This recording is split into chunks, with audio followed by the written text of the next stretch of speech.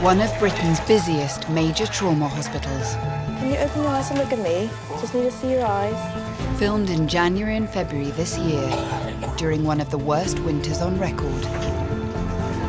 You know, patients are waiting on the corridor that are really sick, but we can't do much for them because there is no space. Have you got any beds? I know that it's tight, everybody's over. This series documents a moment of crisis in the NHS. The queuing to get in, and he's queuing to get out. Can't do that one. We've got no bed for him and no potential bed for him. Prompting actions as unexpected as they were unprecedented. We are being asked to cancel any non-essential activity. So not cancer, not clinically urgent, but pretty much anything else. We're being paid to work, but just trying to find something constructive to do. I'm afraid it's bad news. We are going to have to cancel tomorrow. I'm really sorry. We reveal the life and death decisions the staff must make. The situation we've got is very severe. If we can buy her more time, then things should start to get better. Against a backdrop of ever-increasing patient numbers. There's never a day off for the NHS. Patients will still come and we'll still do absolutely everything we can for them. Look at that, standing almost. This is a place with some of the best specialists in the world. The aim is going to be to try and grow your jaw and reconstruct the lower part of your face. Where despite everything, lives are transformed. It's been a long journey, but I think we're at the end now. We were able to take, I think, probably all of the tumour out. Look around. These are human beings. They're not numbers. They're not targets. These are your parents, your wives, your children. You know, treat them like that.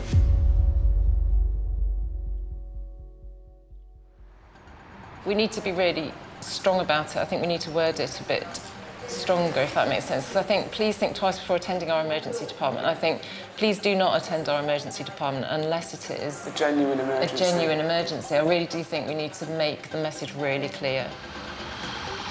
At Nottingham University Hospitals Trust, following a surge in the number of patients over Christmas and New Year, every one of their 1,700 beds is occupied. Overnight, we had a huge influx of admissions, so that means that we have started the day with 30 people needing beds. We've used all of our bed stock, so this is now uncharted territory for us. As a designated major trauma centre, the hospital doesn't close its doors. New patients who need to be admitted are being lined up in an open area in the middle of A&E while they wait for space to become available on the wards.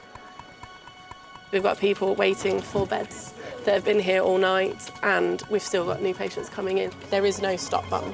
Where there's space, there will be a trolley. Makes me feel anxious that I'm just in the middle of a room with loads of people that I don't know. It's not very dignified, people spending the nights. Hours and hours on trolleys next to random strangers when they're poorly. I started working here in 2005, and the change has been night and day. 10, 15 years ago, they used to play cricket in the middle because there was no patients. Staff were just waiting for jobs, and now you're log jammed quite literally. Hi, bed's not ready, but I want to try and just take 2 people out of here because it looks like a ward. You can't move in blue for trolleys. Thank you, bye-bye. We just need to clear you out. Any movement out of here now is a bonus.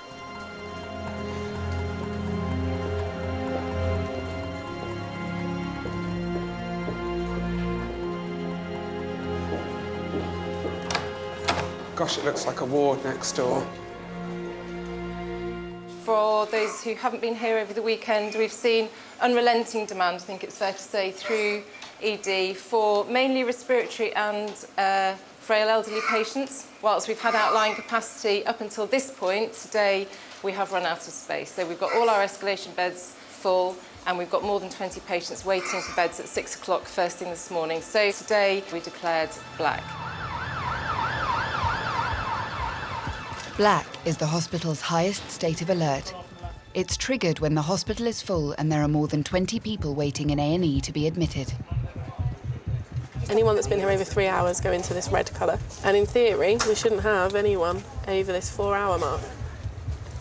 But as you can see, there's someone been here nearly 50. According to government guidelines, patients attending A&E should be seen, treated and either admitted or discharged within 4 hours. Hello again. We met last night. Yeah, we did, yes. At the end of my shift.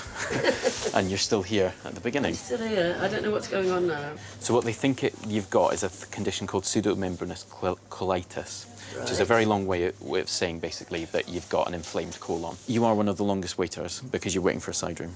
Because of the risk of it being infected. Great. 13 hours, 14 hours now or something? 2:45, I think I came in. It's crazy. Absolutely crazy. Yeah. Any questions for me? No, not really. Just go and kick somebody out of bed. Yeah, literally. Please. One in, one out. The system's broken, but it's not A&E that can fix it. The real pressure is discharge. So the problem that we've got here is that there's a dam further downstream, and as a result, we're filling up. With every bed in the trust occupied, the only way a new patient can be admitted is if another one leaves. The Trust's ability to clear A&E now depends on how many patients can be discharged. We've got a queue every single way in now, and a queue to get out into the community. In site operations, the hospital's central computer system gives real-time updates about the location of any bed that might become free. It shows where all of our capacity, or where our capacity isn't. At the moment, do you want me to get him to give you a call? Yeah. All right then. Hello, Debelina speaking. Bed flow coordinator Debelina must follow up on any possible discharges. We need to go to 51, 54, B3, discharge lounge. But we basically need to go everywhere. It's her job to make sure as many patients as possible are discharged through what is referred to as the back door. Have you got anybody that's likely to be able to step down? This patient's still going to Fleming. They're still going. This lady can go to Sheffield. However, there isn't a bed, but we're ringing them daily. Okay. Whereabouts in Sheffield is she going? M2 at the Hallamshire. M2, but there isn't a bed. No. Okay. Morning. Who's in charge today? Any discharges today? I'm still middle of handover. I'll let you know. So as of yet, there's not many discharges that the wards are confirming, so we haven't created any beds yet. Most patients can leave hospital as soon as they're well enough, but a significant number require ongoing care, making them more difficult to discharge. Mandy, a roundup, if you don't mind. We now have 95 that are medically fit for discharge. There are 95 people who are fit to go home. Yes. Yep. Yeah. If you didn't work in a hospital setting, you would be surprised how many people are medically fit. Probably 4 or 5 whole wards that you could fill full of patients who don't need to be in an acute hospital. It's shocking. Mavis, how long have you been in here? Years. Not quite years. A few months. A few months. A lot of people think it's the front door where all the problems are in NHS, but it's actually the back door, and trying to get people out the back door is just as difficult. So there's a medical note. Thank you very much. Do you want me to introduce you to Yes, her? please, yeah. Thank you. Can I just introduce you to Richard? Richard just come to talk to you. Hi, Mavis. My name's Richard. 86-year-old Mavis has dementia. She's been well enough to leave hospital for over a month, but her discharge has been delayed by a shortage of suitable beds in local care homes. I've got a few questions I'm going to ask you, and I'm going to be writing some things down, if that's all right. Today, Mavis is being assessed by Beechdale Care Home to see whether they can accommodate her needs. Are you from the area? Do you know the area, Nottingham? I live in there. Yeah? I live on Queen's Medical Centre. You've got lovely eyes. You're a sexy man. Mavis does not need this acute bed, and there's people in the emergency department now that do need this acute bed. It just puts a massive strain on everybody. Do you want to feed you, or do you want me to feed you? Yeah. Watch mouth. Is that nice? Is that nice? No, I don't like it. What do you mean you don't like it? We never ever thought that we'd put her in at home, no matter how bad she got. Something you would never do. And we used to go at night, didn't we? Yeah, I used to go every night for quite a few years now. What do you mean you don't like it? I don't like it. Are you having a bit more? No. Why? Would you rather you were looking after her? Yeah, we said this had never happened, but it's had to happen. She started to have falls last time. She went to the fridge in the night and fell back, didn't she? And by the time we got there was glass everywhere, but she got the tiniest little nick, didn't she, on her head? On her head. And yet she was surrounded by glass. It's terrible. You know that it's unmanageable, Yeah, isn't you can't cope, yeah. No more. I'll wait a bit then. Mavis will remain in hospital until a suitable bed becomes available in a care home. We want something local, because as you can see, she's got family, and people don't want to travel too far. We've got to see the places, haven't we, and see if they're all right. As well as caring for patients already in hospital and admitting new ones through A&E, beds must also be found for patients booked for planned operations.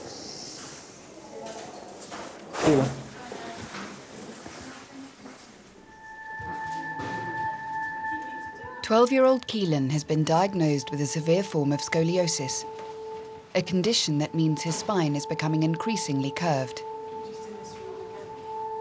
We'd got back from holiday. He came into the living room. He'd had quite a growth spurt. He like come down to say, "Oh, look at my muscles. You know, I've like got really big," and he was kind of twisted on his hip, ever so slightly. And we rushed to the Leicester Royal Infirmary where they checked him out, done some X-rays, some scans, and it found the scoliosis curve. In 2 years, his curve is like 100% increased. It's caused his lung to not function correctly, so his breathing's down at 50% for a child of his age. I'll have a little listen in. I don't think it's too cold. I'll check it. It's all right. Keelan's condition is rapidly deteriorating. He's come to Queen's Medical Centre for a final examination before an operation to straighten his spine in 2 weeks' time. Can you just take some nice deep breaths for me?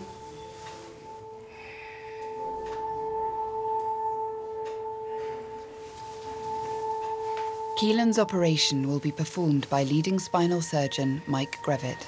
It's not difficult to see that, there is this significant curvature there. It's really curved, and it's one of the more challenging curves that we'll be doing this year. You can see that where the spine bends in, this is the amount of lung he has on this side compared to that side. You can see how crowded his ribs are, which is what gives him the breathing problems that he has. He's got a big hump on his back, and that in a very slim lad is very noticeable, and children at times can be quite cruel, so that hump on his back will be significantly better. Keelan's spine will be straightened by screwing metal rods into his vertebrae.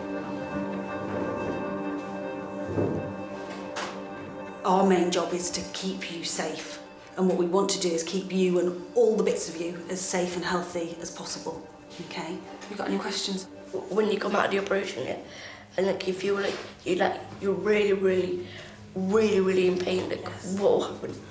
So when you're first waking up, we start to give you some painkillers so that you're going to feel comfortable when you wake up. We will definitely help you with it. Yeah? We'll always be trying to get you as comfortable as possible. Keelan's 12 years old, so he's got a level of understanding what's going to happen to him. To be honest, he's not dealing with it very well. He's not sleeping at all very well, and he's obviously all over the place. It's impacting him. I understand, yeah. The operation can only go ahead if there is a bed in paediatric intensive care where Keelan can recover. A shortage of these beds has led to the operation being cancelled before. As time goes on, his curve has gone from 35 to 80 degrees in less than 2 years. It's got to be done. Do you get what I mean? Where I do understand, you meet that road and it's got to happen. Well, I think we're totally with you on that. So it's just been unfortunate because of no intensive care bed. I think you'd be really unlucky if we hit another bump. So what do we do if we hit that bump?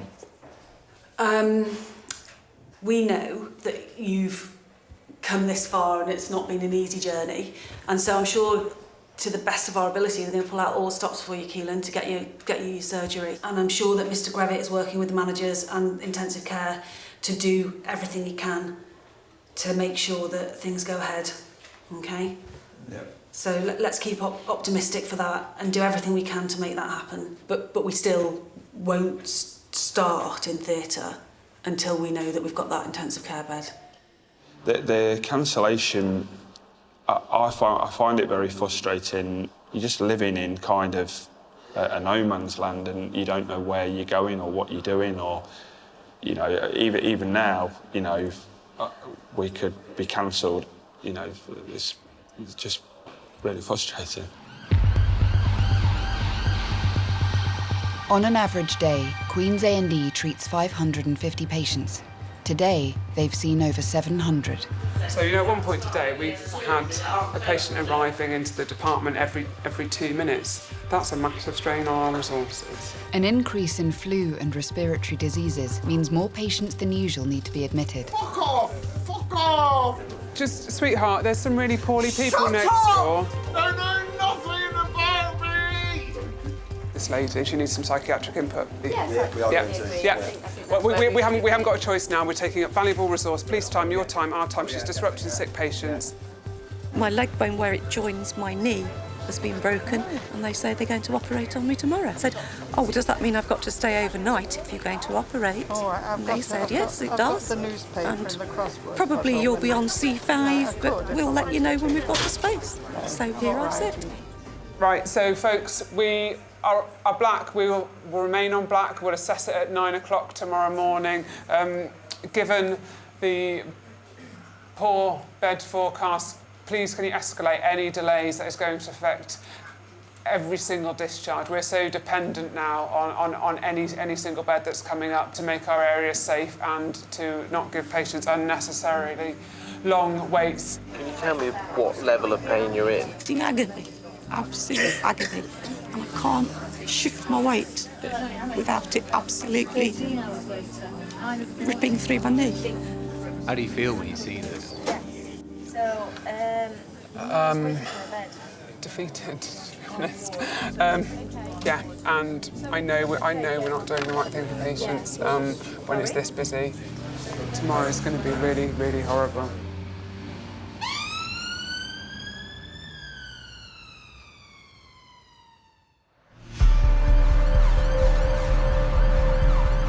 We've had 70 arrivals today, and there are 57 patients in the department. So quite a lot of those patients have been in the department since yesterday tea time, and they are still waiting for a bed. So whilst we've been home and had a sleep in a comfy bed, they are still waiting in A&E. Nottingham is one of dozens of NHS trusts declaring black alert across the country. With so many A&E departments struggling to cope, the NHS makes an unprecedented intervention. OK, right, if everyone's OK, we'll make a start then, please. One of the biggest issues requiring resolution is just some clarity over the statement that came out from NHS England. So, Rachel, I think you've had some more information about that. We are being asked to cancel any non-essential activity, essentially. So not cancer, not clinically urgent, but pretty much anything else. Every hospital in the country is being advised to cancel non-urgent elective surgery until the end of January. It's a bit of a shock when you first hear it. It is a very blunt tool, but it is one that has been sanctioned. To give people an approximate idea of the numbers, we bring in, at the moment, on average, around 54 patients a day electively across both campuses, of which around 32 are cancer or clinically urgent. So that leaves 22 a day that potentially could be cancelled. What's the logic then of doing all these cancellations? So the logic is absolutely it does free up space and capacity. It deals with the immediate pressure on our emergency department. Cancelling operations means beds that would have been taken by patients having surgery can now be given to those waiting in A&E. We plan to reduce our elective activity, our surgical activity, at this time of year anyway. That's a norm. So it is normal practice for a large organisation like this to change the way in which it works to deal with the pressure it's presented with. Was cancelling all non-emergency and non-cancer electives part of the normal plan? No. 4 miles across town, at the Trust's other hospital, Nottingham City, the first operations to be cancelled are from a list of hip and knee replacements. So if we start on theatre 23, we're going to cancel him. Andrew Hall, we're going to cancel him. Some of these patients are already at the hospital awaiting their operations. Fred, I've come with some bad news today. Unfortunately, we're going to have to cancel your procedure. We're going to have to cancel your procedure today. Oh dear, that's... And I'm really sorry about that. Yeah. Individuals have waited already a considerable period of time for operations to relieve them of significant pain. We can't do that one. No. No bed for him and no potential bed for him. Sometimes I think patients requiring hip and knee replacement are forgotten in the greater scheme of things of the NHS, and they're pushed to the bottom of the queue. There's not a clinical priority around this lady, but she's in, ready, marked and changed, so that's difficult. Because it's not considered life-saving, it's not cancer, it's not heart disease, but we forget just how much these patients struggle.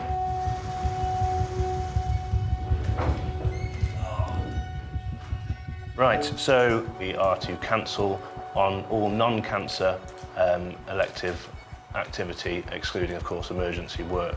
Deputy Director of Surgery, Alex Navarro, calls together the general managers from every surgical specialty to decide which operations should be cancelled.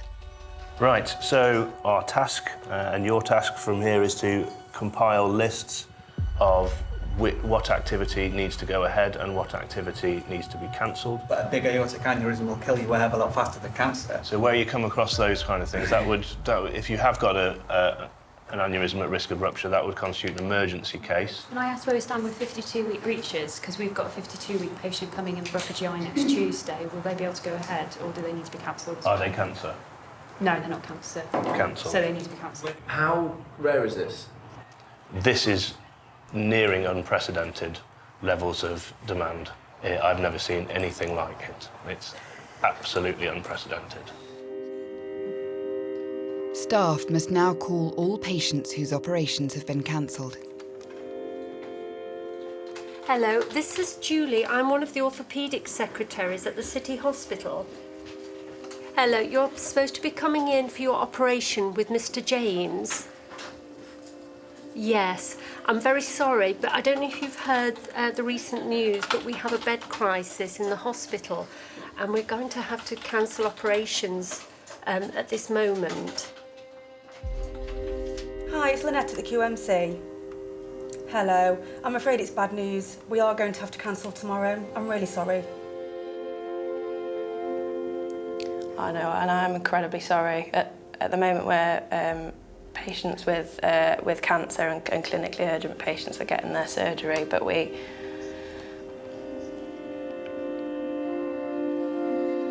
Hello, is that Sarah? Yes, hello, Sarah. It's Michael Grevett here from Queen's. I want to phone up to apologise on behalf of the Trust for letting you down on this occasion. You know, not just Queen's, but the NHS in general is under a real strain at the moment. How does it feel to cancel patients? I think after many years, it's familiar territory, but each occasion doesn't feel any less uncomfortable. And we came into medicine to serve patients, and we share their disappointments when we're unable to meet their expectations. You definitely will get your surgery this year. It's just that I understand. I really do understand. I'm incredibly sorry.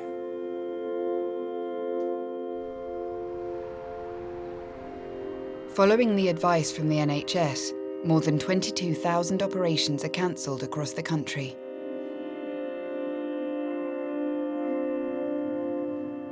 At Nottingham City Hospital, consultant orthopaedic surgeon Peter James is one of many surgeons whose workload has been decimated.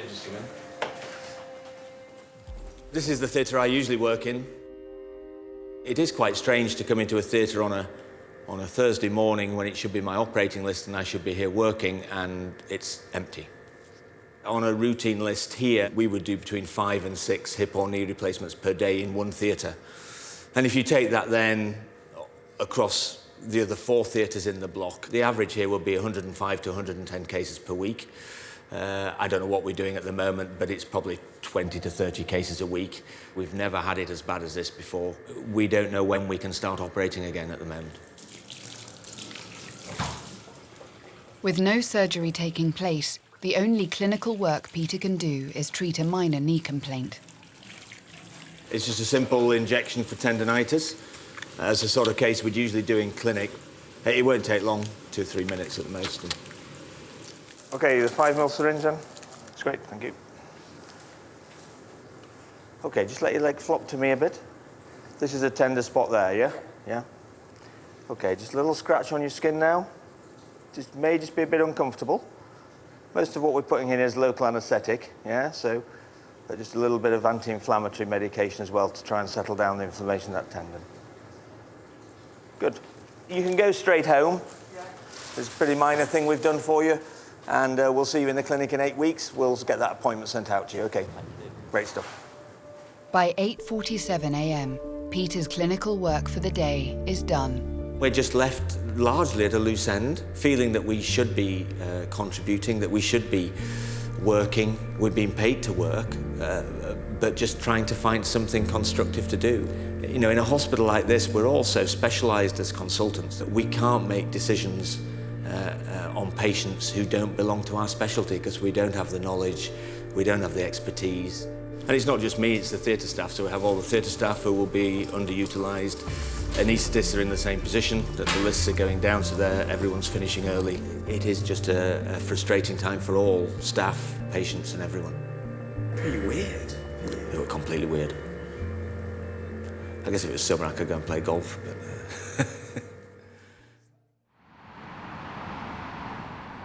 It's a week since the NHS advised hospitals across the country to cancel non-urgent elective surgery for the whole of January. Chief Operating Officer Caroline Shaw is back from annual leave. Dreadful week last week, wasn't it? I bet you heard all about it. Yeah, every minute of the day. I'm responsible for running the operations of the hospital, fundamentally, looking after 15,000 staff and millions of patients that come through the door. I was a nurse, trained as a nurse and a midwife, so practiced clinically and loved every minute. When I was a midwife, I was quite anti-management, actually. I used to think they didn't know what they were talking about. For me, I do this job to make a difference for our patients. Last week was horrendous, wasn't it? Oh, my goodness. Have you all survived? Yeah. Are you all OK? Yeah. Cancelling operations has increased the number of beds available for new patients. It looks quite good, doesn't it, really? Yeah. Allowing the hospital to clear A&E. To actually say no routine elective patients, that really demonstrates the pressure. And how much of a pressure is it for you? Oh, a huge amount. Underlying all of that is the financial position of the Trust. The Trust already has a deficit of £26 million. Cancelling operations is costing the hospital even more. We obviously get income for the patients we operate on, so we're going to lose that income. So we need to think about that and reflect on that. Right. Are we all right, Ray? The main thing I want to talk through this morning is the elective cancellations, really. So did you have a chance to read the paper? Yeah. Yeah, OK. I think if we can get the finance colleagues to look every day what the financial impact is and to look at the activity on a daily basis. We're cancelling a small number of cardiology diagnostics as well. Routine. It's huge, isn't it? Yeah. Probably talking about £500,000 a week. Yeah, so I mean, that could be nearly £2 million by the end of the month, couldn't it? It's $2 million. That you don't get? Yeah, but we don't get. We need that money to develop services and resources for our patients. So we're looking now at the new financial year and thinking about how we're going to manage it.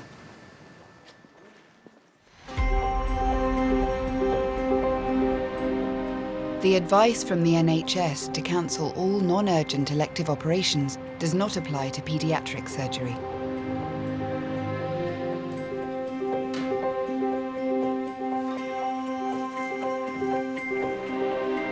It's the morning of Keelan's operation. We want to just have a sit down just in here for a few minutes. Someone's going to come and see you in just a second, OK?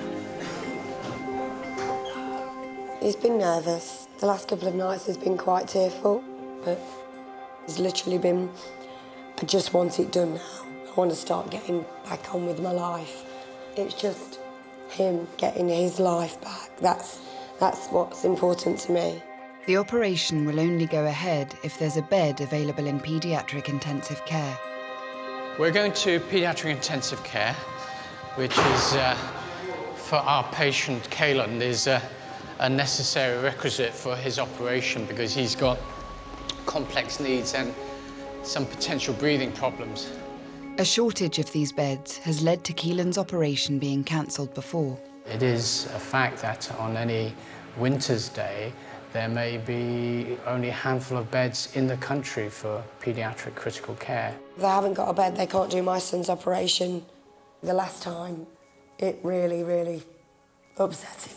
If I'm honest, I don't know how I'm feeling. It's just a numb feeling. Until he goes down for that operation, then no, I don't know if he'll have it today. Oh, he's scared? No. You can't do anything. There's nothing you can do and it makes you feel helpless. Because as a mum, as a dad, it's your job. It's your job to protect them, to make them better, and you can't. We're further along the road to surgery than we've ever been, but that could all change. Good morning, team. Good morning. Good morning. Kate. Okay, no, we're here. So we can take your patient this afternoon. Is it all right? Yeah, that's Okay, absolutely okay. fine. Oh, fine. bless you. You're Bless you. welcome. Okay, All right, then. thank We'll you. see you later, Mr. Cheers. Gillett. Thank you Bye. very much. Hello, it's Mike here. Yeah, we've got a bed if you'd like to send, and I'll be down briefing you shortly, OK? Thanks so much, and bye. Good. Let's go. I still struggle to get my trousers off at 12 years old.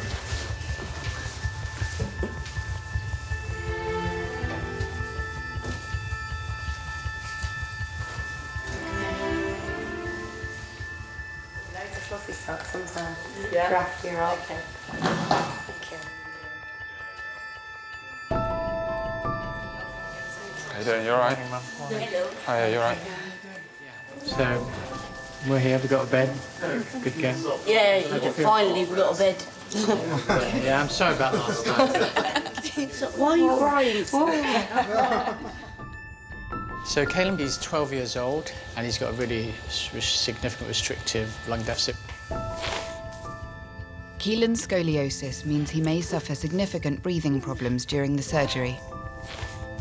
Stop moment, Suzanne. So his blood volume's just over 2 litres, so I think once he's lost 500 it's probably worth thinking about. And obviously any time anybody feels that there's an issue, just speak up and we'll pause and talk. You're a bit brave, aren't you? Eh? They know what they're walking into, and without being melodramatic, I always tell the patients and their families that we're putting them in harm's way in the expectation some good will come of it. But yes, for big curves like this, we are at times, facing some very difficult decisions. The choices of him living and being crushed by his own body to the point of him not being able to breathe, not being able to eat, not being able to move, to will he survive this surgery? Is he strong enough? Can he breathe through it? Can he make it? This could go horribly wrong, horribly wrong. It's pretty daunting. You ready? Please. That's it. You have to tell us afterwards. Yeah. It's a secret. I'm not sharing, all right? So the thing to think of now is just think we're going to take very good care of you. Mr. Growett's going to do a good job. Next thing you know, it'll all be done. Okay, big deep breath for me. Give him a quick Give him a kiss, kiss, Dad. Dad. He was fabulous, wasn't he? Thanks very much for your help. Take good care of him. You know it's a long day, don't you? It's some oxygen.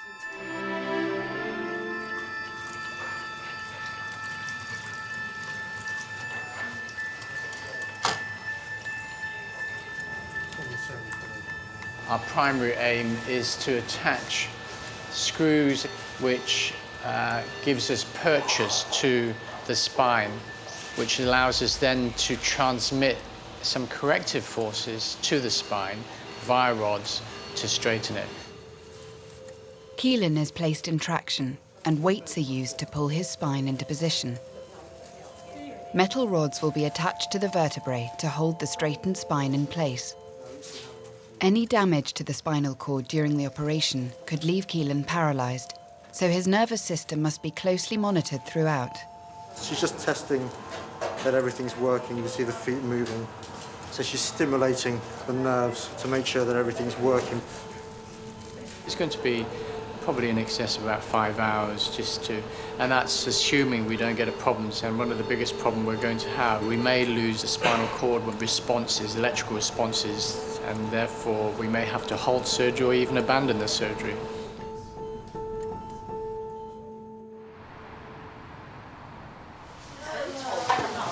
I don't want to be here. I'm fucking fed up. I understand, darling. Is my daughters? No. Where's my daughters? They'll be here a bit later, darling. Mavis is one of more than 200 patients across the trust stuck in hospital even though doctors have said they are well enough to leave. I just worry that she's become quite institutionalised now. She depends on us a lot more than, and her cognition, I think, has deteriorated. Do you want some of this milkshake? I don't like it. Mavis suffers from dementia. She cannot be discharged until there is a suitable bed at a local care home. Keeping her in hospital is costing the trust £380 a day. Somebody came to assess one of my patients. She has now been assessed by 2 different care homes, Beechdale and Park House. She's waiting to hear whether either will accept her. Sorry, just repeat, you can't take her? No room on your dementia unit? OK. All right, thank you. Bye. So unfortunately, they can't accept her. So they was hoping to get her on the dementia side of Park House, but there's no beds. And they say they're not going to be able to manage her on the other side. And so that was the home the family really preferred. But Beechdale, which did accept her, the family have not seen yet. And so if the family don't like Beechdale, then we're back to square one. If the family are happy for Mavis to go to Beechdale, she could leave hospital today. Hello, is that Sue? Hey, it's Mark from the hospital. Beechdale have accepted her.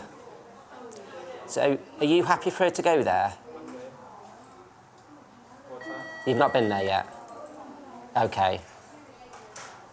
She needs to be there by 4 o'clock and they don't accept over the weekend. So that's just going to be like a stumbling block. But obviously it all depends on you and whether you're happy. All right, so. Thanks, see you later, bye.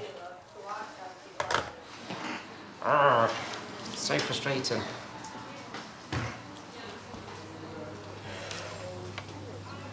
You're managing families as well as you're managing Mavis, because Mavis's families are quite specialised of where they want her to go, just because it needs to be on a bus route because they don't drive. But I'm hoping that conversation I had with the daughter will spur them to go and see Beechdale this morning or later on this afternoon.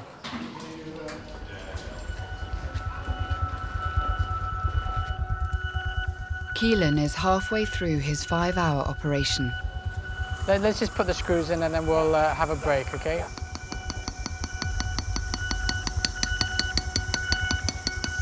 There are signs his spinal cord may not be coping well with the surgery.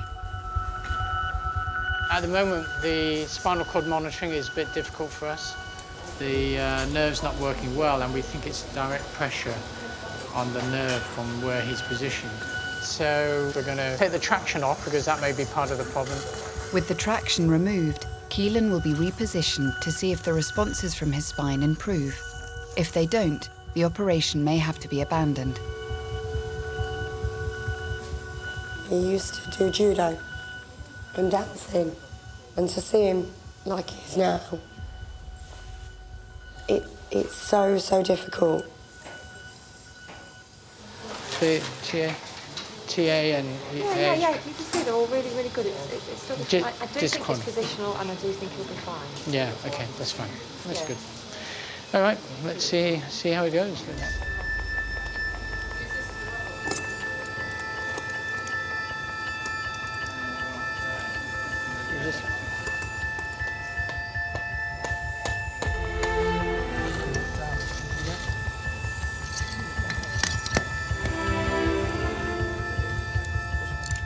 He's had his fair share of things to deal with. He was born at 28 weeks and he weighed 600 grams, which is £1.5. He spent 19 weeks and 5 days in the neonatal unit. Had a 10% chance of survival. He's always been a fighter. Previously, you would have observed that the spine bent over that way, right? But now if you trace your line down, it's a lot straighter. Last night, he said, "Can you take a photo of my back, Mum? Don't show me now, though." He says, "I want to wait until it's all done, and I want you to show me what it looked like."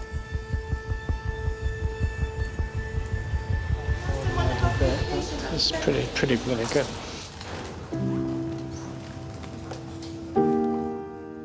Hello, it's Mr. Griffith here, down in the theatres. Brilliant. Brilliant, yeah. We're in the unit now, thank you. Brilliant. Thanks, bye-bye.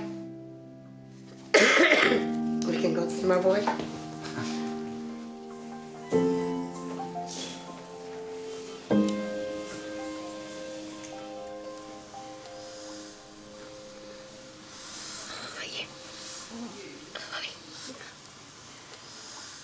Your mum got you a bear.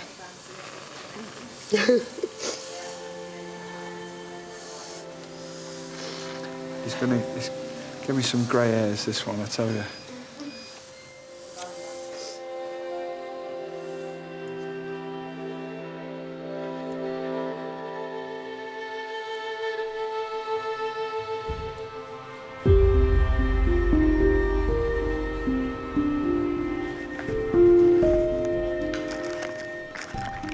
Even though Mavis has been accepted into a care home, she remains in hospital.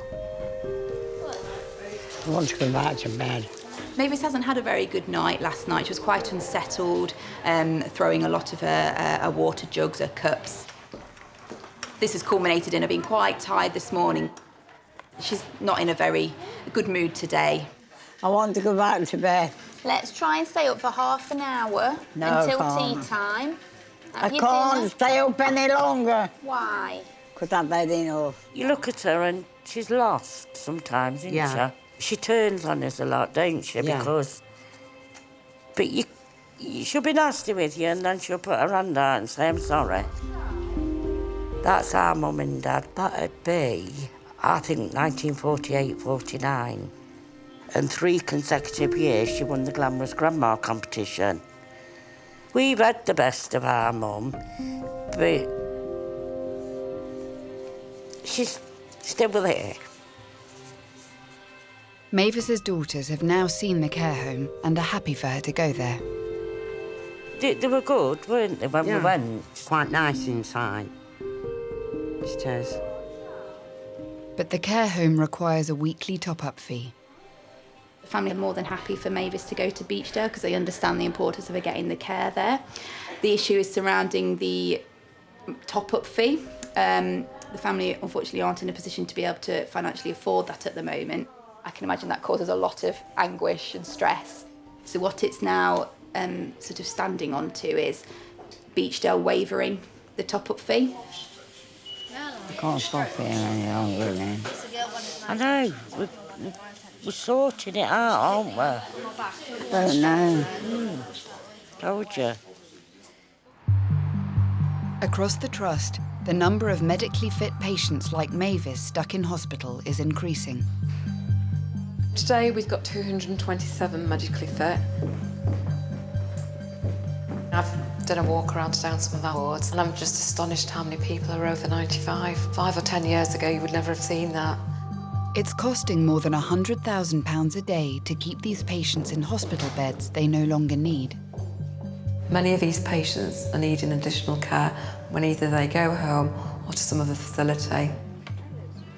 We've got to start emptying the hospital so we've got the capacity to get the new groups of patients which are going to be coming through the doors. The pressure is still on. There is still huge demand. We've seen that by the increase in the flu numbers across the board. Obviously, with the mandate to cancel elective surgery and the use of these beds. The other issues around the number of supported discharges, they have increased. So I think we're still in for a challenging couple of weeks. Colleagues are tired, and of course they're expressing frustration because they will be called upon to deal with the outcome of having cancelled their own clinics, which wasn't their choice, and they're not seeing any improvement in performance. Unless the backdoor flow improves, all of this activity is perceived as not as futile, but as not really producing anything tangible, and that's a frustration. Across the hospital, dozens of operations are still being cancelled.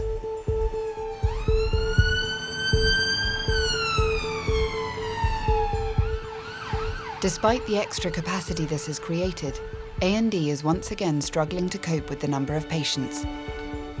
And the hospital is back on black alert. Joe and Ed, what's ED like? It's pretty tough, it's pretty full, the patients in the middle, 13-hour wait. The electives have gone down, we've got to use the capacity. In reality, we should have no one waiting in ED. We've cancelled all the electives. It's widened the pool of beds. So you actually thought, you know, this is going to crack it. It's going to crack the bed occupancy.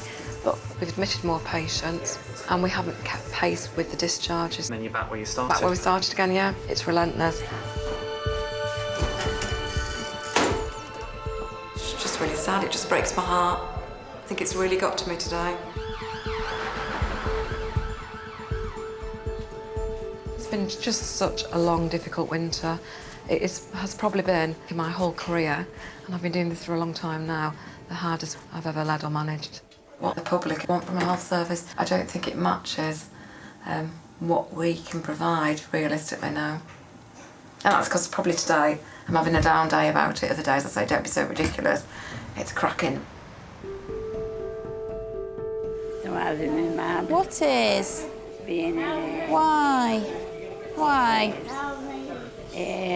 Why? I can't take anymore. Why is it so bad? Why is it driving you mad? Mavis has been waiting for 2 days to find out whether Beechdale Care Home will waive their weekly top-up fee. She does deserve to go somewhere that she can get the care that she needs. And certainly hospital, as much as we give her the care and she likes it here and we like having her, this is not the right place for Mavis. It's sad because with the ageing population, we see more and more of people like Mavis. So it's concerning that there's potentially not enough places out there in the community that are able to deal with them and look after them safely. We're just waiting on a bit of paperwork to go through. Amazing. So could that be today? Might be, but we'll... Yes. She's still on the phone, so I'll just check with her now. OK, so I'll try and get doctors to get TTO. She needs to be there by 4, doesn't she? So that's like a really good bit of news. So basically the care home has said they're happy to waive the fee.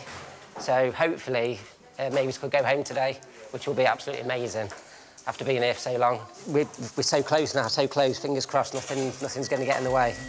And hopefully Mavis, she'll be in a more serene environment, will be better for her, and she'll be out of an acute bed.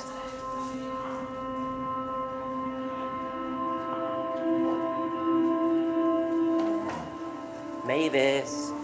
Hello. It's Mark. How are you? I might have got some good news for you. You better leave us. Oh, good. Good. All right. Thank you, Mark. No worries. Yeah. We've booked the transport. Tablets are already here, so all steam ahead. We'll get Mavis home today, finally. I'll come and say bye when the ambulance people get here. All right. All right. Thank you. See you in a bit. What have I done with them? Ah! I had a med. What have I done with the med? Oh, no. I'm looking for Mavis's medications. I've just been to check them to make sure they was all present, and I've misplaced them somewhere. I can't find them. OK, so now I'm feeling physically sick. Oh, shit. I don't want this to be my fault if she doesn't manage to make it out. So I just need to figure out what I've done with them. I literally had them in my hand, Karen. She needs to be home by 4. And if it means we're going to have to get them redone by pharmacy, that's going to delay everything by quite a substantial amount of time. I didn't leave any medications in here, did I? I don't think so, no. Oh, no.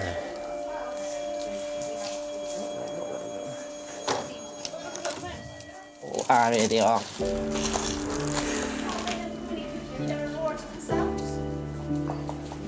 Hello, Mavis. There you go, that's all your tablets to go home. Oh. But Lynn and Sue know you're going. Yeah. And they're going to meet you there. All right. All right. Thank you. See you in a bit. Hello, would it be possible to speak to Richard? The cut-off point for Mavis to get to the care home is 4 p.m. Hi, Richard, it's Mark on B48. With no sign of transport, she may have to spend another night in hospital. I'm doing my very best to get Mavis to you this afternoon. I'm having an issue with transport, but I was just trying to ascertain, is there any way that we could extend the cut-off to like 5? Lovely, thank you. Bye. So I've just spoke to Richard, who's the manager of Beechdale, and he's happy to extend the cut-off time from 4 p.m. to 5 p.m, which just gives us a little bit more leeway to hopefully get her home. So, fingers crossed. After this, I don't know what else I can do. I think we've covered all avenues and we have done our best for Mavis to try and get her home today. Are you here for Mavis Gibbs? Oh, my God. Lovely. Told you. Yes, they come. Just turn round. That's it, lovely. You did well there. Take care, all right? God bless you. God bless you. Love you. See you later. Look after yourself. Mwah. All right, you take care. Thank you. I God miss bless you. you. See you later, Mavis. Go on, then. Yes. God, I'm so happy. How do you feel, Mark? Oh my God, I'm over the moon. I didn't think that was going to happen. Did not think that was going to go. I'm so happy. 6 weeks after doctors said she was well enough to leave hospital, Mavis is finally on her way to a care home. I just think it's better for Mavis in her own environment, and she can settle down, and she'll have her own room, she'll have her own things, and she'll be out of an acute bed. Yes. You're a bit of all right, you are.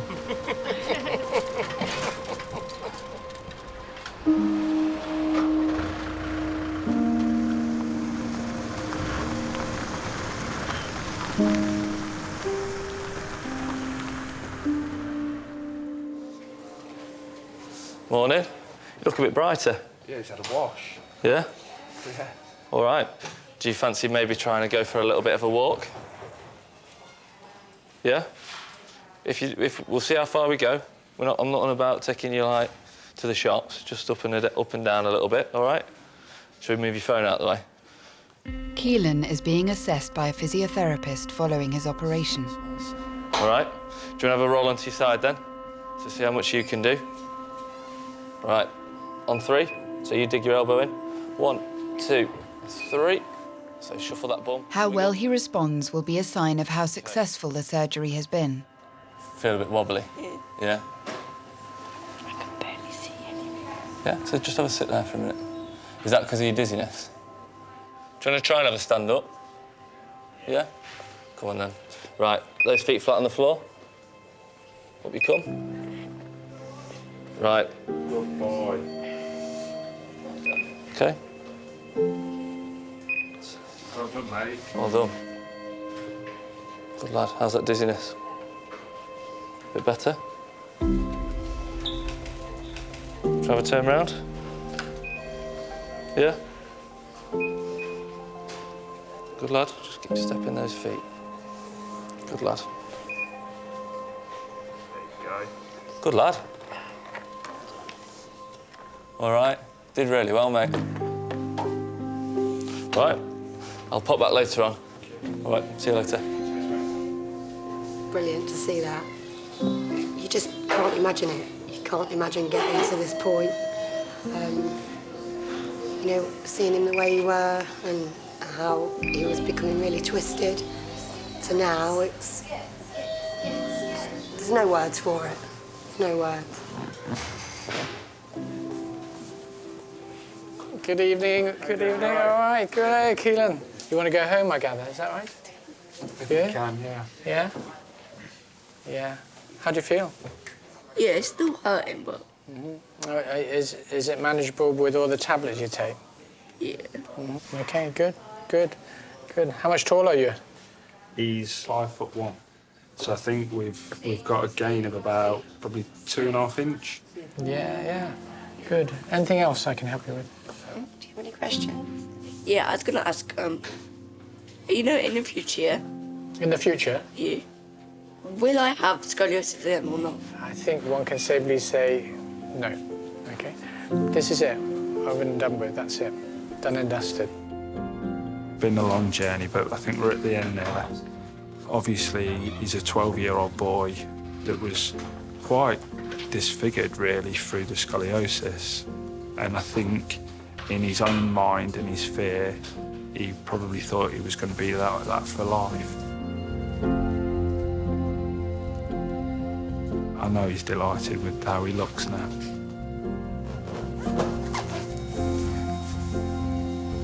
Let's go. Just so proud of him. Some people go through their whole life without meeting their hero. I gave birth to mine.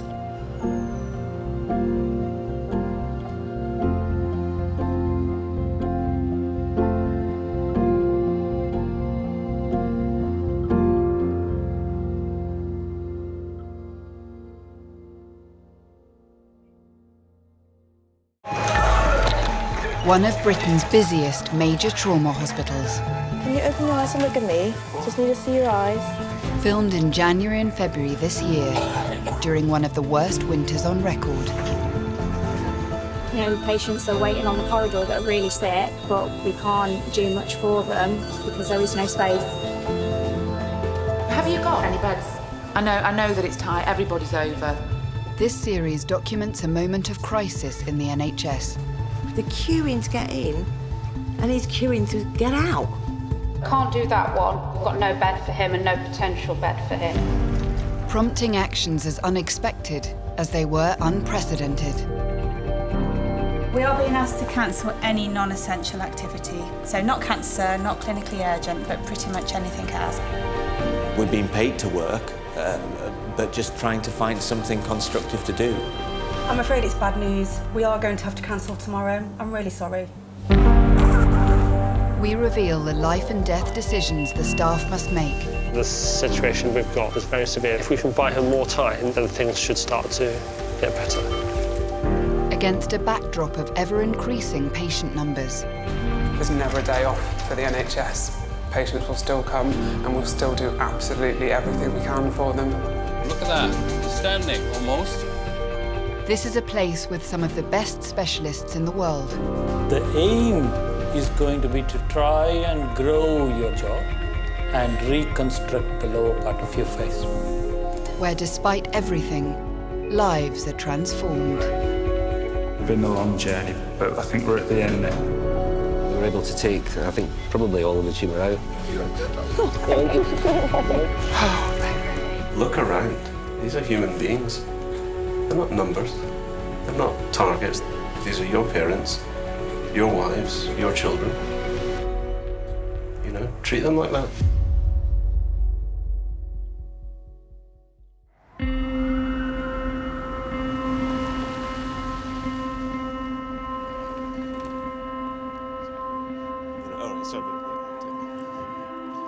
I'm everything right now, so I'm doing 3 people's jobs.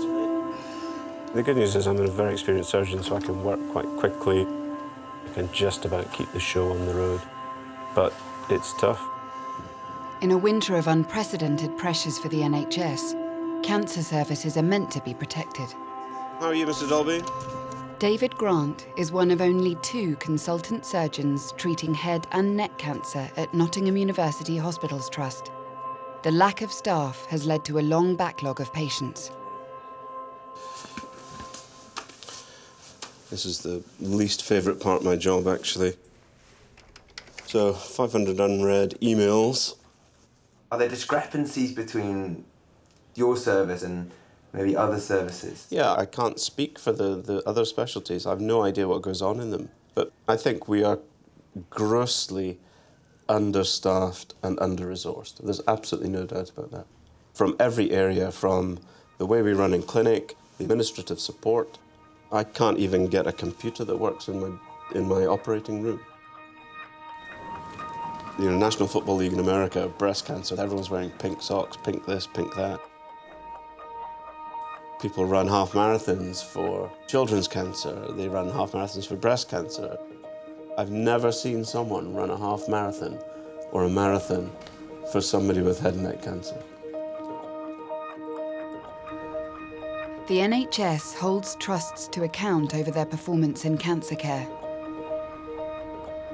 Sarah sent me these figures. Yeah. So can we just go through? We've got 2 or 3 late ones that have come from other places. We got one day 42. We didn't know about those coming in. Patients are supposed to be treated within 62 days of being referred to hospital. We've got a very complicated one that came through on day 62, I think it was. So I think that's probably worsened the position a bit. What do you think of the targets for cancer and the way in which it measures performance? For cancer in particular, it's such a difficult thing to hit. There's so many different little things that can trip you up. He's now been reviewed at the MDT on the 11th and they don't think surgery's right for him. They don't think he'll actually be any good. So I don't know, can we make any sort of adjustment on that? I think you run the risks of managing to a target and not managing the patient. Thank you very much. All right. So how's the trust doing with regards to the wait for head and neck patients? The last 3 months, we've had relative success, so achieved the target of 85%. But right now, we're doing quite poorly, mainly because we are heavily reliant on a very limited number of doctors. So in ENT, it's 2, and one of them was on leave for a month, which he needed to take because he was absolutely exhausted and been doing the job of 2 people. But it does leave us with a problem. Mr. Dolby. Hello, Mr. Grant. How are you? Just peachy. How are you doing? David Grant is being briefed on his surgical list. Come on in. Hello. So who does David need to do? Okay. So the ones that are highlighted are the ones that Julian... 1, 2, 3, 4, 5, 6, 7. Keep you busy. The ones that aren't highlighted are Julian's. Frida, she's a thigh. Yeah, we'll leave her on. One of his patients, Frida, is here to have a lump in her thyroid removed. Good morning. Hello, good morning. She's already breached the 62-day cancer treatment target by 3 days. Frida. Miss Frida is an interesting lady who's got quite an impressive mass in her thyroid that has been growing quite quickly and feels a bit hard and made me a little bit suspicious. We'll just cut through the back of here. She was supposed to be done before Christmas. I didn't have time to do her, unfortunately. She was prioritised, I guess, lower. She's got the emotional angst of having to wait, and that's probably the thing I care most about. Frida had a previous operation to remove a tumour in her kidney in 2001. However, it's unclear whether the lump in her thyroid is cancerous. I'll just let the nurses know that you're here, OK? Yeah. I went to the doctors because of swelling in the throat, and she put me on a 2-week list. And that's when I saw Mr. Grant, and he said it would be better if it was operated on. So it's all been happening since November. Miss Frida, how are you? I'm so sorry for your wait. I was hoping you'd be done and dusted by now. That's fine. Are you OK? Yes. All right. November, December, January, it's 3 months, and it's no good getting all worked up about anything, really.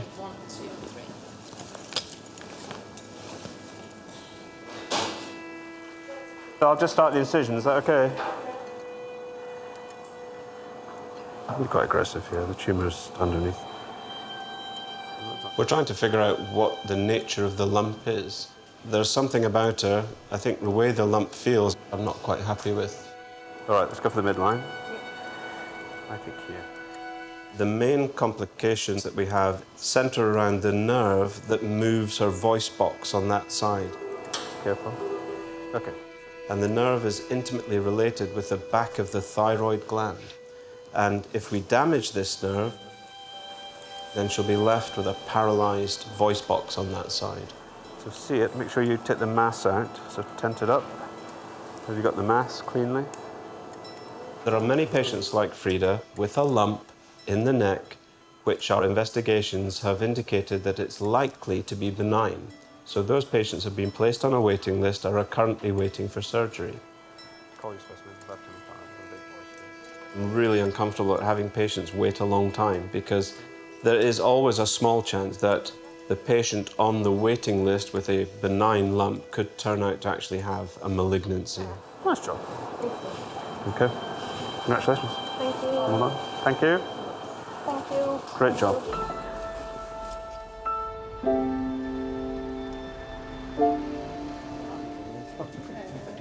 Hi, Princess. How are you? A bit croaky. How's your voice? Give me a little cough, would you? Good, yeah, she's got a cough.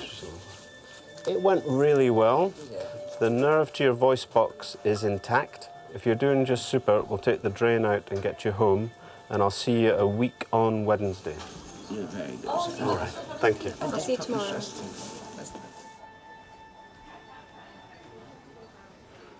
Hello there, baby.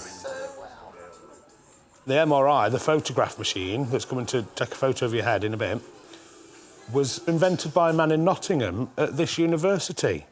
I don't think you're going in the original one, because I imagine that ran on petrol, gerbils and pedal power. At the Trust's Children's Hospital, 4-year-old Poppy is recovering from a major operation. 7 days ago, a large tumour was found in her brain.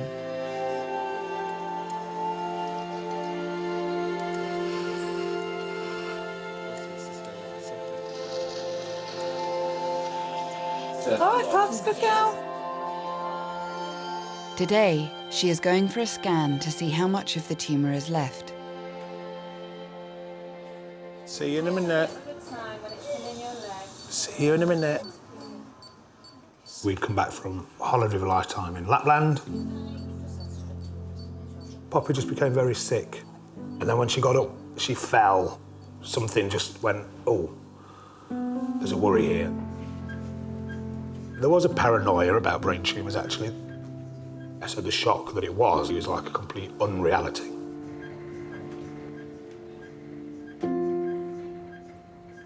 Imagine like being in a tornado, wondering whether you're going to survive any of it, you know.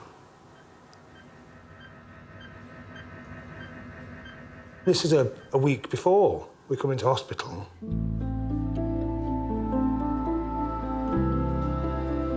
There we are. That's beautiful, Pops.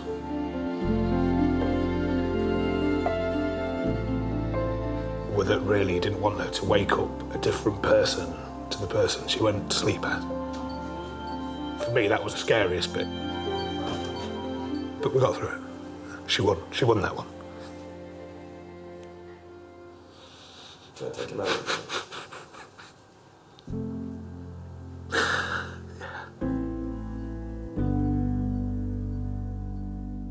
The operation was the first step in Poppy's treatment, which will take over 6 months. They're coping amazingly well. It's the uncertainty, I think, that's hard to live with. It's all good. You want to drink? OK, darling. It's an emotional roller coaster for them. There's no easy way. It's just something we have to go through with them and obviously try and support them all the way through that. Key things with Poppy are the cytospin that was done on Wednesday to check her M status, and whether that was clear. It is a medulloblastoma. My one question is, would she be eligible for the study giving carboplatin So we just need to have the final discussions with the family about the clinical trial. The next stage of treatment for Poppy is radiotherapy, but she could be offered a place on a new clinical trial involving a mix of radio and chemotherapy. Further tests on the specific nature of her tumour will reveal if she is eligible. We've managed to make progress in this disease over the last 20 years, all by the fact that families allowed their children to go into clinical trials. When I started doing uro-oncology, the cure rates were probably less than 50-50. We're already at 70% and probably maybe higher than that. So I've been promised the molecular biology results for Monday. OK. And then make the final plans for where we go. And then we need to talk about the trial. Yes, we do, yes. In a clinical trial, you ask, this is the best treatment we know we have at the moment. How can we do better? Yeah. And the only way you know whether you're doing better or not is to compare it with what's the best so far. Sure. I don't know what's best. If I knew what was best, Poppy'd be having it. That's the conversation we'll need to have. And we will find out on Monday if we've been picked. If she's even eligible to go into the trial. All right. Yep. Smashing. Thank you very much. Pleasure. There's no point thinking about it because we might not even get offered it yet, and we might talk ourselves into doing it, and then they say, oh, actually, you're not eligible for it, so you've made all that worry and stress. And you can't worry about something you don't know is coming yet, you know. So, baby steps, isn't it, Pops? Each day as it comes. The Trust accepts over 20,000 new cases of cancer every year. As well as common cancers, it deals with rare and complex cases. 70-year-old Margaret has been referred to NUH from another hospital for a large tumour growing in her abdomen. Harvey Ward 1. The last hospital told me that I'd got this massive tumour. There was nothing what they could do for it, couldn't operate on it at all, and that I'd have 3 to 6 months to live. Right, are you ready? Have you got everything with you? I've been reading all about you on the computer. So it sounds like there's a big lump inside the tummy, and they're not entirely sure what that is. No. Is that right? Yeah. They tried to biopsy that, didn't they? They put a needle in me to draw some fluid out. Right. And it must have gone straight into the tumour. Right. And caused me to have a massive bleed. OK, and that you needed a transfusion for, is that right? Yeah. So then they said they couldn't do a biopsy no more. They couldn't operate on me, and I was going to be dead within 3 to 6 months. You're still here? Yes. And it was well into October before I got to see Mr. Simpson. OK. And what's your understanding about what he thinks this is?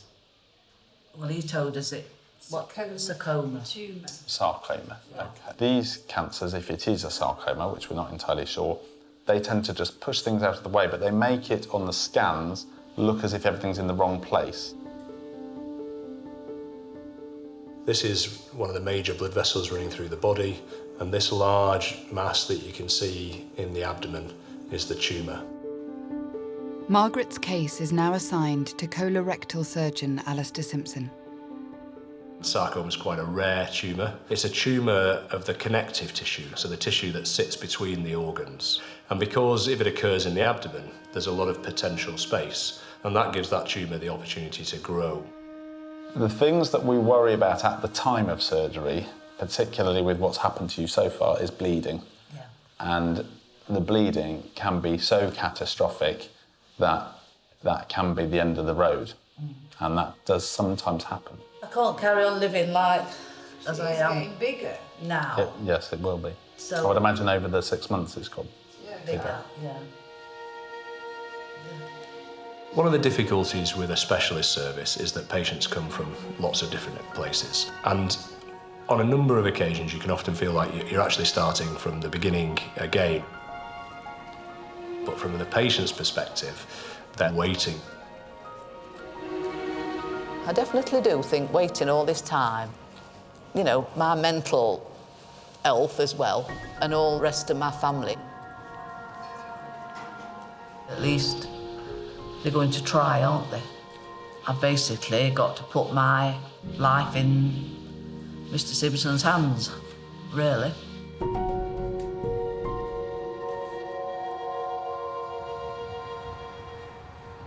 You ready? Morning. Head and neck surgeon David Grant is about to operate on a patient whose first appointment was over 10 months ago. She's here, so that's good. I think she's going to need the support of her husband coming to theatre as well, so he can come up to reception with her. She's got a really impressive Daily Mail-sized parotid. You'll not see another one for another decade. She'll have a degree of redundant skin at the end, so I'll probably do a facelift-type procedure, so she might get a little bit of extra there. Hi again. Hi. Lovely to see you again. How are you? Okay. I want to go home. I just want to run out. I know. Rita, a very interesting lady. She's lived with a parotid mass, which is a salivary gland tumour, for quite a while now. So the plan today will be to try and get this thing off her face. It has been stressful, hasn't it, for a long while. I've not been out of the house all them years, thrown at the deep end, having to come here. You'll be all right. It's still frightening, though. I know it is. She has agoraphobic, so she doesn't like crowds and open spaces. She's housebound most of the time. Would you like him to come down to theatre reception with you? David said he can hold my hand. Yes, absolutely. I'd like him That's to do fine. that. That's fine. Well, if you want, yeah, whatever you need to do to get through this, that's absolutely fine. Okay. Do the targets take into account her other needs as well as the surgery? None, no. The target relates to her treatment in and of itself. So the surgical date, the procedure. And then, you know, I must have got half a dozen emails about Rita saying she's going to breach. Well, she was going to breach because she made choices that said she didn't want to come and have treatment. It's no one's fault, but you could almost see the system going, oh, does not compute, does not compute. She's on the target, she's got to be treated. And it's, no, she needs just patience. Morning, how are you all? Right, I'm just going to make a little mark on your neck. Tony's going to do a bit of admin, and then we'll get you through and the process will start, OK? All right. We'll do a great job for you, I promise. It's really changed shape since I saw her. It's developed a peak on it, which indicates a more rapid growth pattern. So probably a good idea we managed to persuade her to have surgery. So I'm just going to start by giving you some oxygen to breathe. Right.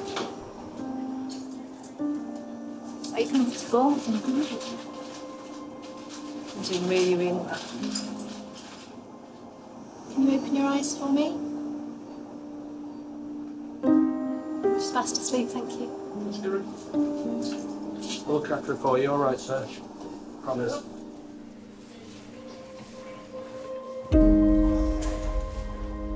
Oh, please, she's got Dad to get it done now, though. I hope she comes back all right.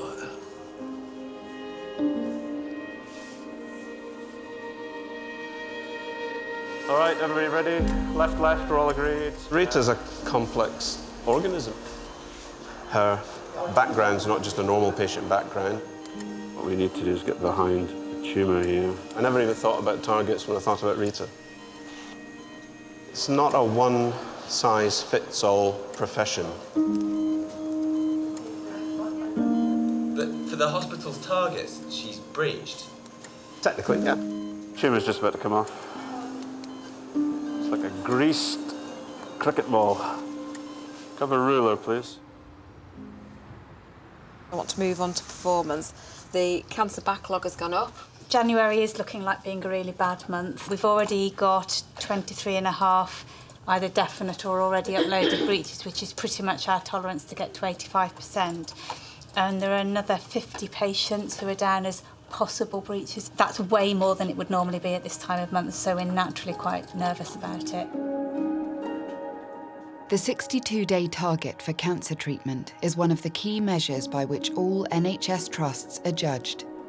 Potential breaches on a almost daily basis now. 62-day standard is how long a patient is meant to wait from referral to treatment for cancer. The NHS stipulates that trusts must meet this standard for 85% of cancer patients. It seems to have happened more recently. Falling short of NHS targets can lead to hospitals losing millions of pounds of government funding. Why is it 62 days? I don't know. That's a decision that would have been made by the Department of Health at some point in the past. So I'm sure there is clinical rationale as to why outcomes are improved if patients are seen within a particular time period. But obviously any actual target is slightly arbitrary, and I'm sure within individual tumour sites there's probably clinical evidence to say that some weights should be shorter longer, but all trusts nationally are held to account for a 62-day standard. My ask really is that every divisional team review their cancer position urgently. I try not to be over dramatic about it, but I'm getting worried now at the slippage we're seeing, so I just want to get that across. How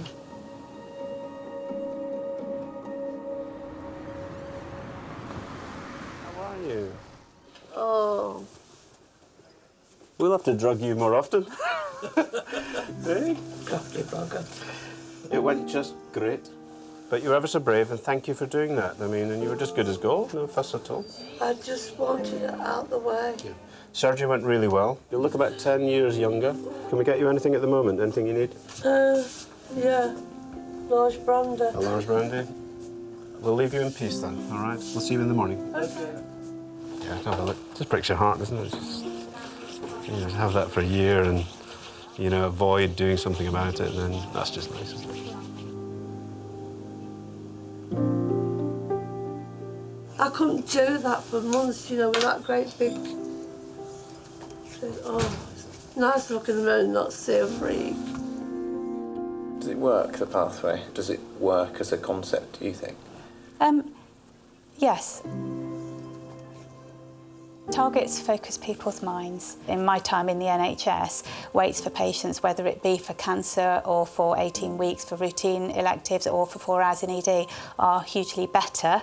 We may not be achieving all of those targets all of the time, but over the time I've been in the NHS, it has massively improved. So what I'm going to do now is go off and speak to them all right, and just make sure everyone's happy. You in charge? Sort of. 5 months after first seeing a doctor, Margaret is finally having the operation to try and remove the tumour in her abdomen. We recognise that the kidney might have to come out, and you might have to have a bowel resection at the same time. There's potentially a risk to your life with this operation, okay? And that's just due to the nature of the tumour. Nice to see you. All right. Bye. How are you feeling this morning? Well, feeling not a bit apprehensive. It's been a long, drawn-out job. Yes. It could have been done a lot quicker, I think. Yeah. Well, the tumours had like a few more months to grow. We've just got to hope that this outcome is, you know, they can do something. It's our mum, isn't it? So it could be a good outcome or it could all just be bad news. We just don't know, do we? I'm in the hands of Mr. Simpson and just hope everything works out okay. The tumour sits in the abdomen very close to the left side of the bowel, so the plan is to remove the tumour, potentially remove the left colon at the same time. Are you ready, Margaret? Yeah. We've not biopsied this tumour to confirm it's a sarcoma, but before the surgery we are going to embolise it to try and stop any bleeding at the time of surgery. Come on, I'll come back. Look after yourself. I'll look after them kids.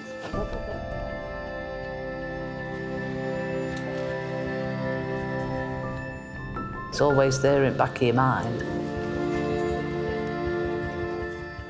Are you going to make it? But if I don't make it while I'm asleep, then I not know nothing about it, will I? Nobody knows what lifespan they've got, do they? We've just got to hope and pray that they can do something and I can go on and get a few more years.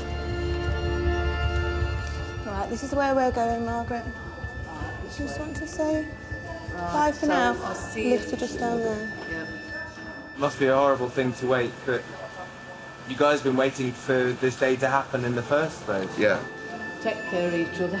Right, you're going down there then. Right, see you. Which could have been earlier, but unfortunately it's just the way the system works. So, just have to wait. It's in God's hands if she comes back or not. Just emotional that was, just to say goodbye, because it could be the last goodbye we say, isn't it?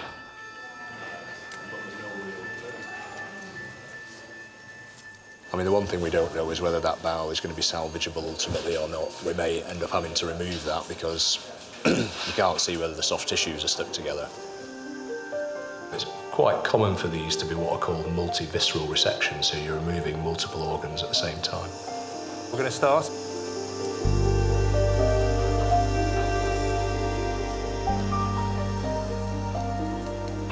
Just turn that round for me. Just lift all that up.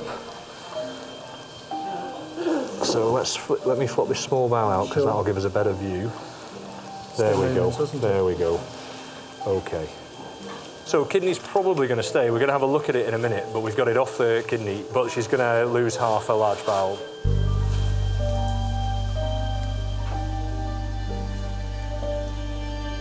Do you think there are lots more Margarets out there who don't necessarily know what they've got or go untreated? Unfortunately, I think there's lots of people who don't know what they've got. The very nature of sarcoma is that it tends to present relatively late, and many of the patients I see, have obviously had this for many years without knowing. So we need to, I think we should mark it actually. So what you've got is the bulk of the tumour here, and then this, that's the colon that was attached, which we've taken with it at the same time. Are you frustrated by the system, or would you like to be able to do things quicker and get patients like Margaret through quicker in general? Or have you made peace with this kind of thing? No, I think we would like to get patients through quicker, but it's not quite as simple as just saying, well, we'll get the scan faster or we'll get the test done quicker. It's a bit more complex than that. Everything is interlinked. You can't change one element of it and hope to see a big difference. You have to change the process as a whole. 6 kilos. Oh. So yes, I'd like to see it faster. Yes, I'd like to see patients diagnosed earlier, but you're asking to change a whole process. And if you've got to change it for one cancer type, why not change it for all cancer types? And that's revolutionising the NHS effectively if you start talking those terms. Thanks, Alfie.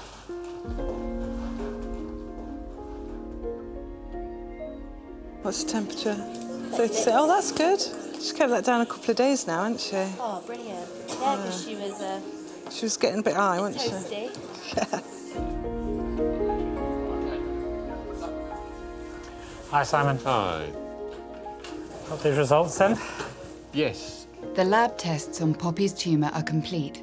They confirm that she is eligible to take part in the clinical trial. As an oncologist, you have to be an optimist.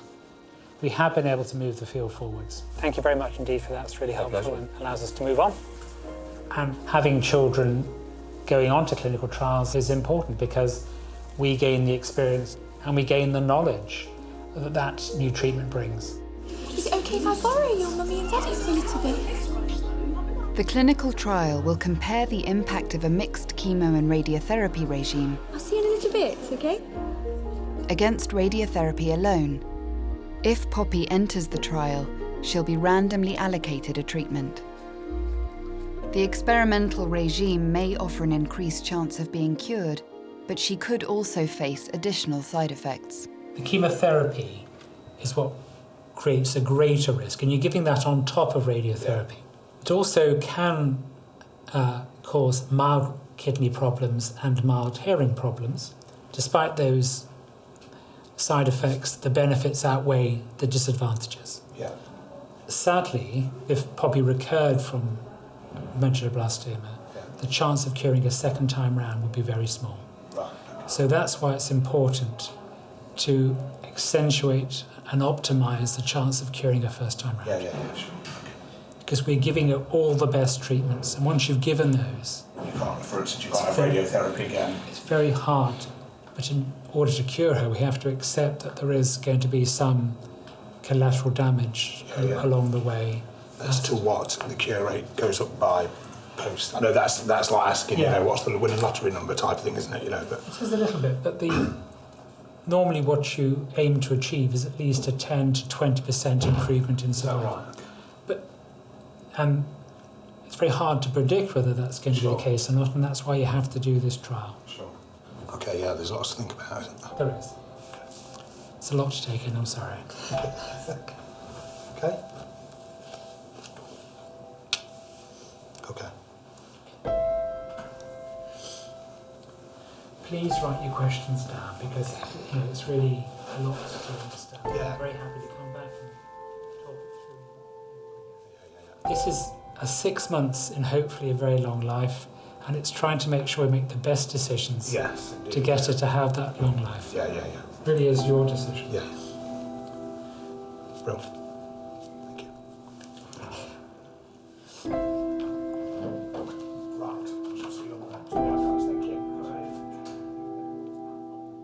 All they want is for their child to be cured. And it's quite hard to have to make informed decisions as best they can with relatively little information, because this is all new territory to them. Is the right choice to go into the trial or not to go into the trial? If they make a choice and Poppy doesn't do so well, have they made the wrong choice? It's only as we've gathered more facts and figures about it that actually, okay, yeah, it's great. If that decision improves Poppy's prognosis and everyone else's prognosis going forward in the view that this new treatment becomes the standard treatment, then we've got to do it, haven't we?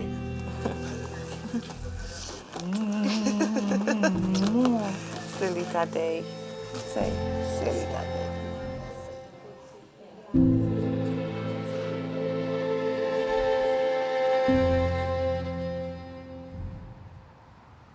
Hi, Jim. How are you? Hi. How are you, Julian? Good, thank you. Good. In head and neck cancer, David Grant calls a meeting with the General Manager for Surgery, Joe Fort. Joining them is the only other consultant surgeon and head of the service, Julian McGlashan. I've been here, how long now? Just over a year? About a year? Yes, it is. I only came for 2 months. I know. And we're very, very grateful No, you're no, still here. I don't say that because I want, the reward has been doing the job, trust me. I am going to leave. So I'm giving you a 5 months heads up. So we gave approval for the team to go out to advert for the head and neck post, the immediate effect. I think we acknowledge that you can't make people apply, all you can do, but if we can just do that, that'd be great. My position is I'm desperately trying to leave to go back to my home in America. I will see what we can do to see if there's anybody.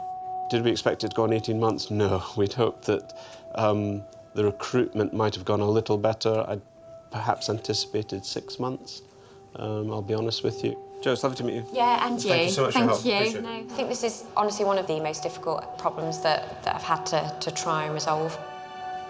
David has really helped to keep the service going, and this service has been in crisis for really the last sort of 18 months. It's just been held together completely by Julian and David.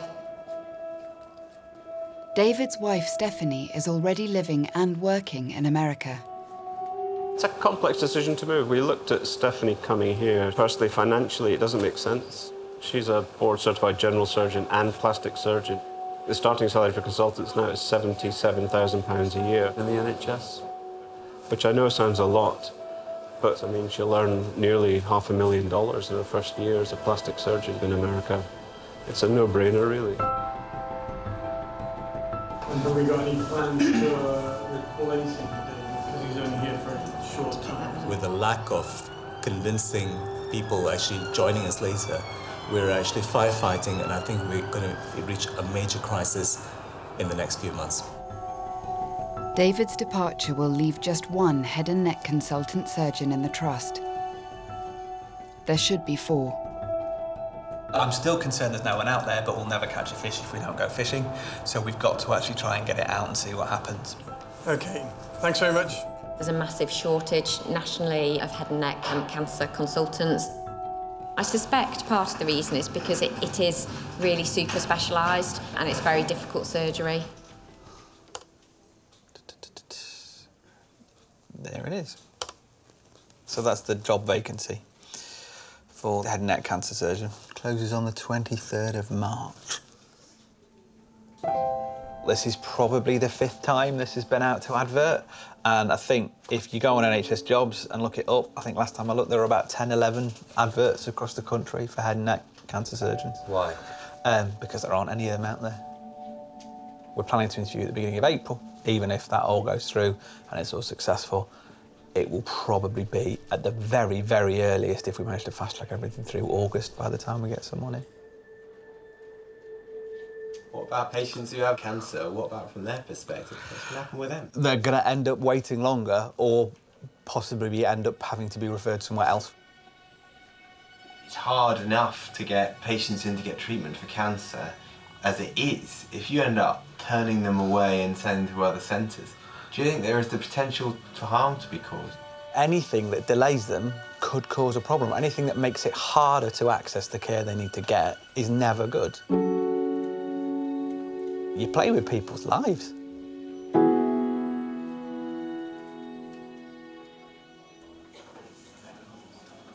Just relax, chin down, and just breathe gently through your nose.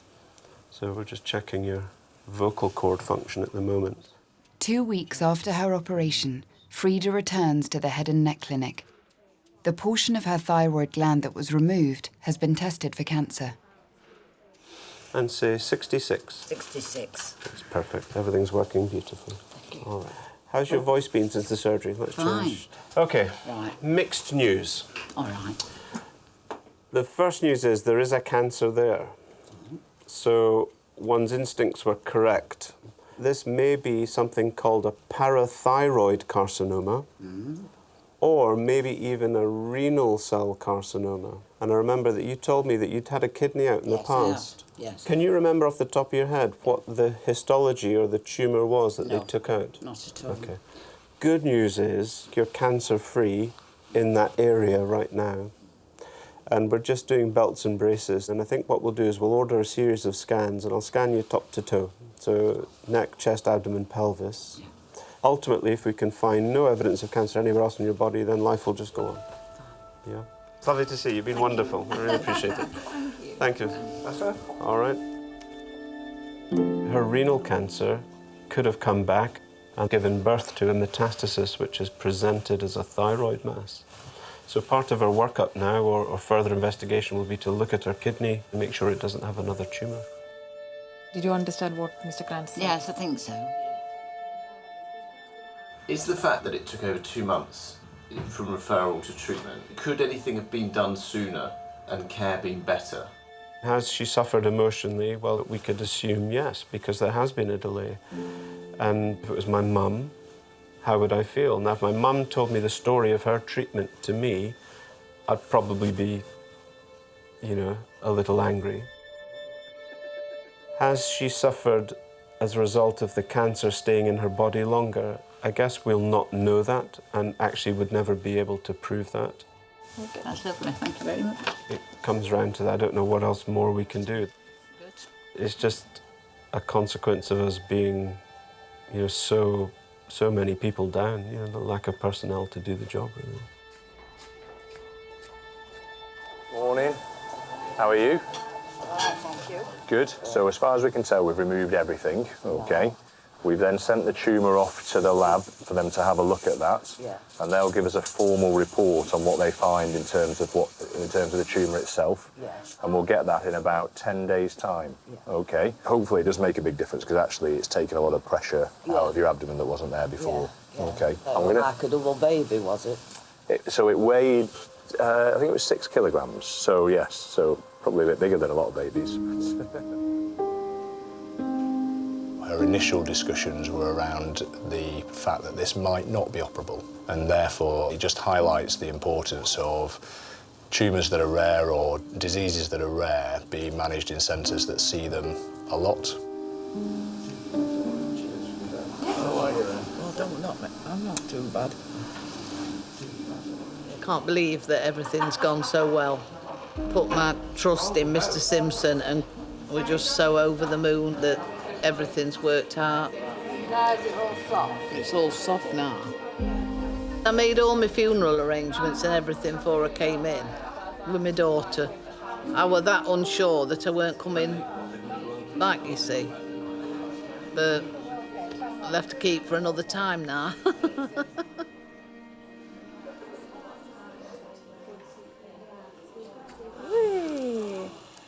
There we go then. Is your beads popping? That's your beads of courage. So every operation you had, we get a bead. Every time you've had a night's sleep in hospital, we get a bead.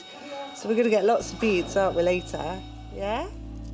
Yeah, Mummy's filled in. Having put her forward to take part in the clinical trial, Poppy's mum and dad are about to find out if she'll receive standard radiotherapy or the experimental regime of radio and chemotherapy. Someone else selects which treatment they get, and that's done by a computer to avoid any human interaction and any prejudice over that process. I can't choose, the parents can't choose, my colleagues can't choose.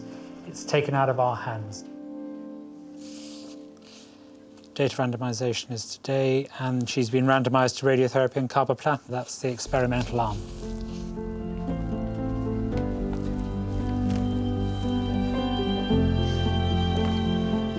They're waiting for this information. Now they have to know what they've been allocated.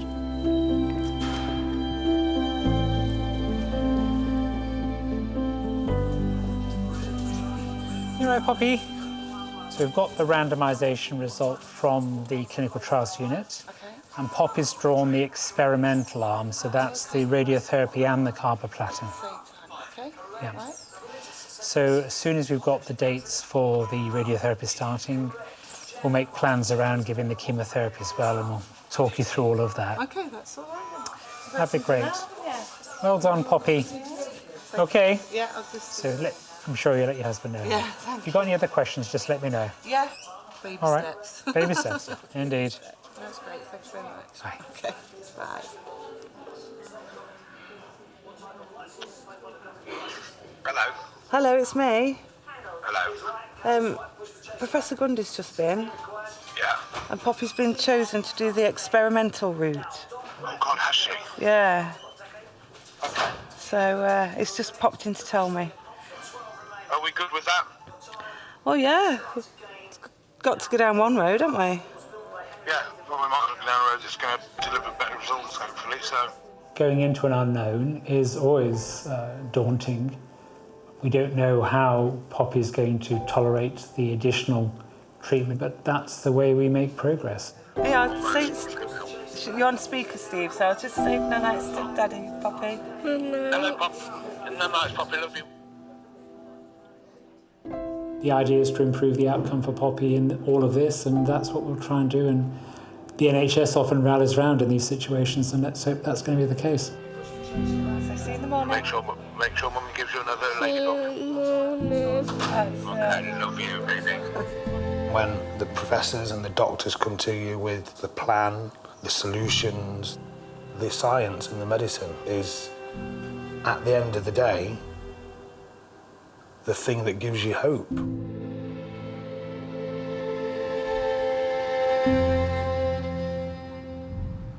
Door opening, going up. Following Frida's cancer diagnosis, her follow-up tests and scans have been completed. Lovely. Have a seat for me then, please. Thank you. Are you in a position to start? Yeah, so Miss Frida, she's a 75-year-old lady, performance status 0, fit and well, with a past medical history of a renal cell carcinoma treated in 2001. There's this necrotic, peripherally enhancing mass which looks to be invading the tail of the pancreas, as well as a separate enhancing necrotic mass in the body of the pancreas. Okay, so I'll reach out to the renal cancer folks to see if there's a surgical option for her. I know that would be first line, radiation probably not, chemo not. It would be targeted, wouldn't it, Abby? Yeah, it'll be TKIs. Okay, interesting case. Thank you very much. Thank you. Appreciate it. Thanks, Andrew.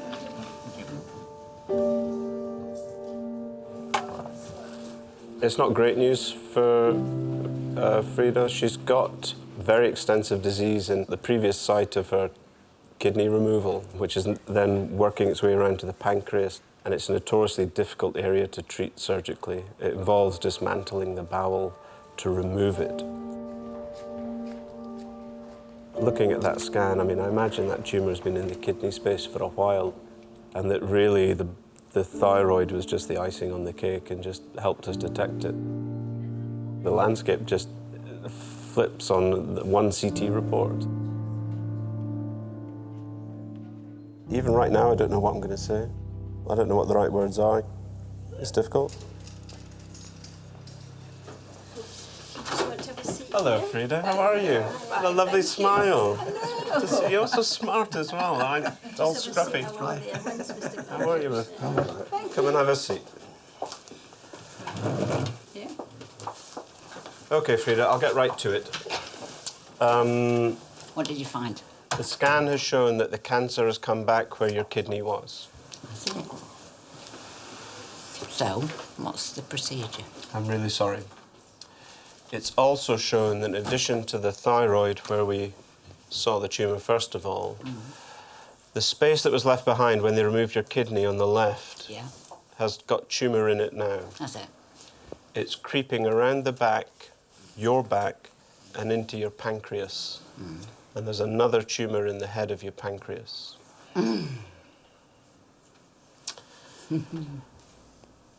My feeling is that there may not be a surgical option for you, and that you may in fact be a candidate for a targeted therapy. It's not chemo, it's an antibody therapy.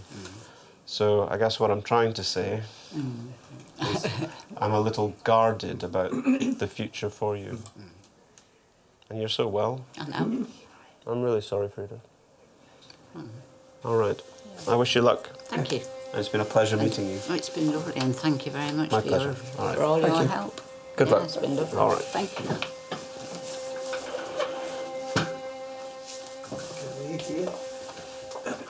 Thanks, Ben. My pleasure, Ben. You take care.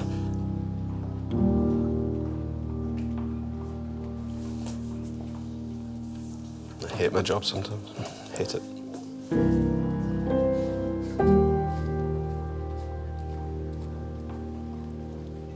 What we can hope and keep our fingers crossed for is that she has a good response to this targeted therapy. And there's good evidence that even given her age and the extent of the tumour, she may get several good years of life yet.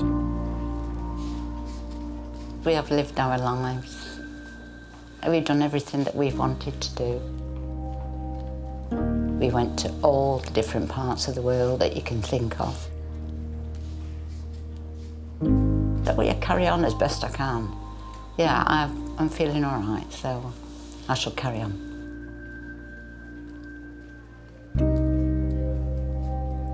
The job that I want to do, I can't do in the NHS because of the pressure we're under all the time. There's just nowhere to take a breath. And that's one of the reasons that I've made the choice to move to North America, where I have more resources, fewer patients, and I can do a better job for fewer people.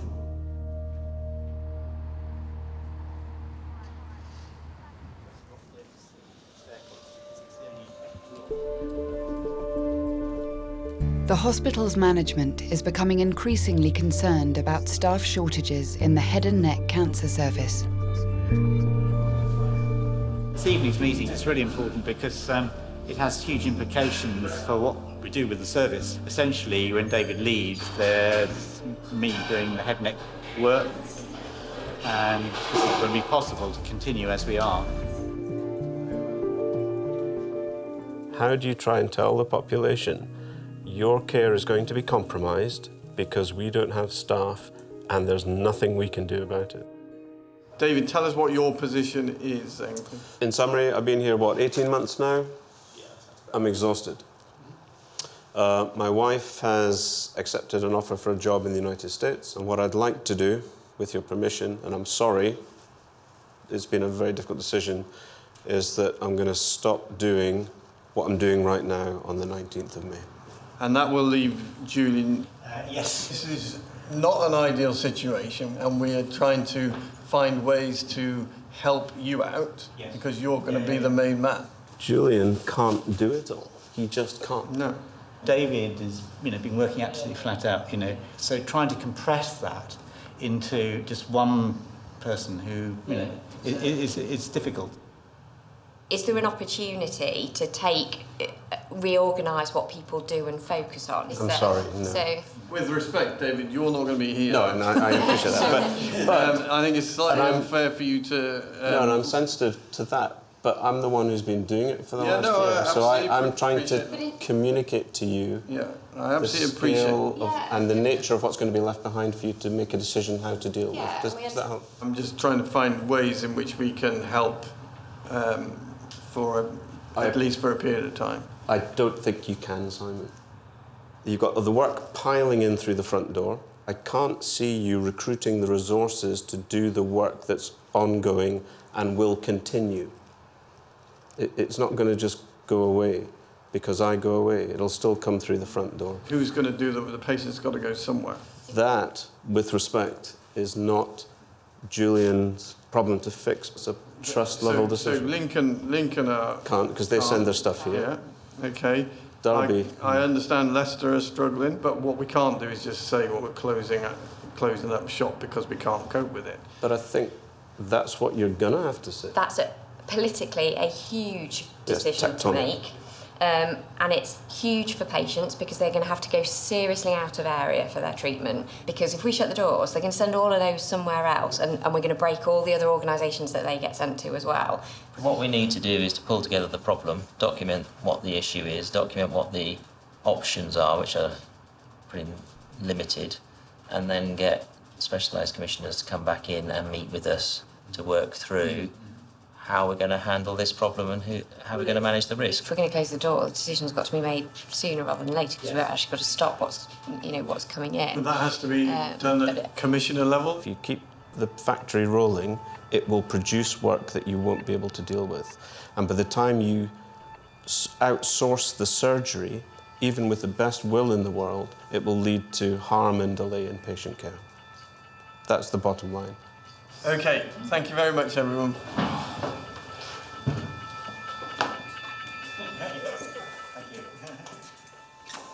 How serious could this be? It could be very serious. I know in my own practice, sometimes a delay in getting somebody into the operating room can be the difference between life and death. And I tell you, it stings when that happens. How do you feel about the fact that the hospital has been put in this position? I wish I could change it. I feel guilt that I'm leaving because, you know, I'm the solution to the problem. You know, if I just stayed, it would all be all right, wouldn't it? If I just stayed till September. But I said that last September, you know, and enough's enough.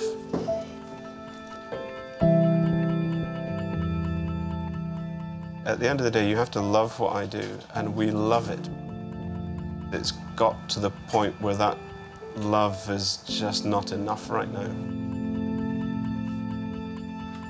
It seems like the shortage of surgeons, it's specific to head and neck, but it's not true of all cancer specialties, is it? No. Are some cancers more equal than others when it comes to the treatment that they get in the NHS? That's a good question. So when a patient finds out they have cancer, I don't think they have any idea at all about the variation of the quality of care around the country. So we're doing it over an hour today. Yeah, so and then we're going to... And I think they have enormous faith still in the NHS. Always tell me if something hurts or if you feel sick, anything like that, won't you, yeah? Because that's then we know the medicine is working and stuff, yeah. Do you think they should be able to expect an even level of service depending Absolutely. It doesn't matter what type of cancer you have. You should get consistently high, world-class, contemporary, quality care.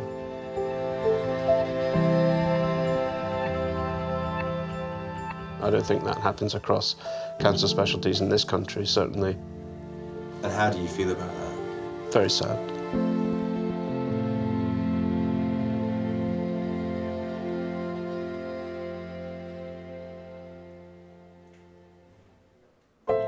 That's it, take your time.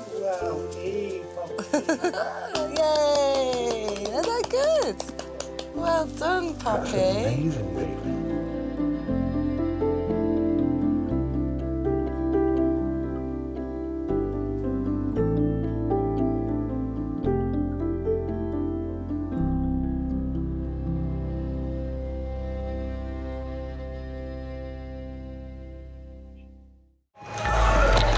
one of Britain's busiest major trauma hospitals. Can you open your eyes and look at me? Just need to see your eyes. Filmed in January and February this year, during one of the worst winters on record. You know, patients are waiting on the corridor that are really sick, but we can't do much for them because there is no space. Have you got any beds? I know that it's tight, everybody's over. This series documents a moment of crisis in the NHS. The queuing to get in, and he's queuing to get out. Can't do that one. We've got no bed for him and no potential bed for him. Prompting actions as unexpected as they were unprecedented. We are being asked to cancel any non-essential activity. So not cancer, not clinically urgent, but pretty much anything else. We're being paid to work, but just trying to find something constructive to do. I'm afraid it's bad news. We are going to have to cancel tomorrow. I'm really sorry. We reveal the life and death decisions the staff must make. The situation we've got is very severe. If we can buy her more time, then things should start to get better. Against a backdrop of ever-increasing patient numbers. There's never a day off for the NHS. Patients will still come and we'll still do absolutely everything we can for them. Look at that, standing almost. This is a place with some of the best specialists in the world. The aim is going to be to try and grow your jaw and reconstruct the lower part of your face. Where despite everything, lives are transformed. It's been a long journey, but I think we're at the end now. We were able to take, I think, probably all of the tumour out. Look around. These are human beings. They're not numbers. They're not targets. These are your parents, your wives, your children. You know, treat them like that.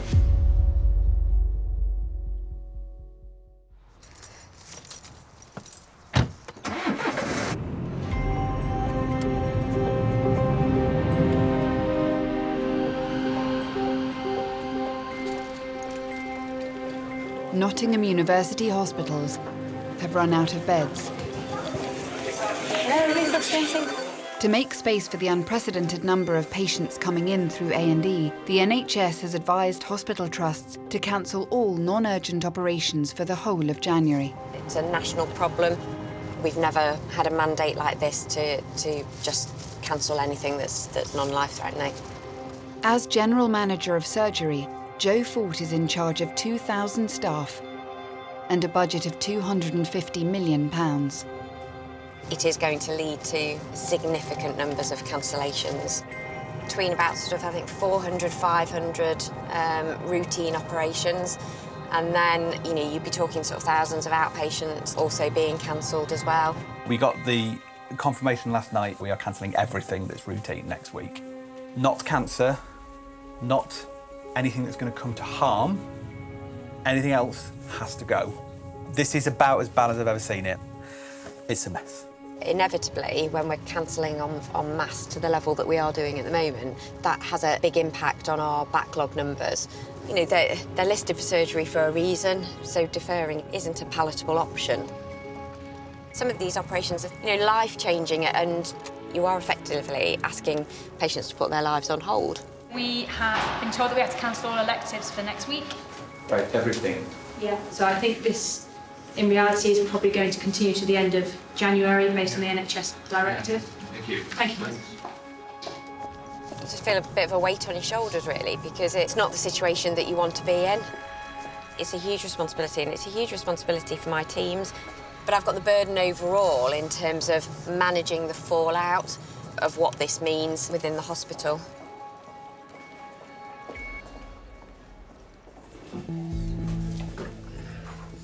The NHS has advised trusts to cancel all operations except for cancer or those deemed clinically urgent. Right, can we start? But it's up to individual hospitals to decide exactly which operations can and can't go ahead. I think it's really important to say that we are still very, very challenged. What we need to be able to do with every decision we make is either comply to the rule that's been put in place or explain why we're doing it differently. Rather than blanket cancel patients between now and the end of January and then find out in the last week in January that actually things are a lot better and we have the capacity to do them. We'll review it on a rolling 48-hour basis and we'll only cancel patients as we feel that we need to. So really we're just asking for the support of this group to that approach. I strongly believe this is the right thing for our patients to do it in this way. We've got to manage flow, we've got to manage the safety of our patients, but we've absolutely also got to manage the financial position as well as we can. Any cancellations will have a financial impact on the trust. There will be a financial legacy as a consequence, and the current estimates of that is about £500,000 a week will be the shortfall that's generated.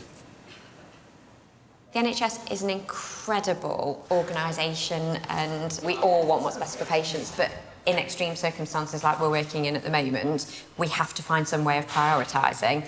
We've made the decision that what we'll do is we'll look at having a daily cancellations review. We don't want to cancel patients if we've got capacity to be able to bring them in. So it just gives us the ability to be able to be a little bit more fluid with our decision making. Every routine operation remains at risk of being cancelled. Maxillofacial surgeon Dilip Srinivasan is meeting his general manager David Dalby to find out whether a complex and pioneering operation can go ahead. If it's an inpatient and it's not cancer, it's a no, basically. I have a patient called Val, who is coming from Wolverhampton. She's had surgery for cancer, which has left her without any lower part of the face. Okay. So we are going to try and reconstruct her. The question is, I'm planning to do her on the 17th. Okay. I'm going to see her on pre-op today. Yeah. I will warn her that there is a small chance that she may be cancelled. I will warn her, but I know she's not cancer. No. But do you think you can make a case for her being urgent? She's urgent because she can't talk, she can't eat. Yeah, okay. So from that point of view, but she has lived like that for 2 years. I know, but still, keep on. Give her a warning, but I'll do my damnedest to make sure she comes in. Okay. Yeah, that's Val before. Val's had 2 major surgeries which have failed, unfortunately, to reconstruct her face. And so, hopefully, this one will help to rectify that. Not I hope long. it goes ahead. Yeah. Well, I've had 2 sick years already. My husband died 2013. Our dad died 2014, almost a year later. And then a year after that, I got diagnosed with cancer.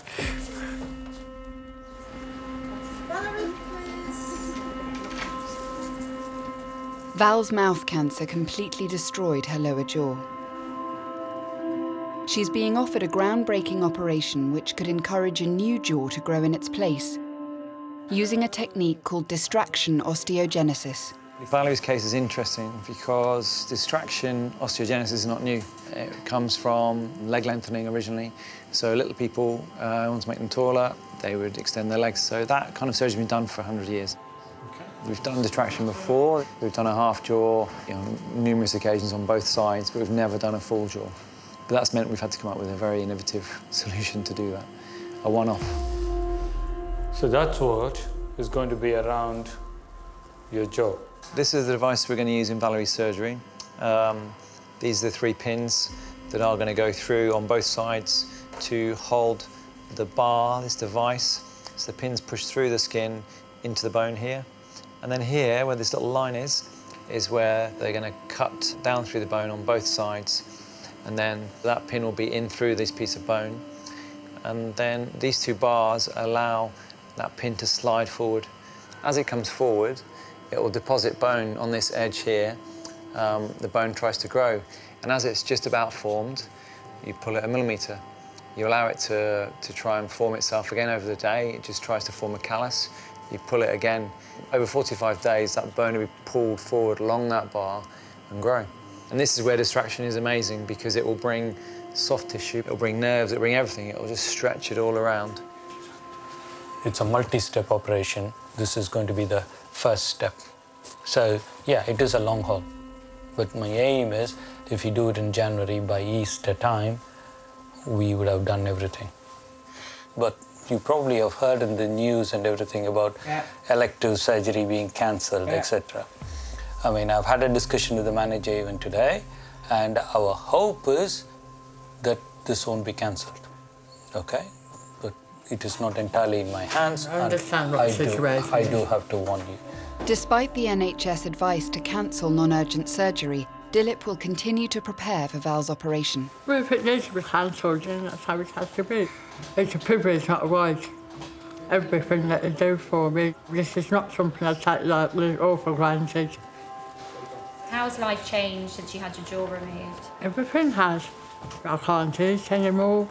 I used to be quite outgoing. I was a post lady before, with my job, and I've had to pretty much stop everything. So it's everybody helping Val to get a quality of life back. And hopefully, I mean, all she wants is to eat a boiled egg. I miss a soft boiled egg sandwich I could just murder on.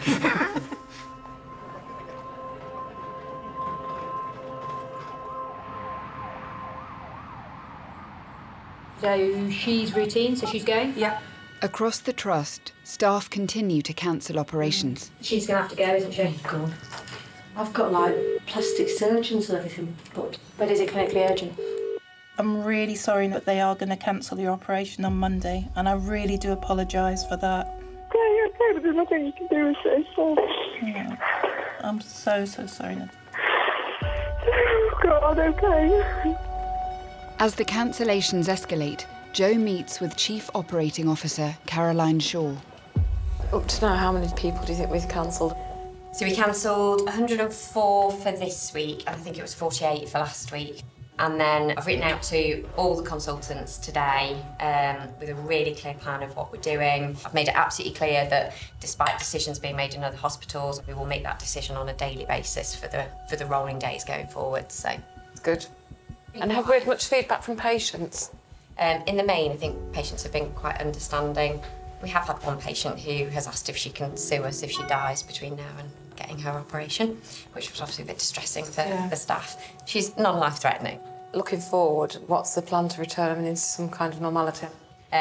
We will see an increase on some of our backlog. Yeah. What do you think the financial impact's been at the moment? I will struggle massively to recover it, I think, within this financial year. After 2 weeks of cancelled operations, the Trust is facing a loss of income of £800,000. For every procedure that is undertaken, there's essentially a tariff assigned, and if we're just not seeing those patients in the month, then that is lost income.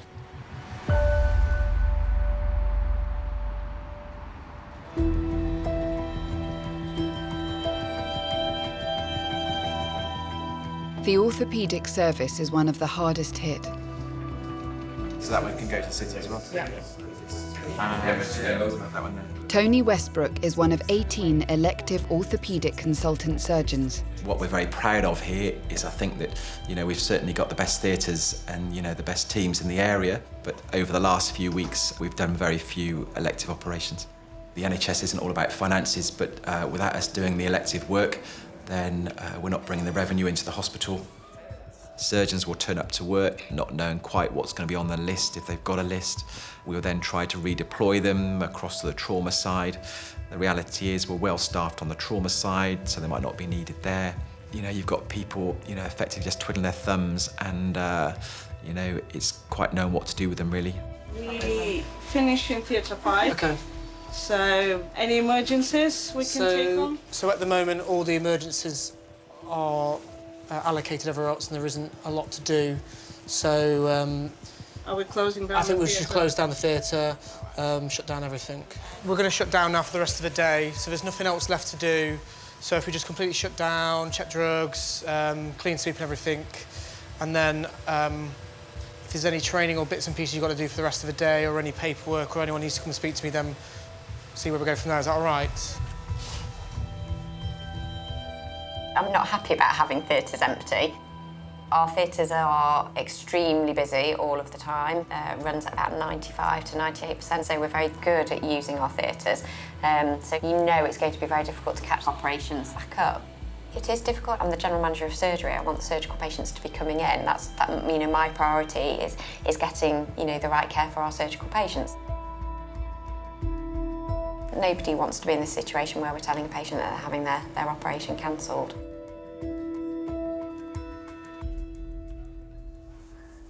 I'm having a blood test. What's the blood test for? I don't know. To get ready for your operation, isn't it? Get ready for the operation I'm having. Do you know much about the operation you're having? I'm gonna be a little slight taller. And yeah, it's going to be a big one. You'll be as tall as Mummy, aren't you? Well, 9-year-old Jason is at Queen's Medical Centre for a final examination before an operation to straighten his spine.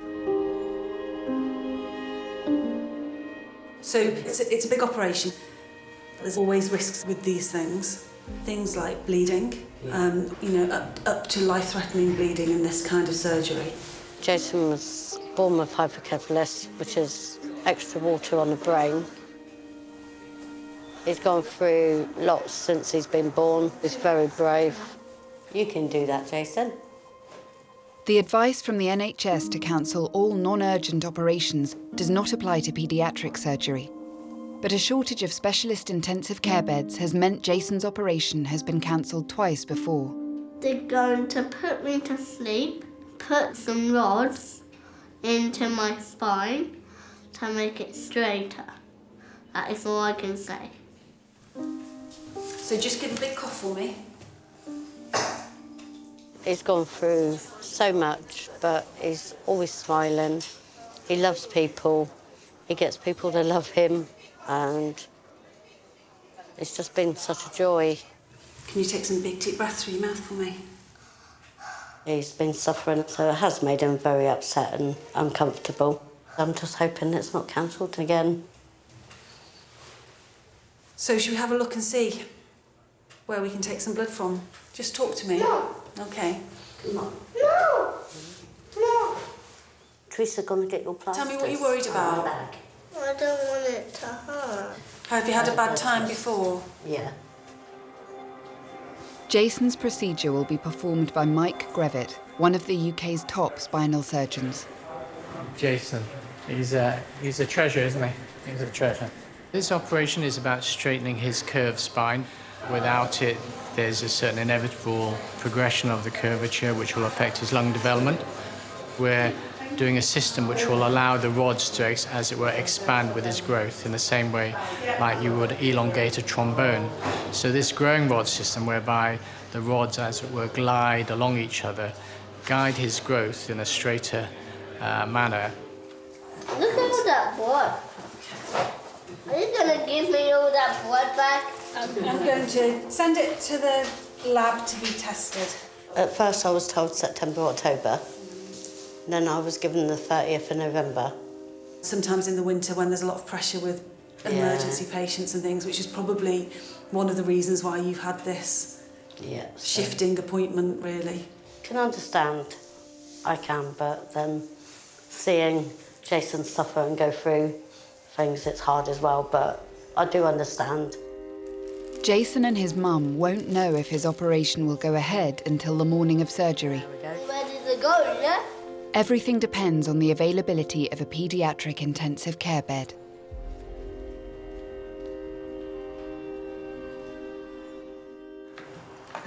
Right then, we've got quite a brief agenda for DLT today. The surgical management team convenes to discuss the impact of the cancellations on their waiting list. We have a responsibility as the Division of Surgery to turn our position around by whatever means that is.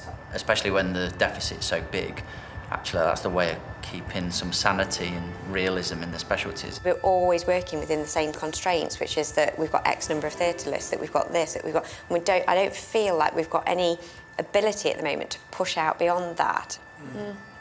Thank you very much, everyone. Due to the unprecedented demand and the requirement from NHS England to reduce further, that's had a much bigger impact on our activity and our finances than we'd originally predicted.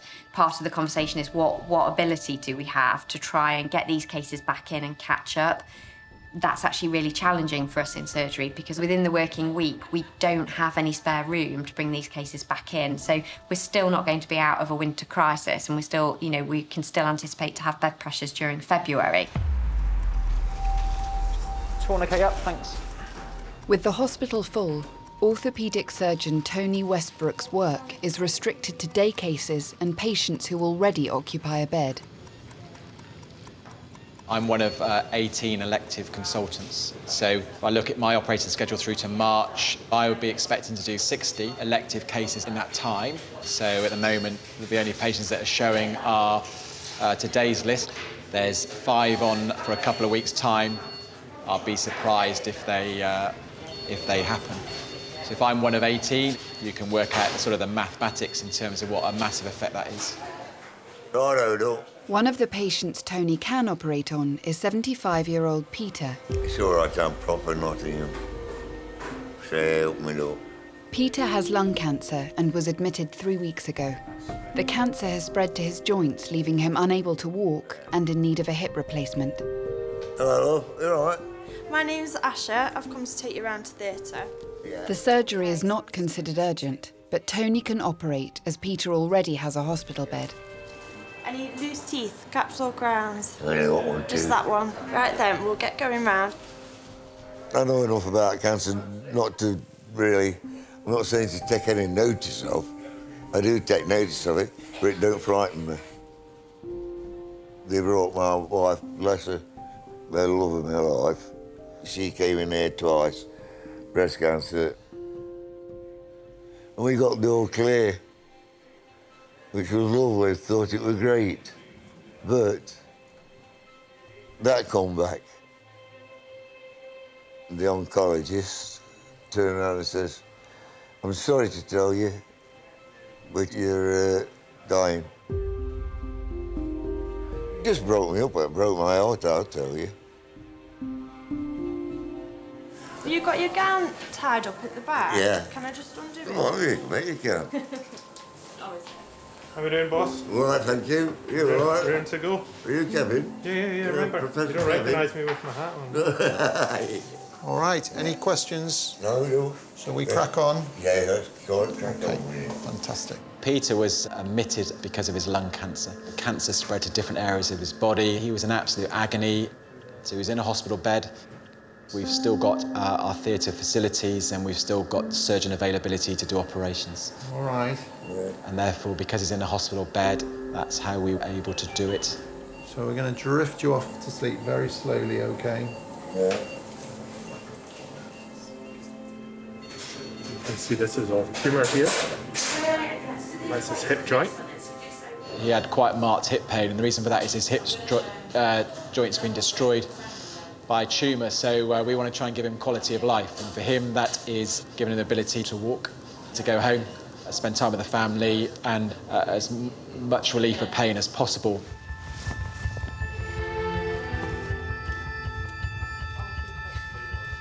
Although he's very unwell from the diagnosis he's got, he comes across a lot more sprightly. And so if everyone thinks, OK, this is in his best interest to try and get him home, then you're reassured you're doing the right thing. So the concerns we've mentioned is he's got metastatic lung cancer. As far as blood loss, we have blood available. So that's the hip outer joint now.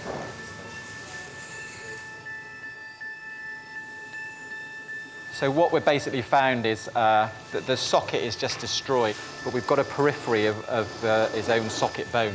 So we've got to try and recreate that as his new socket, and then we're going to put a shell into this. So we're just working on that.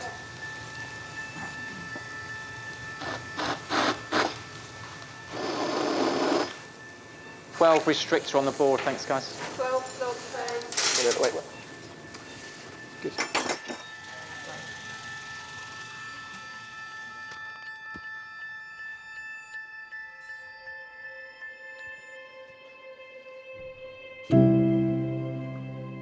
Peter, hello.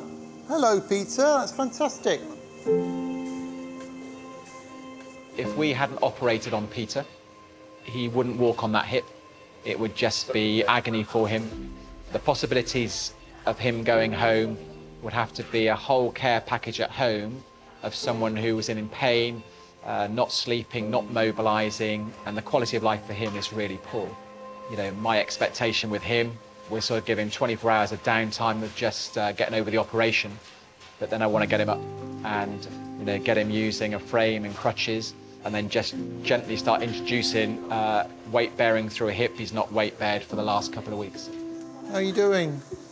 You're just coming round. OK, all went very well.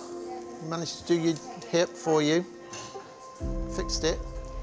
You know, every patient's important, but, you know, he needs to be at home with his family.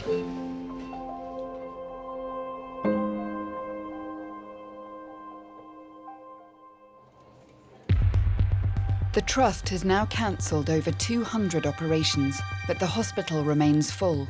Jo and her colleagues must now decide which operations to cancel next.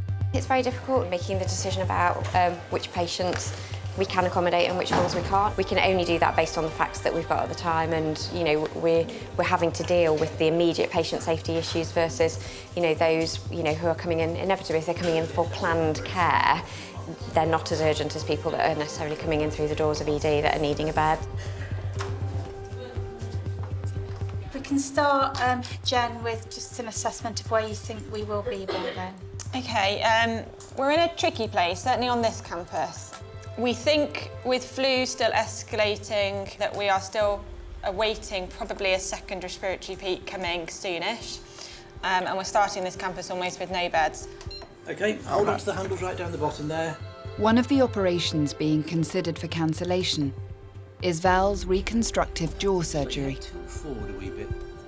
OK, let's go through the plans for Wednesday then. So at the moment we have got 36 cancer patients, or those designated as clinically urgent, coming in.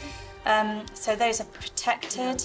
We are relying on clinicians to be honest about what's routine and what's not, but I would really hope they're being honest about this. I've got 2 cancers, 2 clinically urgent and the 2 routines. Reconstruction of a mandible, so that's max fax. They'd say they're suitable for cancellation, so... We'll have to cancel. Yeah. OK. Yeah. Thank you, everyone. Have to cancel a patient. So, I've had an email from Jo telling me we have to cancel routines. The ENT is cancelled on the day, in fact, comment says prior to cancellation, 17 was routine. Valerie, the lady with the new jaw. So she's been cancelled. Brilliant. Hello, Jo, how are you? Yes. I'm on my way up to see Dilip now to talk to him about it, so yes. OK, all right. Cheers, Jo. Oh, sorry, I'm in the bowels of the hospital. Thanks, Jo. Bye.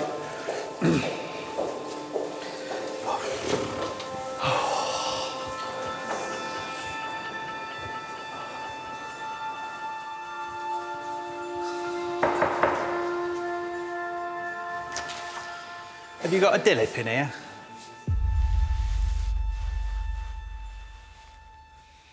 I've not got good news, Dilip. Oh dear. No, I don't want to hear. I don't want to hear. I'm not surprised. Valerie's cancelled for Wednesday. You can't do that. I've been told. What do you want to do? Do you want to talk to Jo? Jo. Thought. That's where it's come from. What is the reason? We've got no beds, Dilip. Hi, Jo. How are you? Hi, Dilip. I'm good, thank you. Jo, I'm ringing you because I need a favour. OK.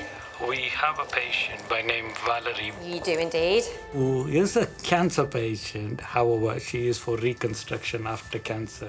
Now, there's been a lot of work that has gone behind the scenes, and quite a few people are coming from Wolverhampton. Here, 2 of us have cancelled our activity. Is that to assist with the surgery? Yeah. Right, OK. How many people are involved in her surgery, Dilip? I mean, it'll be myself, another consultant from Wolverhampton, then 2 consultant anaesthetists. So it's a 4-consultant operation? Yeah. OK. All right, then. It's a lot of work that's going on. OK. OK, well, in which case, she'll have to go ahead in that case. Thank you very much. Shall I just pass the phone on to David for you to tell him so that... So he gets the message from me? 1 second. Thank you, Jo. OK. All right, OK, thanks, Dylan. Hi. Yeah, on that basis, she needs to go ahead. OK, right, thank you. So the rationale for that is obviously because she's got 4 surgeons involved in her care, 2 of which are coming from outside the trust to support because it's major reconstructive plastic surgery post cancer operation. Clearly, that takes a huge amount of organising, so the ability to get that patient back in quickly is going to be really difficult, hence why we would choose to deal with her differently. Doesn't sound urgent. It is not at all urgent, but urgency, you're talking from whose perspective is it urgent? If you can't go out of your house, you can't eat, you can't talk, it is urgent. You did say also that she was a cancer patient, Dylan. I said, yes, she is a cancer patient, but she was treated for cancer. And it doesn't matter what it is. What she is now is the question. And what she is now is someone who is suffering. And if medicine is not about treating people who are suffering, then what is it about?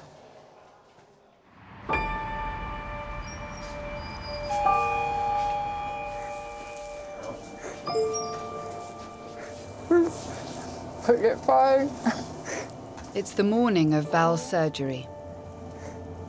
We just seem to go along well, don't we? Very dependable old stuff. Hello. Just one for me. It's been a good to know. Considering we haven't been together all that long when I got the cancer diagnosis and I gave him his get out clause. He said, I'm not with you through the looks, so thank you very much. What she's been through, she's still got a sense of humour at all, is amazing. I don't think many people will be like that after what she's been through. Right, OK, I'll see you later then, Duck. I'll see you in a bit. All right, ta-ta.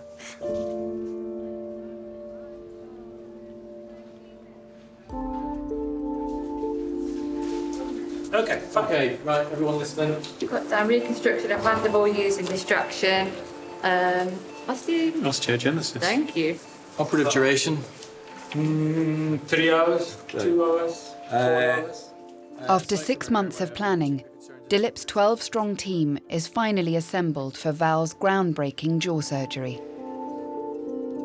Obviously, it's all new to us, I have to say, because I personally don't think even Dilip has done anything like this before. So if it works, she's benefited a lot. For my sins, I've known him for 20 years.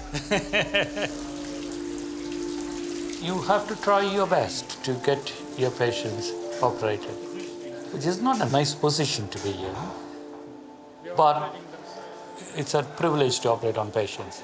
They are defenseless, and when they trust you so much, you will have to fight their corner, and that to me is the essence of surgery and medicine, and that's it. It is quite amazing how it all fits using the models. Pre-operative planning makes all the difference. It does. This frame gives us the final position and the shape of the jaw. So if we don't get this position right, then the final position and shape of the jaw is not going to be right.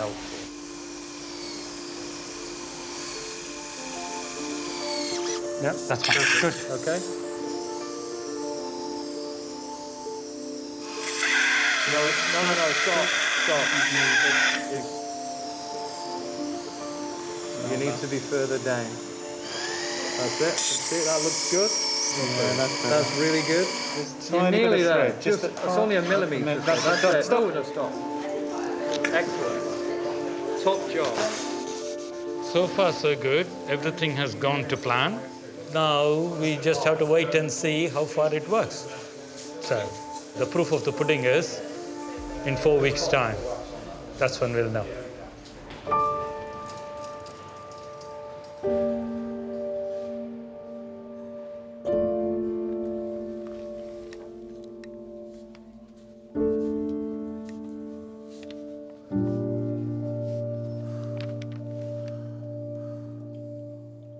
Thank you, Val.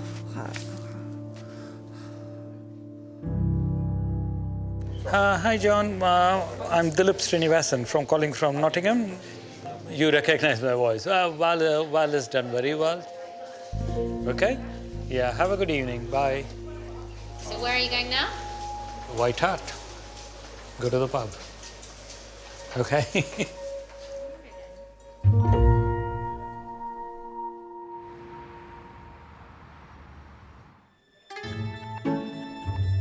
We've got sausage casserole, No, thank you. cottage pie, No, thank you. penny pasta in a tomato and basil sauce, No, thank you. chicken salad, or a sandwich. But we'll have to come back to the sandwiches if you want a sandwich. Not much there. There's not much there. Do you want us to come back? Yeah. Yeah? Come back on that one. I like cooking. I'm a bit of a cook, though. That's why I'm picky. Terminally ill Peter is recovering from his hip replacement operation. As soon as he can walk, he will be able to return home. Yeah. No, I sort them out, though. Yeah, that's fine. You got your paracetamol there? Yeah. Most of my life, I've spent working hard. I used to think, will I ever make 65? And I thought, no, not all the way I'm carrying on. But I made 75. There you go. Thank you, though. All done.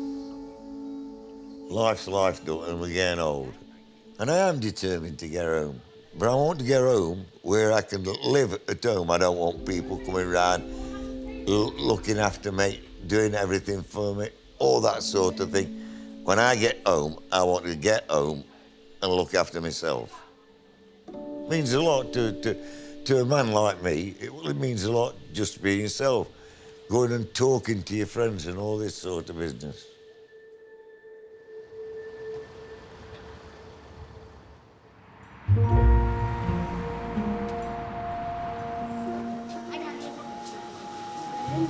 Morning.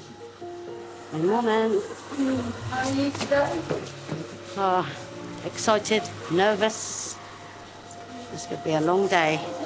You excited? No, I'm pretty nervous. It's the morning of Jason's spinal surgery.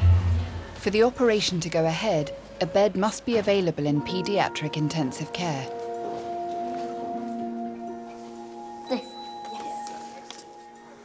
The surgery might not happen. Well, we don't know. We don't know. It's been cancelled so many times, so it's hoping. We've just got to wait and see, haven't we, when we get up there.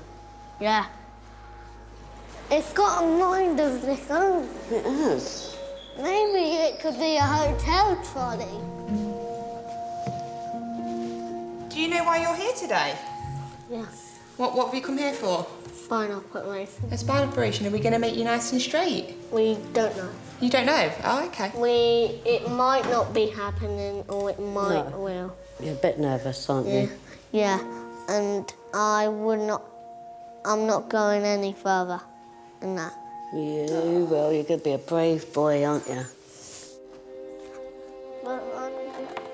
Just worried for Jason. Excited at the same time, really. Well, I'm not. I'm nervous. Oh, I know you are. Kathy, it's Mike here. I'm up in PICU. We've got beds both for our case and also Masood's. Yeah. So no one else phones up PICU, okay? Give them a break, okay? Thank you. Bye.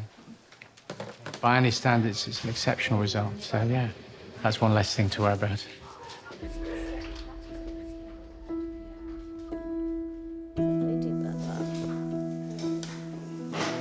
Guess what? What? You're going to go to theatre this morning, and I even know what number theatre you're going to go into. What number? Number 16. And then when you wake up, you'll go upstairs to a special ward so they can keep an extra special eye on you for the first night. Can Monkey stay now? Monkey can stay with you all the time, even in surgery? all the time. And it shouldn't be too much longer now. No, I don't want to go down. Okay, listen, we're not going to go yet. And when we do go down, your mum will be there the whole time. Even when surgery, can she stay the whole day? Well, they'll be there when you go to sleep and when you wake up, okay? He's a 9-year-old, sub 30 kilos, okay. He's got early onset idiopathic scoliosis. He's small. We just need to keep careful watch on blood loss. You come in here. When will my operation be finished? It'll be finished at tea time. Right, and I'm going to be here waiting, okay? It's a funny feeling going to sleep.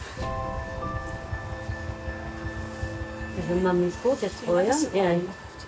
Hey, your mummy's gorgeous boy. Oh, that's it. He's asleep, Mum. We'll take good care of him. Thank you very much. I love you.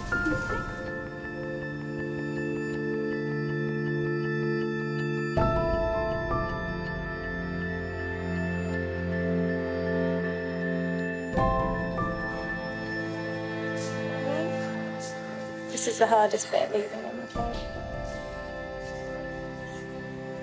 Jason will be placed into traction to straighten his spine. We have attached some pins to his legs, and also we're going to hold his head in a clamp, and between those two ends we can then apply some weights to essentially stretch the spine. Metal rods will be attached to Jason's spine to fix it in its new position.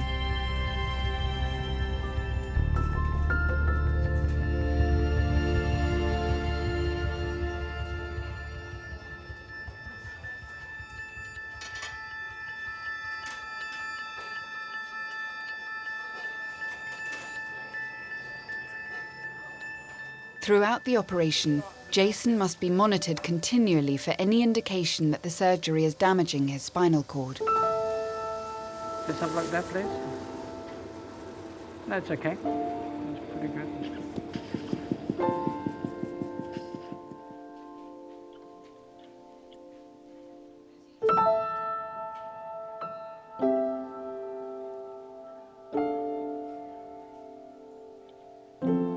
People stare, and then one day he told some man, he said, don't just stare at me, he said, ask me. He said, I'll soon tell you, my spine goes like this.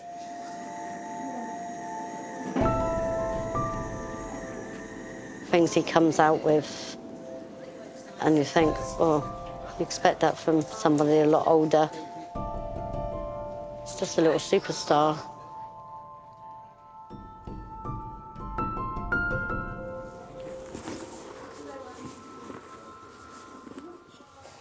Hello?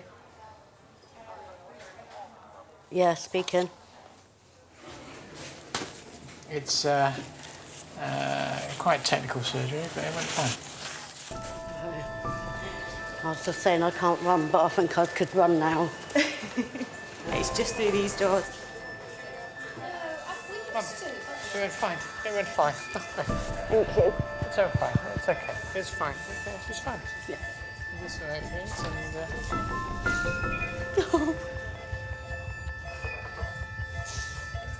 Gorgeous boy.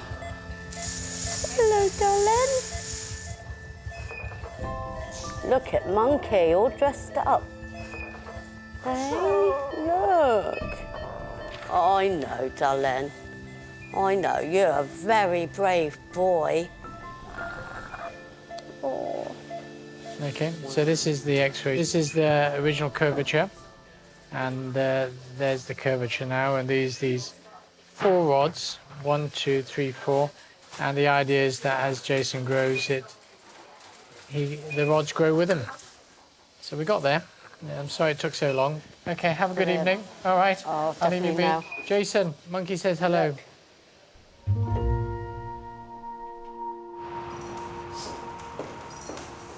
Morning. Please enter the access code or meeting number, followed by the hash sign. Right, Jen, do you want to start with a short assessment of where you think we'll be? Today, both divisions are still reporting a minus bed stay, surgery and medicine going into the night. So no real improvement, I wouldn't say, on either site. A month after the surgical cancellations began, the financial impact is becoming clear. Rachel, just to say, I've got all the data back now for the return to NHS. Yeah. So the loss of income has been estimated about 2.7 million. Thank you, Paul. Thanks. Thanks. Okay, bye. Bye.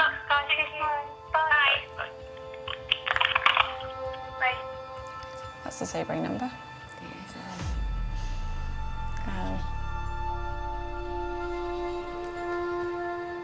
It is incredibly frustrating, and this is the first time we've cancelled electives on this scale, and it makes you think, where are we going next year on this? You know, it's not just us, you know, experiencing this problem. This is happening everywhere. So in these jobs, you want to be able to fix it.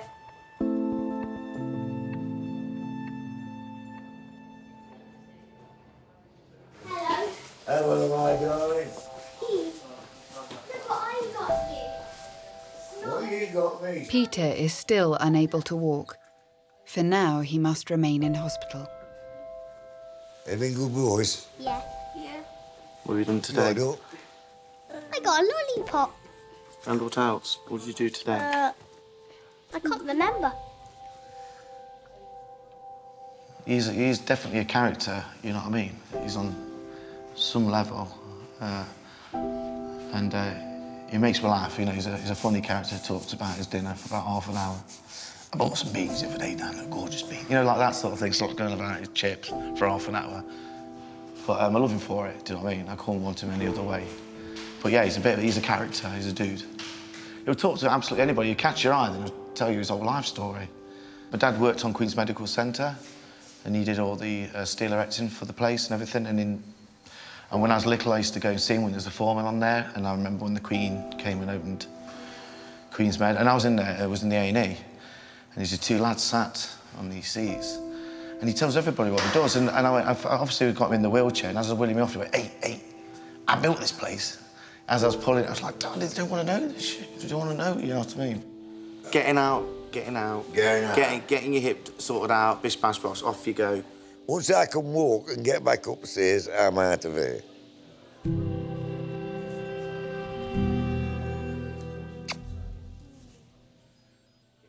It's hard to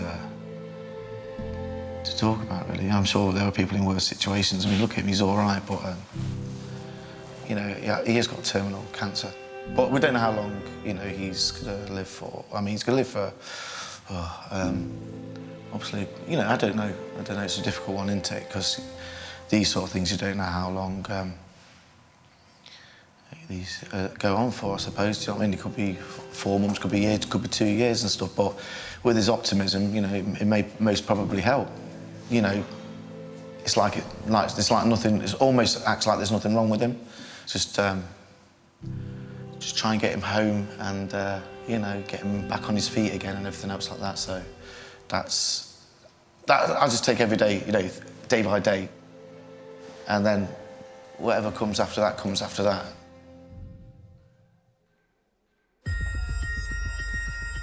The frame to grow Val's jaw has been in place for a week. Today, X-rays will reveal if the procedure is working. How's everyone feeling? We're more nervous than she is, I think. Val's always been happy-go-lucky, though. She says whatever will be, will be. But we obviously want it to be. So, keeping everything crossed. Is this today's?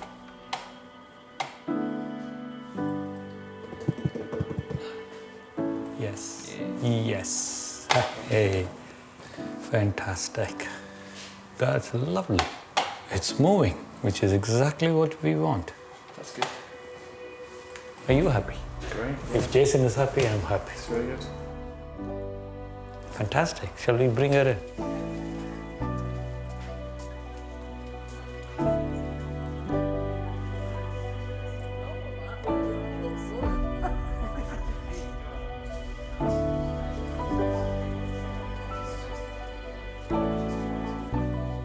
Hello. How are you? It is moving. Okay. On the X-ray, it moved really well. Yeah. It's done fantastically. You see, this is the gap. The day immediately after the surgery. Today, this is the gap.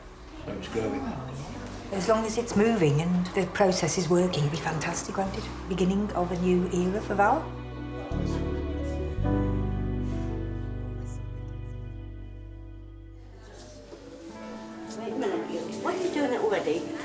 hold on a minute. Is there a way we can do his height, please? Jason has spent the last week recovering in hospital. 44 and a half? Right, Don't know what that is anyway, we'll put it on. 144 and a half. He's 4'8". Wow. 4'8"? Yeah. I'm 4'8". If he can master the stairs, he'll be able to go home. You can. Right, you just focus on your walking and doing the stairs then. Okay. Okay? What if I fail? You won't. Can we say it with us? Good lad. And you're going to turn it around. Good lad. Use that one again. One step at a time. Okay. Okay?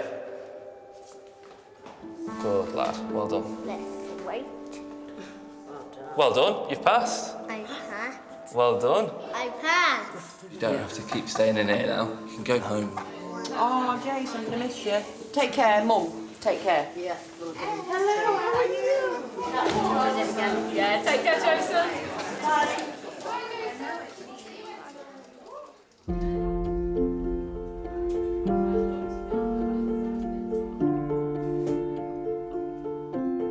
I used to love fishing, being in the fresh air, all this business. I don't do that now. My caravan down at Jingle Bells, Ingle Bells, but we call it Jingle Bells. I used to enjoy that. Lovely. You told me about your grandkids, Peter. Oh, I love them.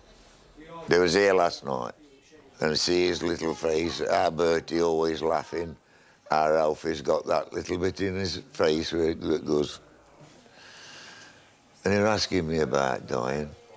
And I was trying to explain to him what happens when you die. And he says, are you going to die, Grandad? I says, I hope not before you've grown up. He says, Grandad. I said, what, darling? He says, I don't want you to die. Things like that get here.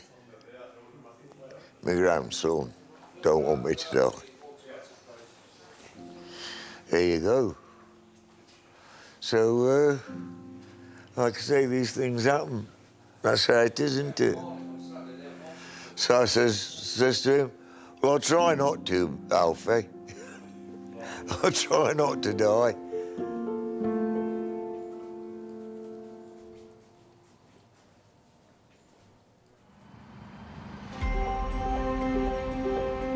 The NHS recommendation to cancel all non-urgent surgery was due to end on the 31st of January. It's now March.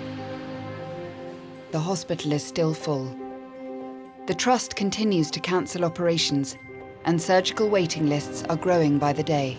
We've got some major backlog issues now, particularly in spines and elective orthopaedics, that are going to take serious months of additional work to get the backlogs back down. Elective orthopaedics had 90 patients at the end of December waiting over 18 weeks for their operations. They've now got 205 because of all the cancellations that they've had during January. To clear 205 patients, or to get it back down to sort of the level that it was at before, is massively challenging. X-ray, thank you.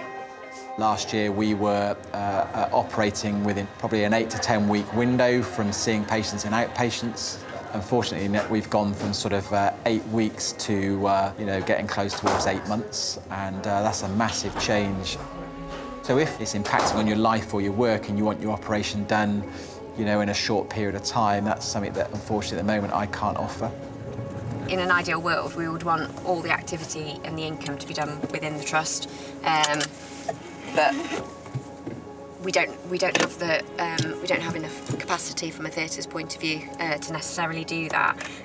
So we need to look at alternative options, maybe slightly more unpalatable options around sort of maybe sending stuff out to the private sector so that we can clear some of the backlog. The Trust must now decide whether to use private hospitals to clear the growing waiting lists. We have increased the number of patients that have got extended waits. We now have 508 patients waiting over 26 weeks, and we have 68 patients waiting over 40 weeks. And our agreement with the commissioners is that actually we should have no patients waiting over 40 weeks. You know, we have options internally, but the thing that we've got to be mindful of is that most of this has an impact on our bed, so potentially just puts pressure back into the system. So, you know, our other alternative is obviously use of external resources. And it's always been a difficult and contentious sort of conversation, but, you know, that is where we're looking at use of the private sector. There is a risk to us putting work out to the private sector, and it's not what we would choose to do. I think we have to look at it as, you know, we're renting space, so this is about using capacity. The use of the private sector is generally contentious. But we do need to be mindful that these people are our competitors. The priority for me are the very long waits on quality grounds, and that's probably where the private sector discussion is most pertinent, because for some of these specialties, that's the only safety valve we've potentially got. So I think we're clearly getting into quality of care issues for some of these patients with these long waits, aren't we? And for me, this seems a very proportionate response to trying to deal with that. I don't like the idea of going out to the private sector, but as Joe says, it's effectively increasing our capacity by using theatres and beds and nursing staff outside of the trust. We've got commitment from our surgeons to actually do that as part of their NUH activity, so we wouldn't have to pay them separately. So I do support these recommendations. So have we got approval to get on with that? The answer to that is yes. I think thank you, Joe and Rachel. Thank you. Who's winning from these decisions you're making, do you think? Nobody's winning. There isn't a winner in any of this. Apart from maybe the private sector providers? Yes, potentially there could be some win in it for them, I suppose.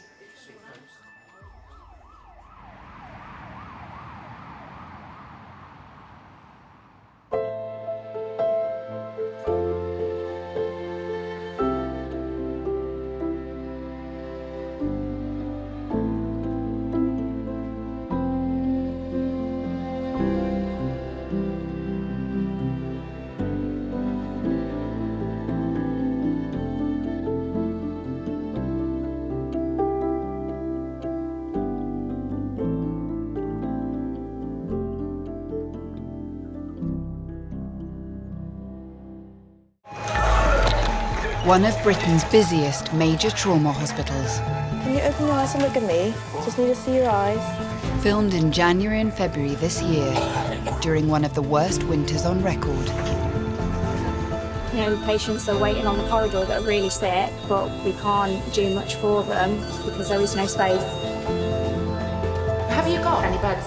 I know that it's tight, everybody's over. This series documents a moment of crisis in the NHS. The queuing to get in, and he's queuing to get out. Can't do that one. We've got no bed for him and no potential bed for him. Prompting actions as unexpected as they were unprecedented. We are being asked to cancel any non-essential activity. So not cancer, not clinically urgent, but pretty much anything else. We're being paid to work, but just trying to find something constructive to do. I'm afraid it's bad news. We are going to have to cancel tomorrow. I'm really sorry. We reveal the life and death decisions the staff must make. The situation we've got is very severe. If we can buy her more time, then things should start to get better. Against a backdrop of ever-increasing patient numbers. There's never a day off for the NHS. Patients will still come and we'll still do absolutely everything we can for them. Look at that, standing almost. This is a place with some of the best specialists in the world. The aim is going to be to try and grow your jaw and reconstruct the lower part of your face. Where despite everything, lives are transformed. It's been a long journey, but I think we're at the end now. We were able to take, I think, probably all of the tumour out. Look around. These are human beings. They're not numbers. They're not targets. These are your parents, your wives, your children. You know, treat them like that.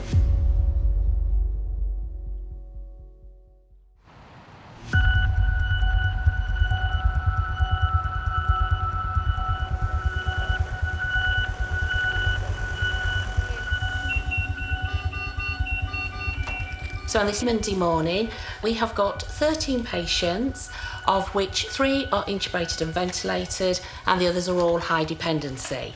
We have got 1 booked admission to come in, so I'm going to say we haven't got any beds at this moment in time. Following an increase in respiratory illnesses over winter, the Pediatric Intensive Care Unit at Queen's Medical Centre is full. Week after week after week, we've been above 100% occupancy, and it's been utterly relentless. We look after the sickest children. Almost every child that comes in here has parents who think their child's going to die. Adults, RTU have got, I think, 6 elective admissions, and they've asked me to ask you if we could consider taking one of them, who's an 18-year-old. I've told them we may be able to assist, but we'll have to review it in the morning. Right. We've got two electives booked tomorrow. The unit only has 14 beds to look after children from across the region.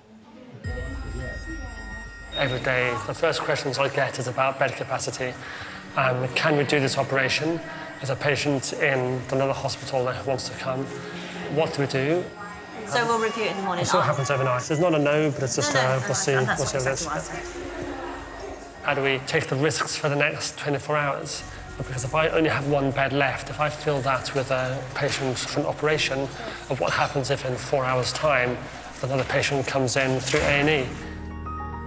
How do I balance all these conflicting demands?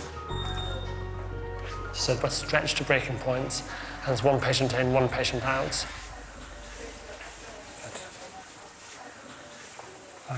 So we'll give her a once-over now, OK?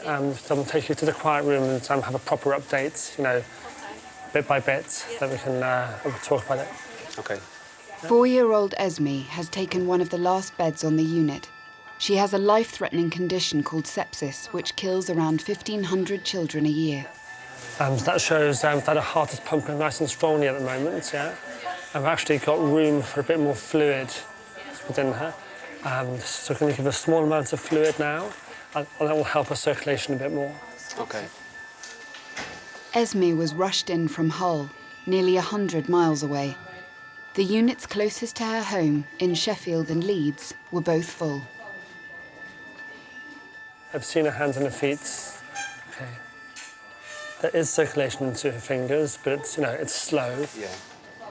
Sunday was a terrible day where we didn't know what was going to happen with her.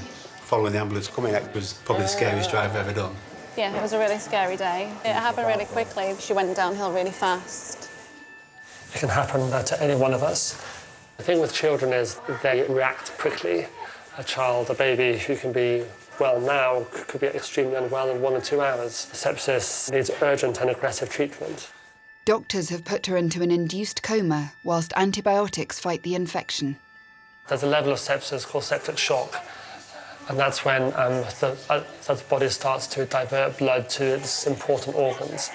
And by important organs, I mean brain, heart, lungs, kidney, liver, that kind of thing. You can see the purpleness. That means that the blood has stopped in the purple bits.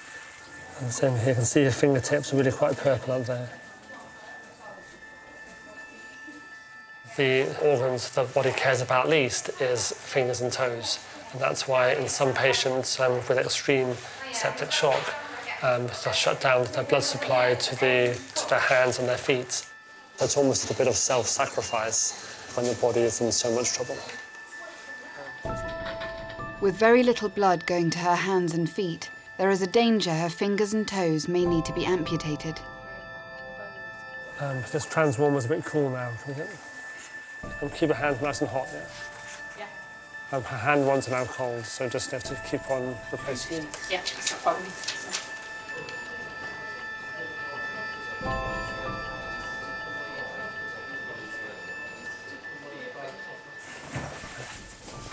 Right, wait. OK.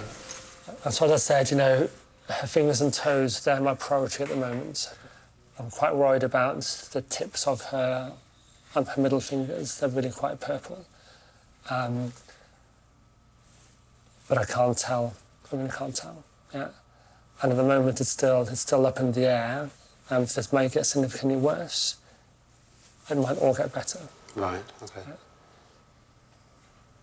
So there is a risk of digit loss. Mm-hmm. I can't quantify that. I can't tell you how much that would be. Right. So but ultimately it's just a case of waiting and see?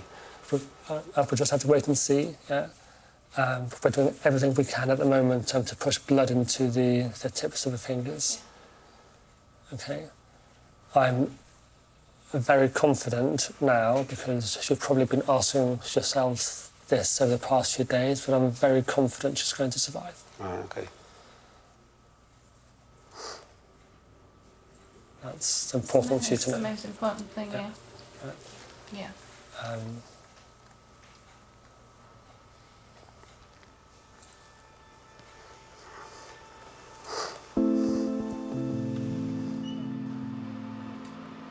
Clearly, there are days when I can't switch off, and there are patients who really get under your skin, and that's difficult. That's what children's intensive care is.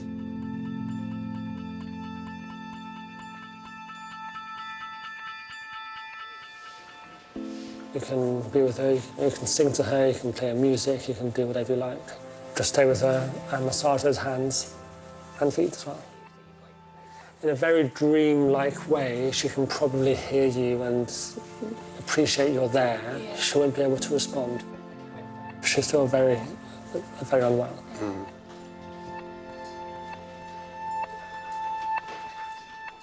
She was totally well, and then we noticed in her face she was just staring into the corner of the room and she wasn't talking. And then she started getting a temperature, and then she got progressively worse. She was getting dizzy, and she was confused. And then I noticed she got this rash. Initially, no signs of anything, to suddenly being in intensive care in Nottingham, and then to be diagnosed with having sepsis as well. It's massively scary because you never think it's going to be your own child that gets it. You just cling on to any little thing, just keep you going, really. Hello, Ezzy. Daddy just put some special cream on you to make your hands a bit better, OK?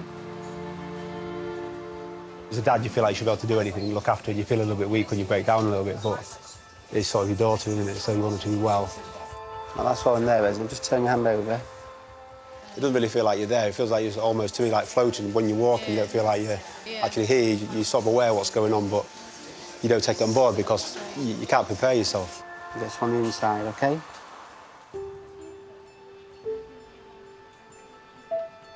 We're very worried about her hands. And what we don't know at the moment is what state her brain is in. There's still a long way for her to be going.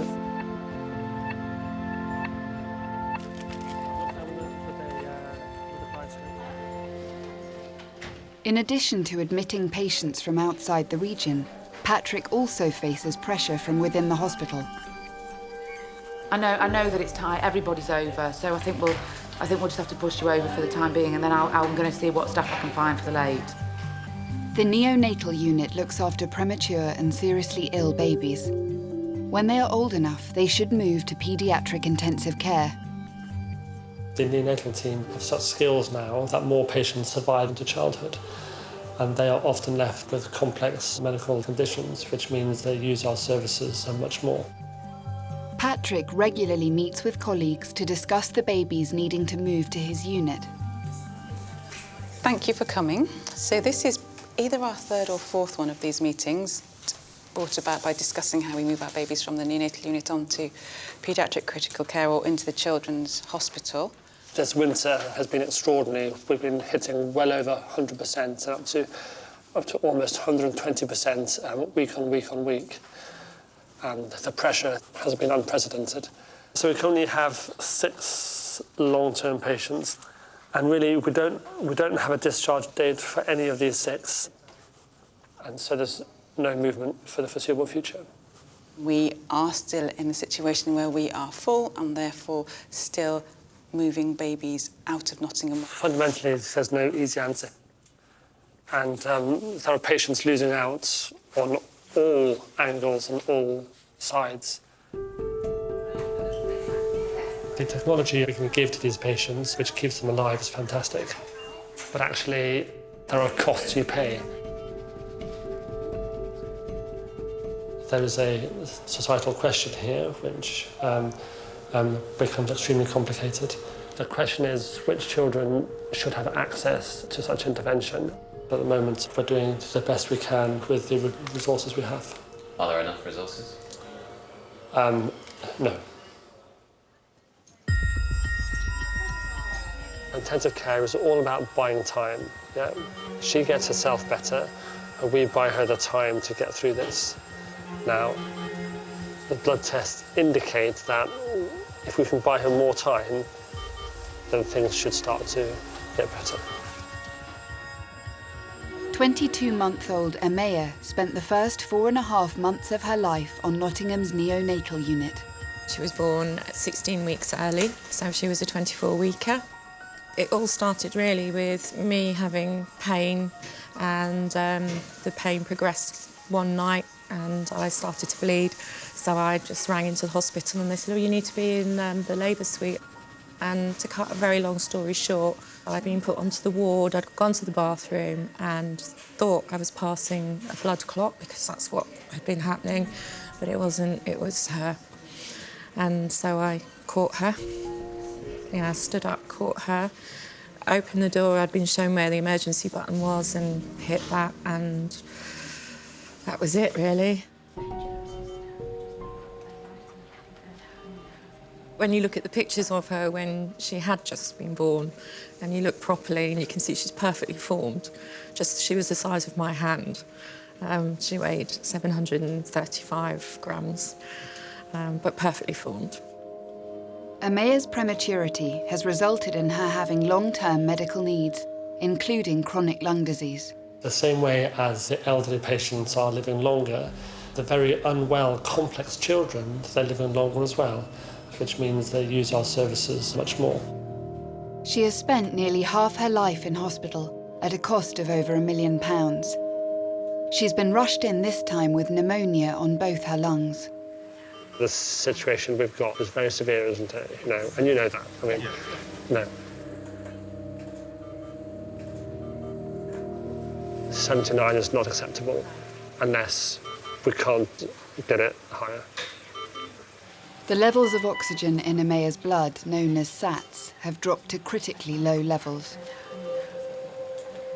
Normal patients would have saturations in the mid to high 90s, and hers from the high 70s. That gives us no margin of safety. Eventually, the heart muscle won't have enough oxygen to pump anymore.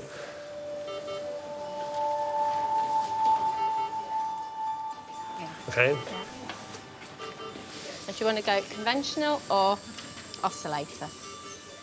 To get more oxygen into Amaya's blood, Patrick will transfer her onto a specialised ventilator called an oscillator.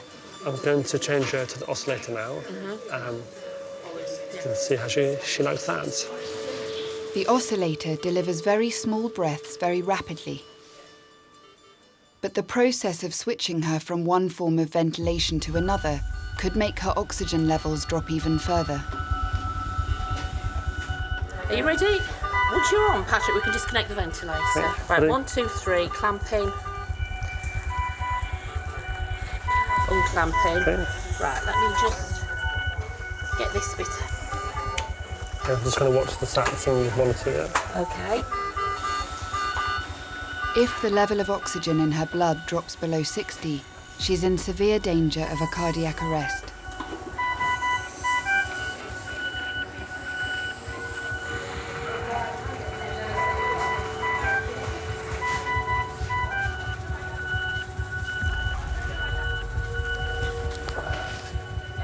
We can move the oscillator in yet. You want the oscillator in?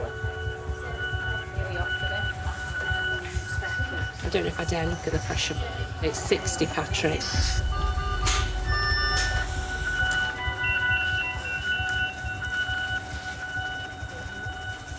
Good girl, darling. 68. Into this minute.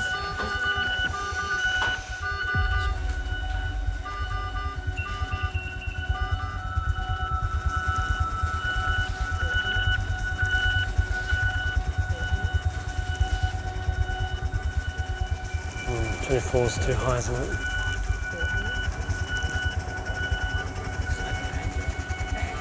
Ready? Play up. Below 60. I'm going to pinch. I'll just pinch. Below 60. Time. Got a higher amount. 63.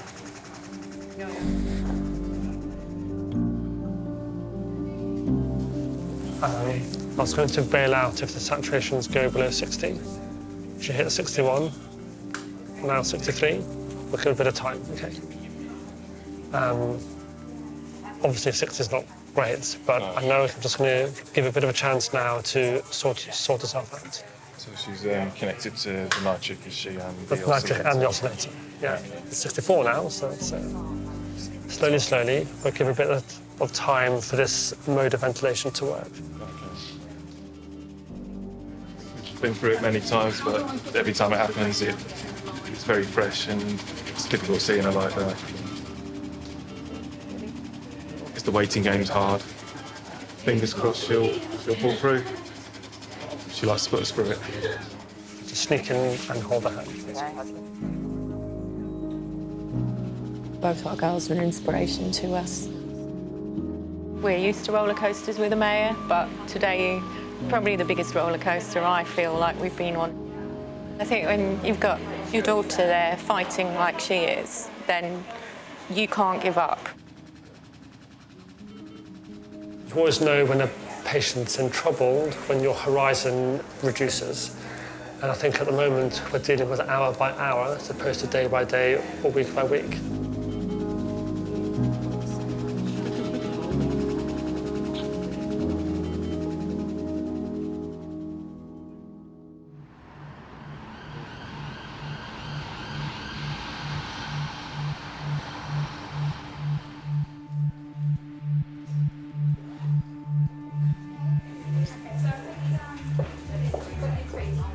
For children's, as you know, we had some real challenges this morning with our crit care capacity. I guess my ask from this meeting is, if we get any acute admissions in ED through resus that require a crit care bed, can you give us a heads up? The unit is full, but they must still try to accommodate children arriving for major surgery. Looks like our surrounding trusts are black, so it means we are struggling to get a number of repatriations back to the right place, which is putting pressure on surgery particularly. How are you feeling? A bit nervous. Be fine. I know it's a lot to take in. I think it's just finally happening. Yeah. You've waited a little while as well, haven't you? Today, 14-year-old Ella is due to have an operation on her back.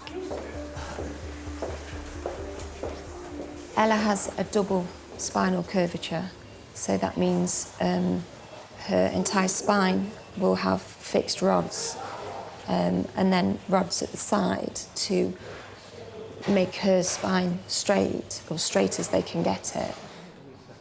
You'd see other girls with normal backs and that, and it sounds silly, but like in teenagers and like in society now, it's like body confidence and how you look is a huge thing. So it affected me quite a lot because I just wanted it over with. I wanted to be normal. Unless a paediatric intensive care bed can be found, Ella's operation may have to be cancelled for the second time this month. We've come before at the beginning of January. There wasn't any beds, so we were sent away again. So this is the second time here. It must have taken your head a bit. I think it's been more of an emotional rollercoaster than it has physical. She gets herself in the place that she feels she needs to be strong enough. And then, of course, when it doesn't happen, there's a bit of a crash. We're just trying to find a space in PICU for some patients that at the moment we can only accommodate one. And we've got 3 potential patients for 1 bed. And how are you going to solve that problem? We're just looking to see if we can move patients around the Children's Hospital in the safest way. It's the job of site matron Sharon to try and free up a bed in intensive care for Ella. Morning. Okay, and any other repats that we need to sort out? Nothing today. We try not to cancel, obviously, because it's not just cancelling An operation for a patient it's all that goes with the child, the family having time off work, the siblings, people looking after the siblings. So it's a huge thing to have an operation cancelled for a child. Kerry and I are trying to sort out some transfers out of the ICU so that we can then make space for the 2 patients that need to go to critical care. It's just a bit of a 4-way move. So we've got to make a decision by 10:30 to know whether the young lady for the Scoli operation can go ahead or not.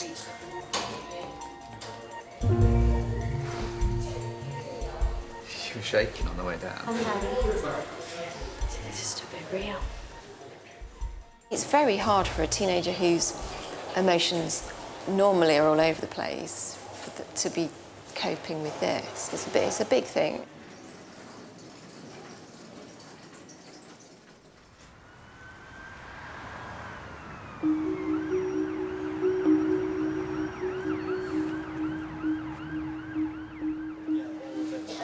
Every child in paediatric intensive care requires one-to-one care from specialist nurses 24 hours a day. It's a very different environment to come and work here, and I think that you have a lot of stress from the type of patients we're treating. You are dealing with families at their absolute most devastating time. You can see families have travelled for hundreds of miles for an intensive care bed. It's not unheard of for us over winter to have patients from even as far as Glasgow if they haven't got any beds up there. And what they need is they need to be back home and they need to be back in their local hospital where they're better supported. Keep them asleep for tonight and then wake them up tomorrow. 3-year-old Alex was rushed from Crewe 4 days ago with severe breathing problems. Probably try and get back nearer home as soon as we can. If it's okay, we're back to Crewe. If, but we'll see how we get on. He had to make the 70-mile journey after 6 other intensive care units were unable to admit him as they were full. Alderhay, Manchester, Birmingham, Stoke, Leeds and Sheffield. So that is 6 intensive cares, full and unable to take Alex. It's not unusual from what I hear from colleagues around the country. Everybody is full, everybody is running at 100% or more capacity. It is stretching everybody. Doctors discovered enlarged tonsils were blocking his airway. So, they've taken his tonsils out. Yes, they were really large. Which is good, but they were clearly worried there is risk of bleeding afterwards. So they've said, leave that tube in overnight, but the plan is to take it out tomorrow morning. Single mum Lisa is staying with Alex, leaving her 4 other children with family and friends back home. Just me and the kids. We make a good team. That's it, we stick together and that's the main thing. My 10-year-old and 9-year-old, Leo and Ashton, they're just constantly, when's Alex coming on, when's Alex coming on? That's the thing, it's like, because we live so far away, nobody's going to be coming to visit us. Trying to split myself into 2, but like I've explained to them, they're older at the minute, so they understand that he's my priority at the minute, to get him better, to get him home again. Aye. So, fingers crossed.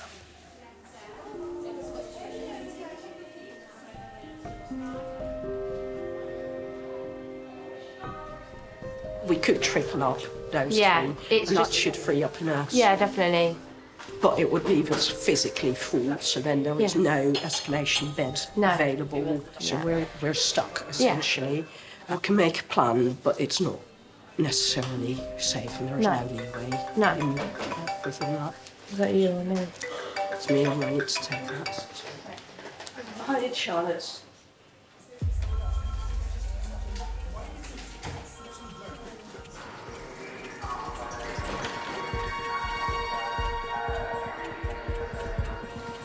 It will be over before you know it.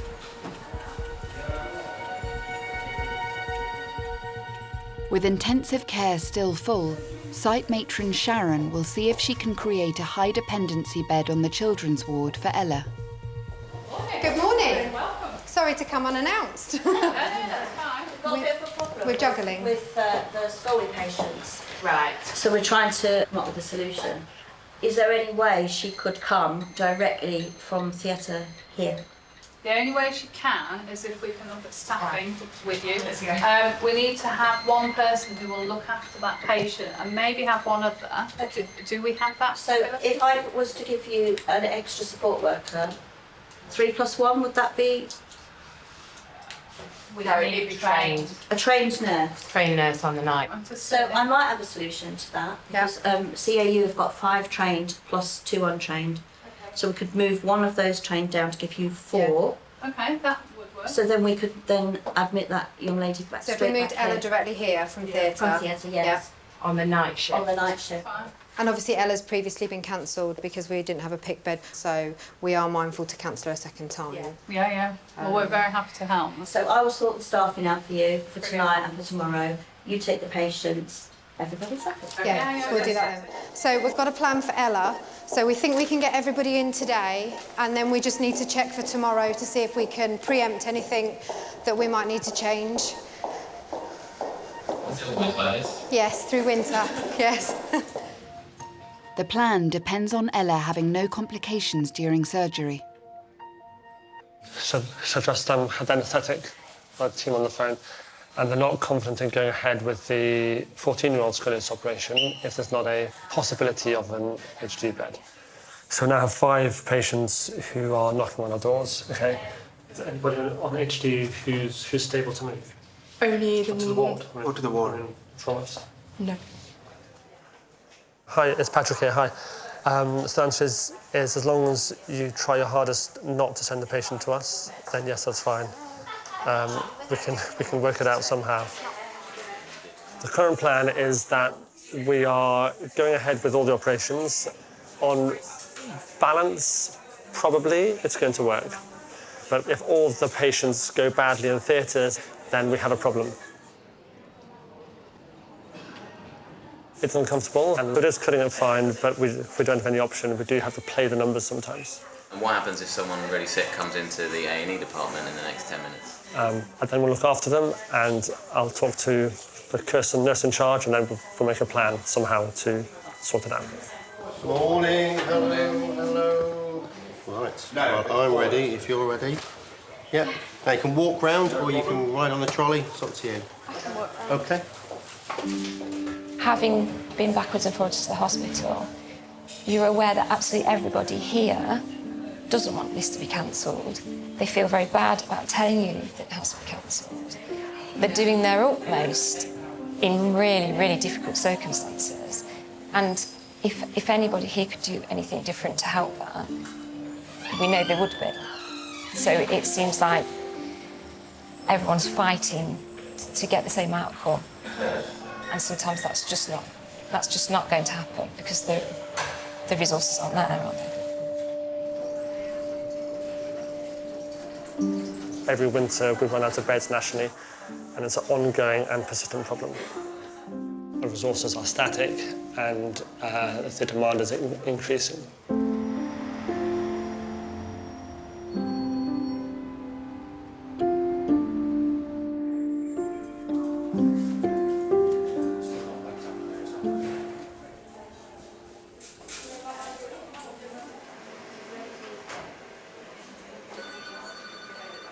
Esme was a 4.5-year-old girl who presented to health and came across to us on Sunday early morning. 4-year-old Esme has been in an induced coma for 3 days to help her body fight a severe case of sepsis. So her fingers and toes, both her upper limbs are still necrotic. The proximal part of her fingers are more necrotic than the distal. In her toes, all 5 toes of both limbs are more necrotic. Patrick must examine her hands and feet, which are threatened by the infection. Okay, so I'm just going to look at your hands, okay? So this looks much more purple today than, as in ready purple, than dark purple. Yeah. And I'm happy with ready purple. Yeah. And even this fingertip is less black than it was. It was almost black yesterday. Yeah. I'm really happy with this. Okay. Good girl, Els. Yeah, good, good, good. The tips of the left toes are the worst of all. Yeah. Especially the middle one, that's the worst bit, isn't it? Yeah. Okay. I'm not wanting to minimise the situation, but if you're going to choose a limb to lose tips of something from, then your non-dominant foot is the best option. Yeah, yeah. I'm a bit worried about the tip, especially of the middle toe here. Yeah. But my best guess at the moment is that it should be able to count to 10. Good. That's my main concern, yes.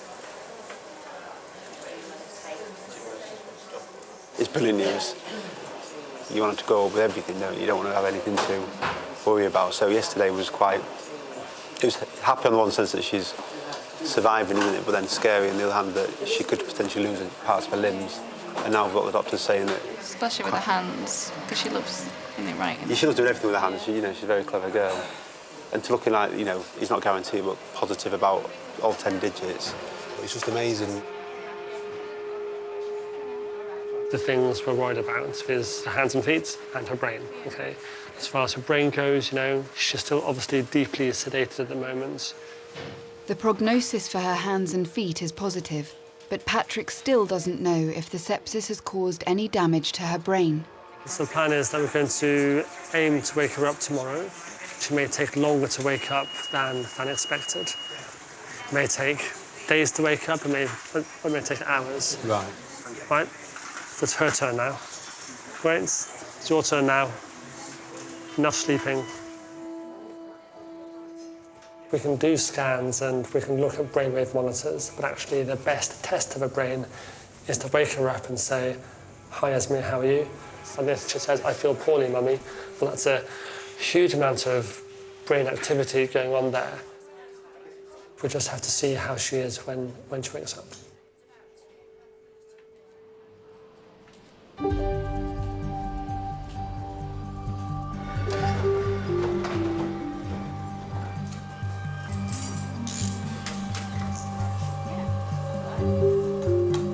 Ella's spinal surgery is underway, despite there currently being no bed in paediatric intensive care.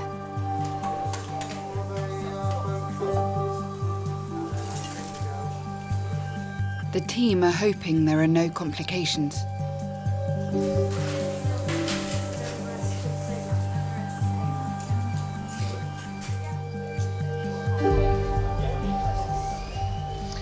Hi, it's Kirsty, one of the junior sisters on critical care. I'm just ringing to find out if you've heard anything about Ella. We just had a phone call from theatres. Her operation went smoothly. Some blood loss, but that was treated, and she's stable enough to go to the ward. So she can go there tomorrow. What I'll do is I'll move patient from D33 up to E17. It's pretty standard in winter to have more patients, and there are simply no beds left. So we just have to make it up on a daily basis. We sometimes have to gamble that patients don't actually have to come to us. Hello there, it's Staff Nurse Helen in Theatre Recovery. We've got Ella with us. I'm just wondering if you've got her parents, please. Would somebody be able to bring them down, please?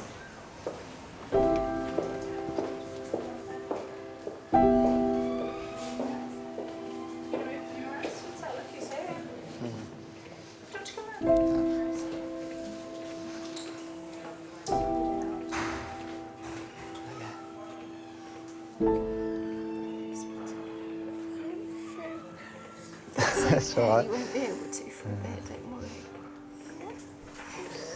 It says it's straight. Yeah, it's all done. Back straight, that's it. The surgery was free of complications, so Ella can stay on the children's general ward, monitored by a one-to-one nurse.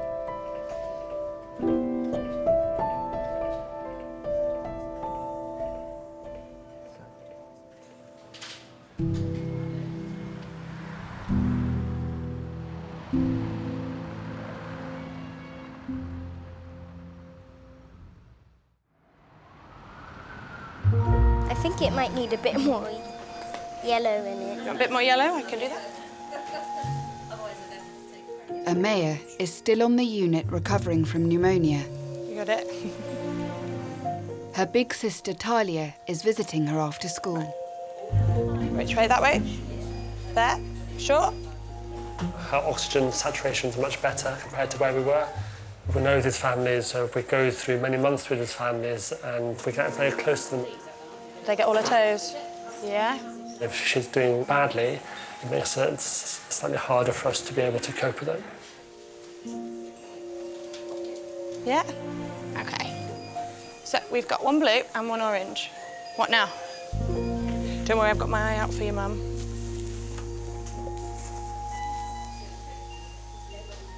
This is my mum's favourite colour. Is it?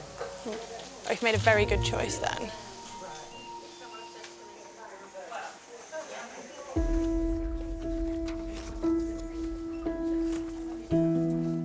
Mummy, Daddy, I want to give you these. Oh. Oh. Yeah, happy love day. Happy No, love you day. have happy. You have happy. Happy love day. How cute. Dear Amaya, we love you. Love from Todd. Yeah. Oh, bless you.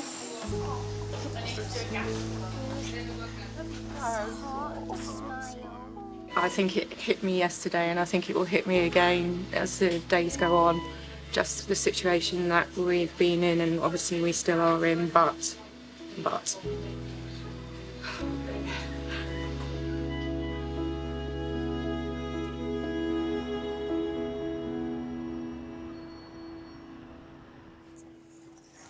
Come on then. 3-year-old Alex was rushed to Nottingham after 6 other intensive care units were full and unable to accept him. He is now well enough to be moved to a hospital closer to home. How's it going? Hi, Alex. You okay? Good night's sleep? Oh, you're not very awake, are you? I mean, clearly he's so much better now, isn't he? And was. So what's the plan now? Well, the plan is we'll phone up crew and ask them exactly what they can offer. Right. Because clearly it'd be much easier for you to be closer to home. Right. That's So it. we'll find out if we're going home or we're going somewhere else soon, Papa. Another trip. I'd be good nuts. Because obviously you've got your other 4, is it? Yeah. Yeah. You want to be close to them, don't you? Yeah, definitely, don't we? Yeah. OK, I'll let you know. OK, thanks. Bye.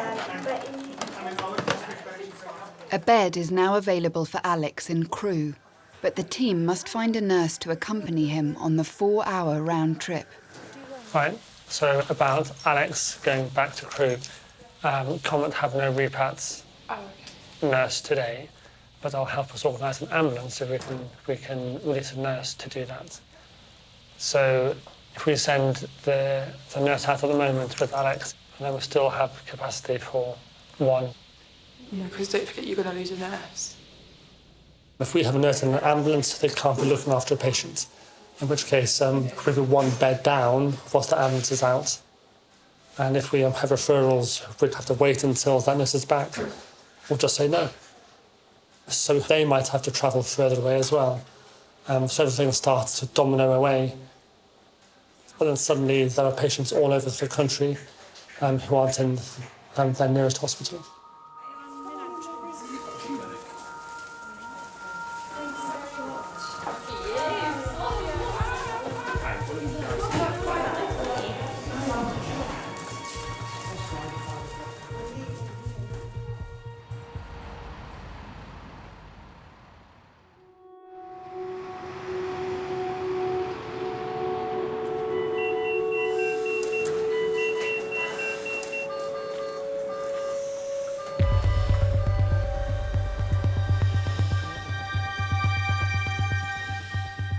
After 5 days on the unit, Amaya's condition has suddenly deteriorated. She has had a cardiac arrest.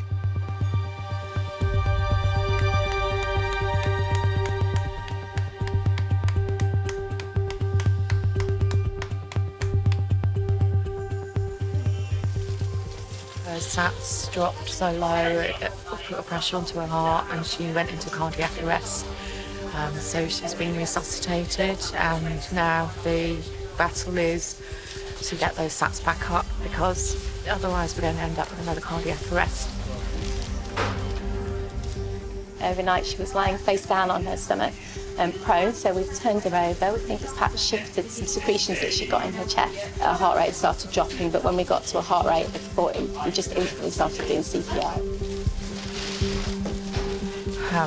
Just having some faith in what the doctors are doing and knowing they know what they're doing, but at the same time terrified.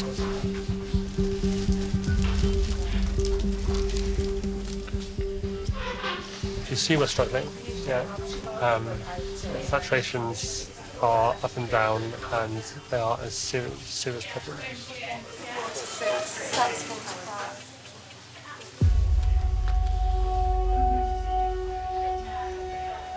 To help clear her lungs, Amaya needs to be taken off the ventilator. During this time, Patrick must help her breathe. At the moment, what we're having to do is our consultant is having to manually be a ventilator as such. So he has you'll see there's a green bag, and then that's attached to some oxygen. So that will attach to Amaya's breathing tube, and he's replicating the lungs. So as he's squeezing, he's actually replicating what he would like Amaya's lungs to do.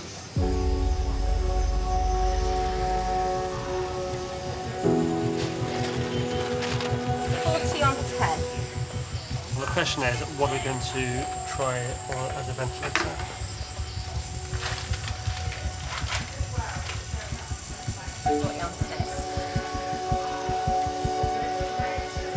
Very KP on good.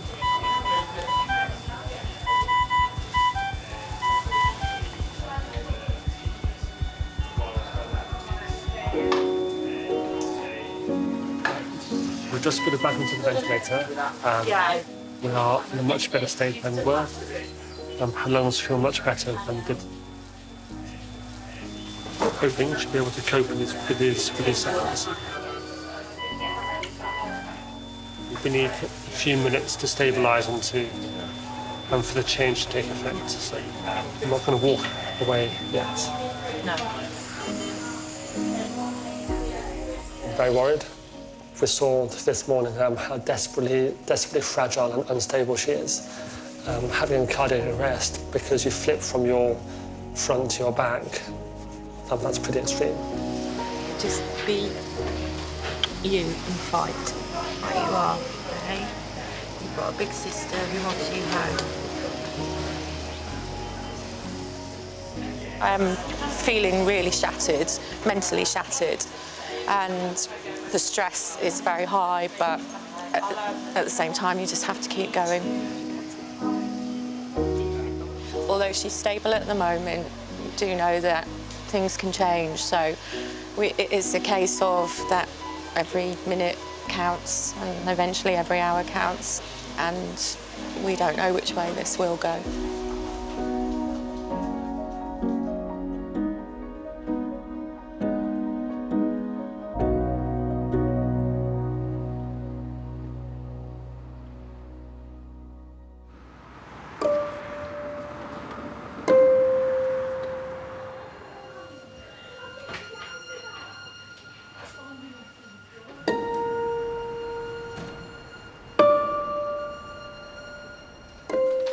Morning. So you've got 13 patients? Yeah. Nobody for discharge? No. OK. Have you got anybody going home tomorrow? Possibly. Lovely. Right. See you later. So in the morning, when I go round, if there are empty beds, I allocate those beds to the patients that are coming in so that I know exactly how many empty beds I've got for the rest of the morning. And then at about 11:45, I do it all again. And then again at 2 o'clock. And then again at 4 o'clock. So I'm constantly walking around getting an up-to-date bed state. Let's keep you fit, all this. Yeah, saves me having to go to the gym. How was your evening? Rough. Late, early. I was on call last night and was here till 1 o'clock, and then went home for some sleep, was called hourly until 6 o'clock, and then came back in at 6. Is that normal? That's rougher than average nights, but it's not unusual.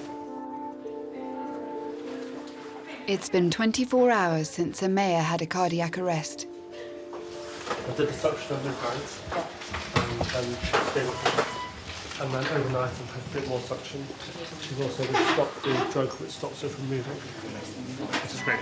Yeah, so that's a bit of control handed back to her. Monday we had 2 racks of pumps going. There's now only 2 pumps left. Okay. So it's a new day. Yes. And the plan for the day is to just gently nudge her, stretch her out a bit, see what happens. Yeah. Put a flipper onto her back. Yes. See what happens. Yeah. Reduce the pressures, see what happens. Yeah, just keep now. And as much as you want to, and I want to, just sit back and just relax for a day or 2. We can't, no. You've got to keep, I know. And that's how she is. She needs pushing. And if we push, she may go backwards. Yes. But if we don't push, she'll never go forwards. Yeah. So we just have to try again. And then deal with the consequences. Yeah.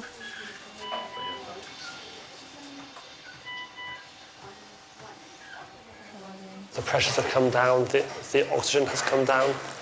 It is a completely different world to yesterday morning. She's at a state now where we have a bit of a margin where we can stress her a bit and see how she reacts. It's all right, sweetheart. Everybody's here. Right, so we're going to give her a wash, and then we're going to flip her back over onto her back.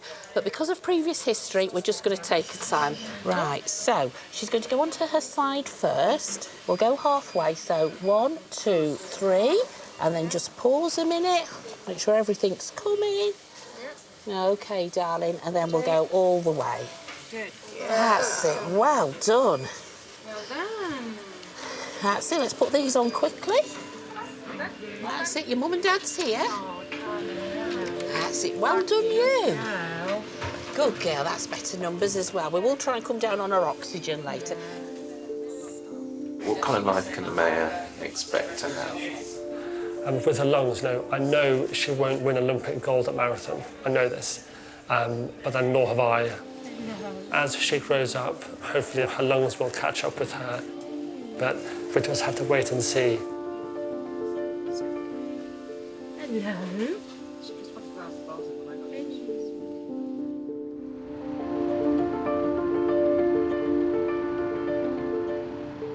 Unfortunately, I can't give you a definite time for us to take the patient.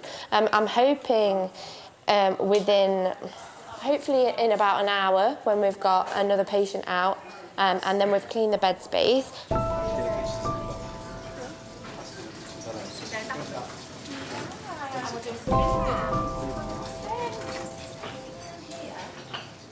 After 5 days in hospital, Esme is well enough to be moved from intensive care to a high dependency unit. She's been brought out of her induced coma. So, as you can see, a little bit quiet. Morning. Morning. How are you guys? Very good, thank you. Morning, Esme. Now that she's awake, Patrick can assess if there's been any damage to her brain. The brain's most important, and there's no good test for it. Doing a brain scan will tell us if her brain has had a bleed or has been starved of oxygen or something like that. Actually, functionally, I'll just wake her up and ask her, and she'll tell us. Good morning, Esme. Morning. How are you?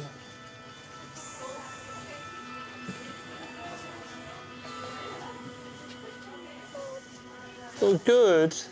That's good to hear. Are you tired?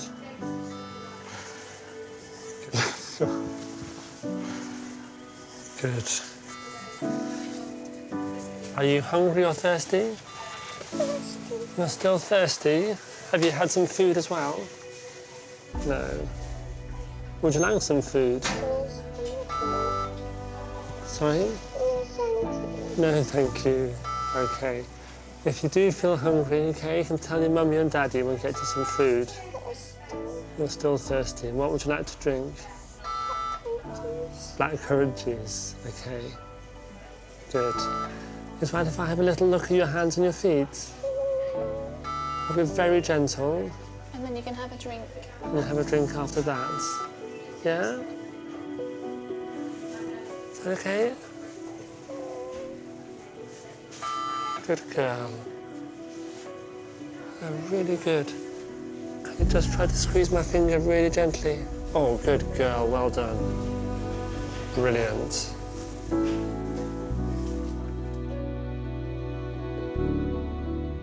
Seeing her wake up and ask for some blackcurrant juice, please, is just absolutely fantastic. Because if she can remember that she should still say her pleases and thank yous, well, that says a lot for how well her brain was working. That's a great brain test there. There you go. Who's that?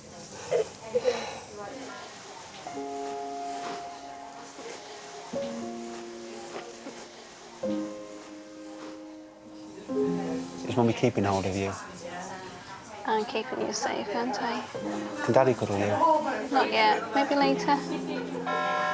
Not now. No.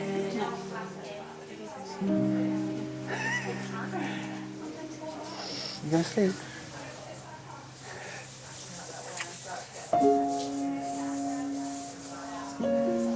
Can Daddy talk to you? No. Just feel nice in Mummy's arms. How's your lips doing? Do you want your lip balm on yet? How's your feet feeling, Izzy? Do you want Daddy to stop asking you questions? It's amazing. Obviously, I'd like to cuddle her, but I can't yet. I'm lower down on the list, but it's a bit scary just to see that she's been laying down so long, so now she's almost like a newborn again because she can't even hold her head up. And Hazel's got support her. But it's a fantastic step forward that we can actually get her out and cuddle her like our daughter again. Nice feeling a warm body in my arms. I've missed her so much. And I like feeling a warmth on me. It just feels amazing. She was vibing in your arms. I kind of want to squeeze her more, but I'm not allowed to.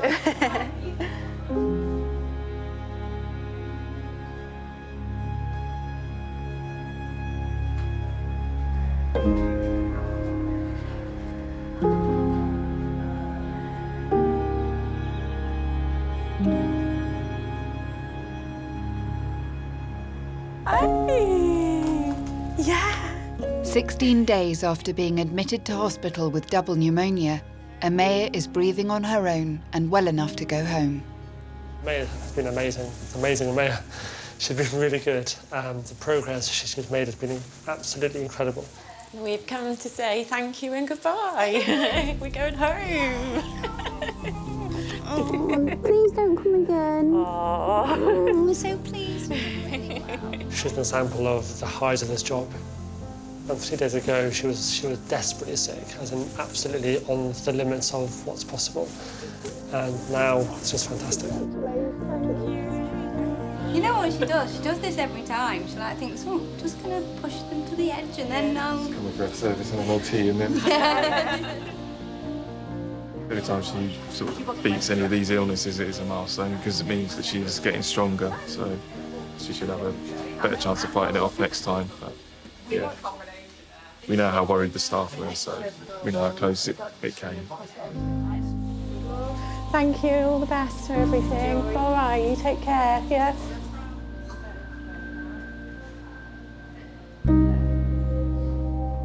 This care is extremely expensive, and for the individual, it's absolutely fantastic. And I'm fully supportive, and I'm a huge advocate of it. On the other hand, the resources are finite as a health service. And how do we balance this? How do we balance the resources which are put into one child versus the resources maybe for a whole population? She has cost the NHS a huge amount of money, but there's no way she'd be here if we didn't have the NHS.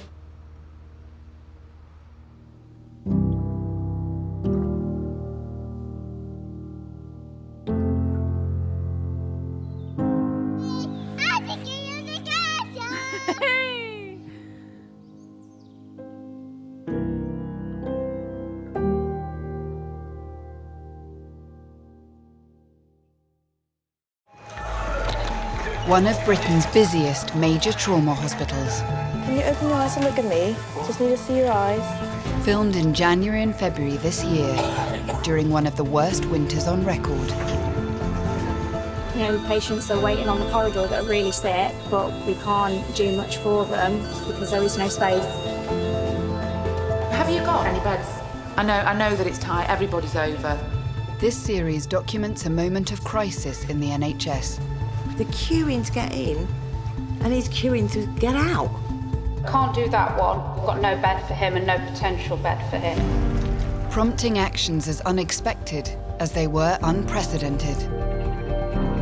We are being asked to cancel any non-essential activity. So not cancer, not clinically urgent, but pretty much anything else. We're being paid to work, but just trying to find something constructive to do. I'm afraid it's bad news. We are going to have to cancel tomorrow. I'm really sorry.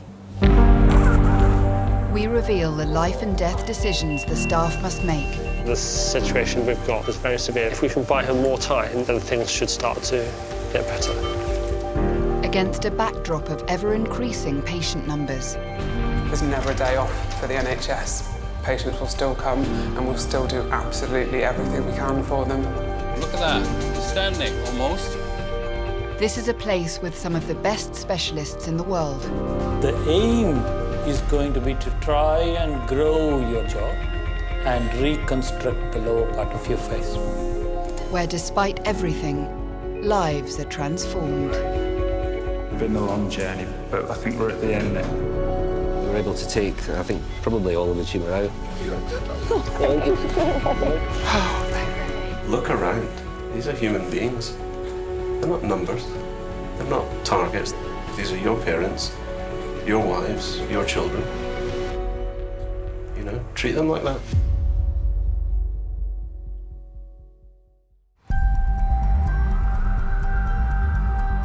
To free up beds, the NHS have advised Nottingham University hospitals to cancel all routine operations. Despite this, almost every bed in the trust is occupied, and in A&E, patients are lined up on trolleys, waiting to be admitted. I have to bring you in so that the healthcare of the older people team can take a look at you. How long are we going to be here? So I don't know, unfortunately. Oh, right. So his bed request, he's coming in under acute medicine. They have no beds currently. Let me have a little look how many we've got waiting. We've got 3 people ahead of him, so he could be waiting a little while. It's literally one out, one in. Many of those waiting for beds are elderly. I think just as a look at today, you know, we have patients who are 69, 70, 76, 80, 80, 81, 81, 83, 83, 88, 88, 89, 92, 94, 95. The majority of our patients now are elderly with a whole variety of different problems. Nearly half of patients admitted through A&E are over 75. Once they are in hospital, getting them out can be difficult. Mr. Mitchell, I'm Professor Harwood. I'm the consultant. Yeah. How are you? I want to go home. You want to go home? Good. Yeah, I mean, I can't understand why I'm not going home. I mean, I'm not ill. No, you're not anymore, are you? You were? Oh, yeah, that was thinking 4 months ago. 93-year-old Ray lost a leg through a hardening of his arteries 14 years ago and was admitted recently after falling at home. One thing that's been worrying everybody is if you might fall over again. Well, I've only fell over 3 times. So it doesn't bother you too much? No. Ray has been well enough to leave hospital for 10 weeks. His discharge has been delayed by concerns over whether his dementia will make it difficult for him to cope at home. One of the things we've been discussing is whether you're better at home or moving to a care home. Well, what do you think of that? I don't want a care home. Don't want a care home? No. So even if it was difficult or risky at home, you'd still want to go home, would you? Yeah. I don't want to go in the care thing. No. What we've got to think about is what he wants, what he's said in the past that he would want, what his family think is best for him. There's a process to be gone through in making decisions about whether somebody gives up their own home or goes back home and takes the risks that might be inherent in going home.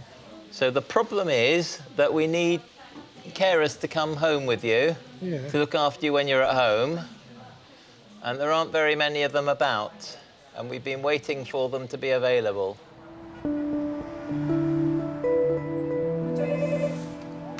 Hiya, social workers. Ray's care at home will be arranged by Charlotte Majid. Ray is needing support with most of his care needs, things like his eating and drinking, making sure his medication's taken at the right time. So Ray will be going home with 4 calls a day, so morning, lunch, tea time and bedtime. She is one of a team of social workers based at the hospital who arrange care packages for patients. Why has he spent such a long time in hospital? Mainly because we've been waiting for the package of care. It's longer now than it used to be, waiting for the care, because we just don't have as many carers. There's always the drive to try and recruit new carers, but I just don't think it's a job that a lot of people want, so that's then causing the delay for people in hospital. Sorry, Andy, I'm just multitasking. One sec. It could be days, it could be weeks, and the hospital environment's not the right place to wait for it. Ray will remain in hospital until his care package can be sorted. I've always loved her. I'm glad I married her.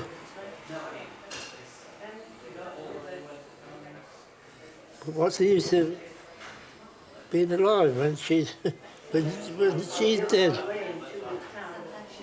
I mean, it's in a way, it's not worth living, is it? In a way, is it? Yeah, well, I forgot most of the things now. I wouldn't forget her now. If you have a particular combination of needs, the system needs to be able to meet those needs. We can't put him in a wheelchair and leave him out on the Derby Road and saying you don't need the hospital anymore. That's neither humane nor responsible. It's not the patient's fault, it's the system's fault.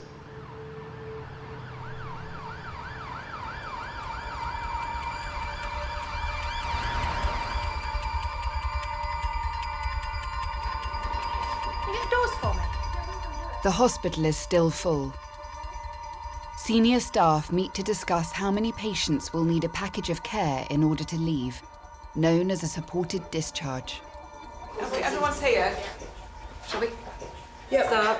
Okay, morning everybody. We've got 692 patients in our beds waiting supported discharge. How many? 692. 692? Yeah, and 220 of those have been medically safe for more than 24 hours. So that's the tidal wave that's now hitting us. I've never seen it that high. So that's going to be our problems this week. 692 patients needing supported discharge. So that's a discharge where another agency is involved, where they need some kind of care in the community, be it at home, be it in a different nursing facility. So that's a huge number. Of the 692 patients who will need supported discharge, 220 are well enough to leave today. Are you feeling increased pressure now? Yeah, we feel the pressure because we're the people who have to try and get people out in order to let people then in, I suppose. So we're always going to feel that pressure, and we always have felt that pressure. At the end of the day, we do as much as we can, as quick as we can. Almost half the adult patients in the hospital will need a care package in place before they can leave. So we're concerned that we're going to get completely gridlocked because we do need the frail and elderly patients to go out to the suitable facilities to start, I guess, freeing up some beds for us to move patients through the system and hospital. Every hospital department is under pressure from patients stuck in beds they no longer need. On the Pediatric High Dependency Unit is 4-month-old Spencer. He has been here since he was born, with underdeveloped lungs.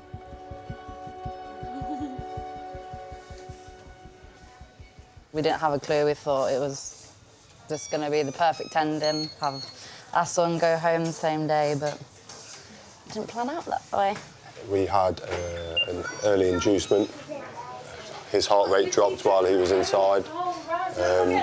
So then an emergency C-section was the only way to get him out safely. I didn't see Spencer for, what was it, 7 hours? About 7 hours. And then when we finally did see him, obviously we got told about his undeveloped lungs. It became clear really early on in his life that he required breathing support, and a significant amount of breathing support. So he has a combination of being very, very weak in his core muscles, and he has small lungs as well. We elected to do a tracheostomy, so a proportion of the breathing effort is done by the ventilator. Spencer would almost certainly have died if it weren't for the mechanical support that he's getting right now. There is a possibility he'd be on ventilation for life. It was touch and go from when he was born. They said, it's not looking great, chances are he's going to pass away. But he proved everyone wrong, and now look at him. Although Spencer can't breathe independently, doctors have said that with the right support, he can go home. The family live in a 2-bedroom flat, but as Spencer will need 24-hour care, he can't share a bedroom with his sister. The biggest barrier is housing. Spencer's going to need his own bedroom or his own downstairs room where a carer can look after him overnight. It's like a mini intensive care, so they still have that level of care at home. Okay then, guys. So we're going to just do some suctioning on Spencer's tracheostomy. Yep. It can be months and months and months, you know. The houses have to be quite specific. It can be a bit challenging when we've got a child that's medically stable and the only thing that's stopping them going home is that they haven't got a suitable house. Hi, pretty boy. We're only 21 years old and we've never had anything in our life like this happen, and it's just difficult. You do get really frustrated. You just want him to come home, but he can't. Just simple as that. There's no other option about it. So he just can't come home. Yeah. Not yet. Not yet.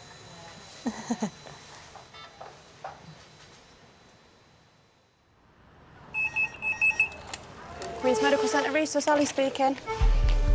Airways patent. C-spine protection is on. In A&E, there has been no let-up in the number of new patients needing hospital beds. Without enough patients being discharged, the hospital is gridlocked. How many are going to be discharged today? We've not got many discharges at the minute. We're very much reliant on board rounds. So okay. At the moment, there's some maybes that we just need to make happen, but only 4 definite discharges, and we've used those meds now. Okay. The Trust has already taken a series of emergency measures to increase capacity. Can we just have a clear list of what we've absolutely done internally?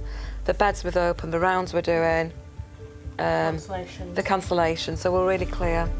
Many patients still face a long wait to leave hospital, while social services and other agencies arrange care for them. We've done every action internally. We're jam-logged because what's going out isn't meeting what we need internally to go out. I agree with that. It's so frustrating when colleagues say, oh, you're in crisis, what do you want us to do? Well, how about your job? Just do what you know what the list is. You know who the patients are. It isn't a mystery. Why are you asking us to tell you what your job is? Your job is to create capacity for outflow. It's hard for us to know what more we can do in our control to deal with that. If the hospital can't discharge enough patients, the only option left will be to free up beds by cancelling cancer surgery. Are we making a decision to cancer patients tomorrow at 1 o'clock? Cancer patients. I'm really reluctant. I want to know what Joe's plans are because I'm very, very anti-cancelling cancer patients. I'm reluctant to cancel any cancer or any urgent. To get into this campus, so I think we let's have a chat. We might not get them in. Isn't that? Haven't we got to have that on the agenda with the partners to say this is our only option now? We're going to cancel cancers. I think we do. After New Year, we had options of bringing down elective operations which we've done. Today we've got nowhere to go. It's dreadful cancelling routine operations, but it's even more dreadful cancelling patients who've got cancer. Because that really is life or death. For me now, it's about what our partners can do to help us. Just quickly, it is very, very desperate.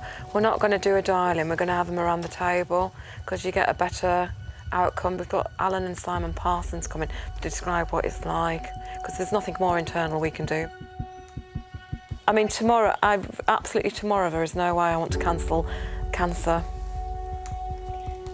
I just feel completely strongly, ethically, that is so the wrong thing to do for our patients. In fact, I feel like crying now, thinking about it. Every one of Nottingham's health and social care providers is called to a crisis meeting in the hospital. One of those attending is Director of Nottingham City Council's Adult Social Services, Helen Jones. If somebody was to say social services aren't doing their jobs properly, I'd say we're really doing our jobs properly based on the resources that we've got to do our jobs with. and if you're blamed for the fact that there are so many people stuck in A&E, what would you say? I'd say we've got to look at the bigger picture here, and the bigger picture here is that there are solutions, but those solutions cost money, and some local authorities haven't got the money that we need to put those solutions in place. Going back 3 years ago, we didn't have any difficulties in terms of moving people out of hospital. It was really straightforward. I mean, this bit of what we do and what I'm responsible for is the easiest bit. It really should be. Somebody in hospital needs to go home, they need home care. It's so straightforward to organise. But fundamentally, the issue here is that we haven't got the resources that we need. You know, I feel personally what's difficult is that we can't help out in the way that we used to be able to. This lift is out of service. Can you just run into Gold Room and tell them we're stuck in a lift? This lift is out of service. Hello? Hello, are you stuck in the lift? Yeah, I'm so sorry to bother you, but it's rather urgent. It's Caroline and I've got to go to a meeting for 4 o'clock and we've got a load of people waiting.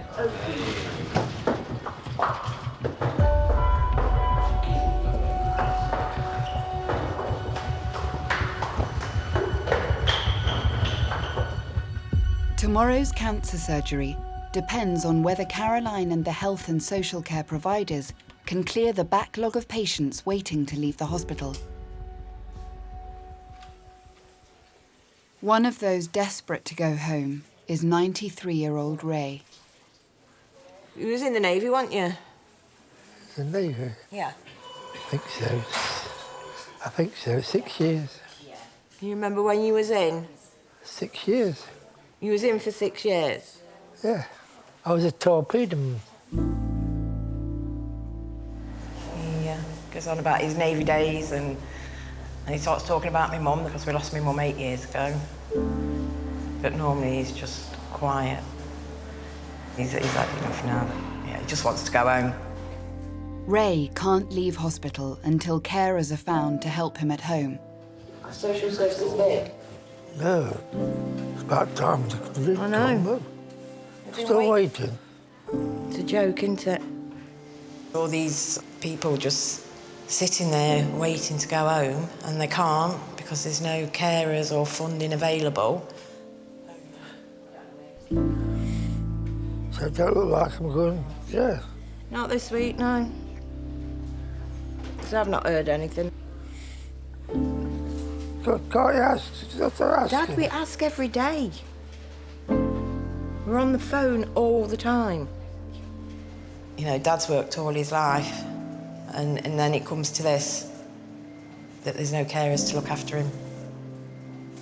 So what's, you know, all his taxes and national insurance, what's it all for? Because he's not getting any benefit out of it. It's disgusting, he's been here. What, for 12 weeks now, and he should have only been here for 3 weeks. They're queuing to get in, and he's queuing to get out. There's no need for him to be here. If we didn't work, we'd take him home and look after himself, but we can't do it. We just don't have the capacity to, or the time to do it. sounds awful. It might make us sound bad, but, you know, we've all got mortgages to pay. You know, we've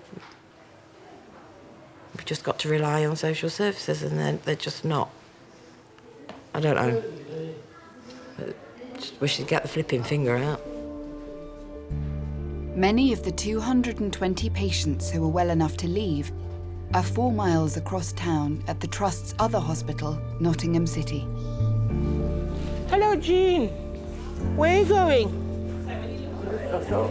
I just want to check your blood pressure. Oh, yes, blood pressure. And also to see how you're breathing. And also... Only just. Only just, yeah. After being treated for pneumonia, Jean has been well enough to leave for 2 weeks. She too is waiting for a package of care at home. When did you come to the hospital? Day before Christmas Day. Is it? I've been in all this time. A doctor saw me yesterday and she said, would you like to go home? I said, yes, I would. I've got such a lot to do. And then they brought me down here, so I thought, let's put paid to that then. I don't know how long I shall be down here, I'm sure. I mean, these places are all right when you're really, really ill, but I don't feel ill now, so I think I could go home and cope. I want to go on the outside world again. Jean usually lives on her own and she needs social services input. And the social worker that I've been talking to has informed me that her house is very cluttered, and at the moment she would not be able to get any carers in with all the clutter that's in the property. We couldn't send her back into that environment. It's just not acceptable. I've been on my own 17 years since my husband died.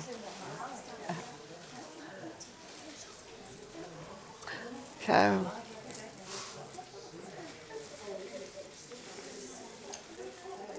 I've always been independent and I've always looked after myself, paid my bills and, you know, not relied on anybody.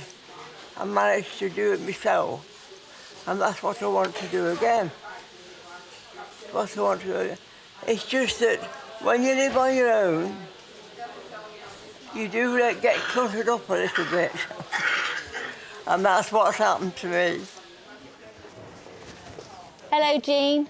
So I've been speaking with your granddaughter and she's going to get your house decluttered, OK? Yes. Try and get it cleared so we can get the carers to come in and care for you. Oh, I see, yeah. Once both of those things are done, we'll get you home. We can't give up. No, definitely not. We're nearly there. We'll get you home. Right, OK? thank you. Thank you All very right, much. thank you. Thank you very much. Bye.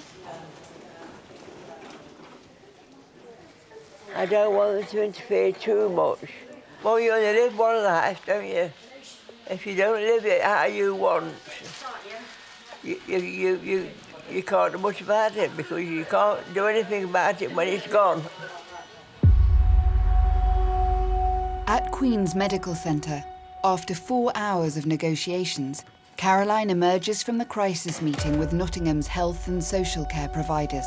I was hugely worried this morning. I really struggled to cancel cancer patients. So I'm pleased tonight. We've made progress. We are planning to purchase around 120 beds. To avoid cancelling cancer operations, the NHS regional funding body has agreed to pay for extra beds in private care homes at a cost of £500,000. Hopefully, that will help us discharge more of our complicated and supported patients to get flow. Does it feel like a positive result for you to get these extra beds? It's a good result, but I kind of think we shouldn't have got to this point.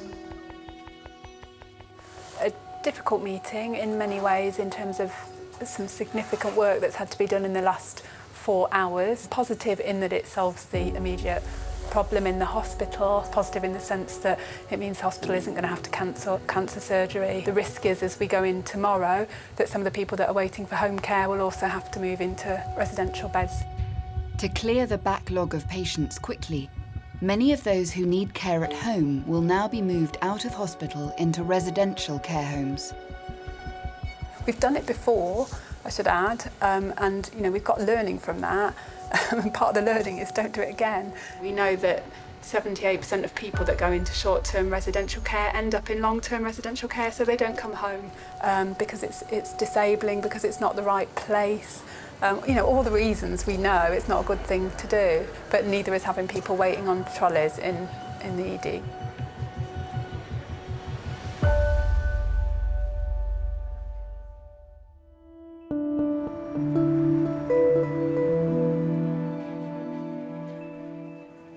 Okay, so for the 3 who are medically stable at the top, you said you couldn't estimate a discharge date with them medically stable. Is that just getting them their social situation set up so that they're safe to go home? Is it just that package? There's no imminent discharge date for any of these patients. Housing is just the big issue. We just don't, these patients don't have houses to go to. I think that we really need people to appreciate and buy into the fact that we've got children in a critical care environment who really don't need to be and really need to be at home. 4-month-old Spencer cannot go home until suitable housing is found. He needs to have the ventilation support and the care package that he needs to support him at home, but he also needs a home environment that will support him to be cared for. So he needs a bedroom of his own, because he'll have overnight awake carers, and the rest of the family need to obviously go to bed at night. We do get angry knowing that the house is the thing stopping us, that he could be home with us if we had a house. It could take 5 months, could take a year till we get a house, we just don't know. Until he can leave hospital, Spencer will remain on the high dependency unit at a cost of around £1,000 a day.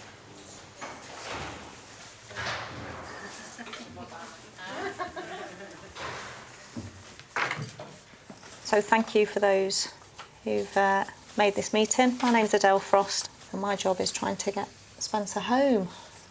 So we did a housing assessment when you were down on the neonatal unit, and your current property is not going to be suitable for discharge, is it? So we know that Spencer's going to need his own room, because you're going to have carers in there looking after him as well. So all those letters have been done, and you're on the top bracket, and I know you're chasing housing department on it. We went in yesterday. Yeah, we rang them, but we weren't really satisfied with it. So we went in. So we went in. They just said that there's no top and bottom in the group. Okay. You only get to band 1 if it's like medical reason. Obviously, we're in there for urgent medical reasons, but there's just no houses. Finding houses anywhere in Lincolnshire, Derbyshire or Nottinghamshire is quite difficult at the moment, and there are more and more children on the unit that are requiring long-term ventilation. So at any one time I've normally got 2 or 3 children on critical care. At present I've got 9 children throughout the region that I'm trying to get home, so it's very demanding on our services. So we've got to start sorting everything out in your flat for you. Sort everything out in your flat now, so you can come home. Yeah. Jean's home has been deemed unsafe by social services. Granddaughter Dana must declutter it before she can be discharged. Grandma doesn't have a very large family. She's really only got myself and my partner and my grandson since my mum passed away. I worry about her all the time. If you can tell me which sort of things you want removing first of all, and I'm going to make a start tomorrow. It makes me feel guilty that I haven't seen her since she's been in hospital quite as much. I'm in a situation where I am trying to look after my son at home, and now I've got my grandma here that really needs my help, but I'm on such limited time that I can't devote all the time that I need to look after her. So today, I'm going to take your key. Yeah. Yeah, take your key. I thought you had a key. No, I've not got a spare key. Oh. No. It'll be in your belongings Should be in the office somewhere. I'll find it.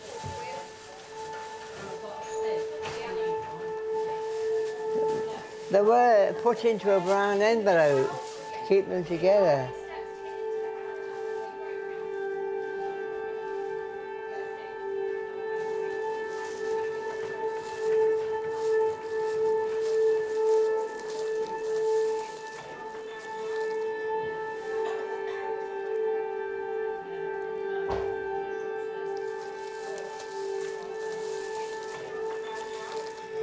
You see, we've only got that one key, so Yeah, it'll need. I'll have a word with It'll them. need another lock if it, another key made. Yeah.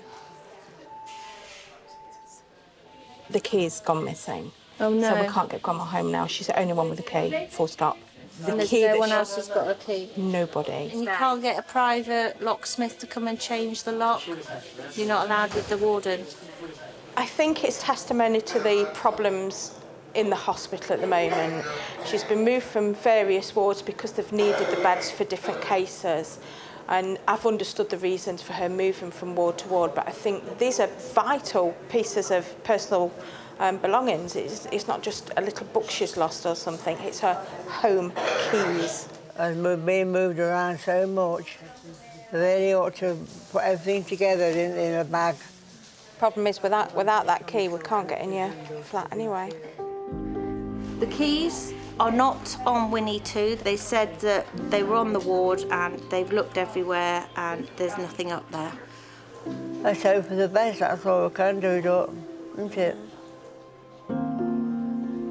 This lost key is the major issue. I just wish we could find that key. I've got to come to some arrangement sometime. I'm just seizing up in here, that's the trouble. Being here such a long while, not moving very much, it's not on. Jean is going to take some time because we can't organise the package of care because of all the issues with the property. So, rather than her in an acute medical bed at the cost that it costs in a medical bed a night, have her in the community and have the community deal with it so she's not in an acute bed. I've just spoken to Bev Brady and said that I could arrange with the social worker for yourself to get a spot purchase bed in the community for Jean Smith. The next day, with the key still lost, arrangements are made to move Jean to one of the newly purchased beds in a residential care home. Yes. Where's Jean going to go? So this is what the social worker's finding out, where this, whichever placement she can go to, then we will arrange for her to be transferred to that community bed. She will stay there until everything is sorted out about the property being decluttered and about the carers starting. And her key as well? And her key, yeah. That's got to come to light at some point. Hello, Jean. Are you all right, my darling? How would you feel if we got you out of hospital and put you in a nursing home temporarily until we get your house sorted and the carers arranged? Well, I think I'll be better really because I know more they can do for me here now. No, you're not having any medical treatment now, are you? I'm just sitting here waiting, aren't I? Waiting. Taking somebody else's seat. Oh, bless you.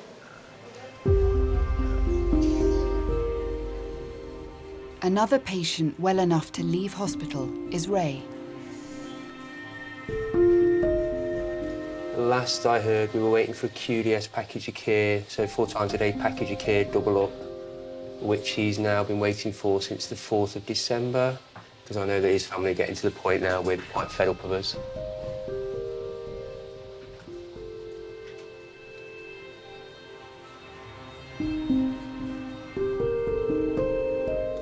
What's my service area? After an 11-week delay, Charlotte has finally managed to arrange a package of care for Ray at home. Placement review team now. Oh my gosh, this is sad. I'm apprehensive about him going home. I'm worried that he's potentially at risk of coming quite quickly back into hospital. But I want to do what he wants to do, and sometimes we have to do that, even knowing that the risks are quite high, because it's his life, and if we can support him at home, we always want people to go home, so we support him to do that. Right, Ray, I've got a bit of an update for you. I've got a bit of an update about getting out of hospital. We've hopefully found a care agency that can pick up the care package to get you home again. So I'll be able to arrange a discharge out of hospital. All right. It looks like you're going home. fragile, he's vulnerable. Being at home by yourself is not an easy option. Being in a care home is not an easy option. Care homes are for very disabled and damaged people. There's a balancing act. There are certainly risks, but we know what the risks are, and in conversation with him and with family, it is decided that we will take those risks. It's possible that he falls over and he breaks something. It might be catastrophic, but you know, that's a balance that you have to take, because otherwise everybody would be strapped in an armchair wrapped in cotton wool. The chances of this working at home are, you know, no better than 50-50.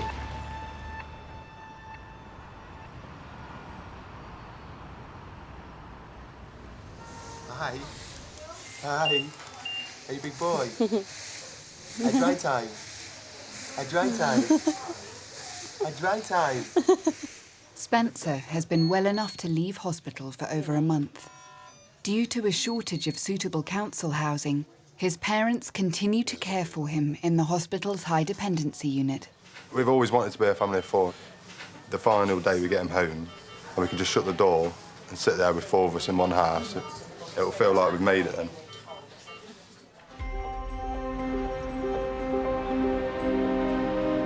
A potential property for Spencer has become available. Occupational therapist Kate Hussain will assess its suitability. 28 on the door width.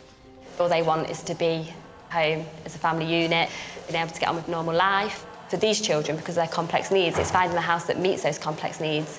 It's not just finding a house. Quite narrow doorway. Yeah.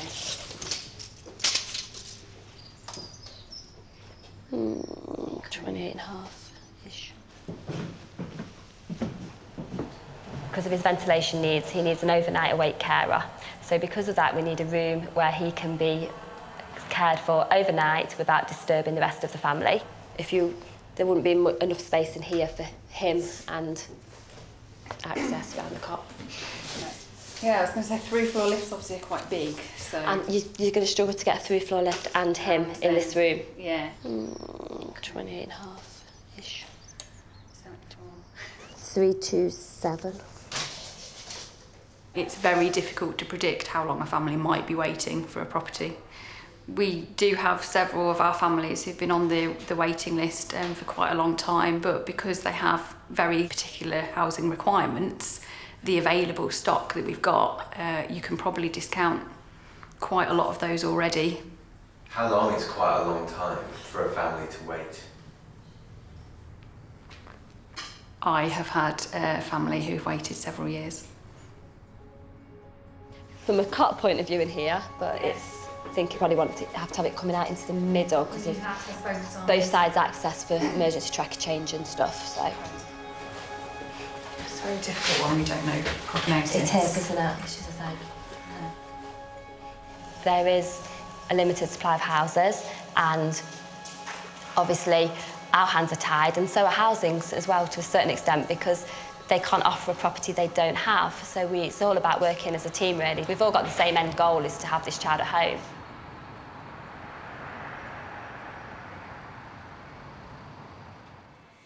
He's got his hat on, that's wicked. Yeah, I love it. While they wait for news on the council house, Spencer's parents are taking him outside for the first time. You ready for exploring the outside world? Oh, let's check we've got everything then.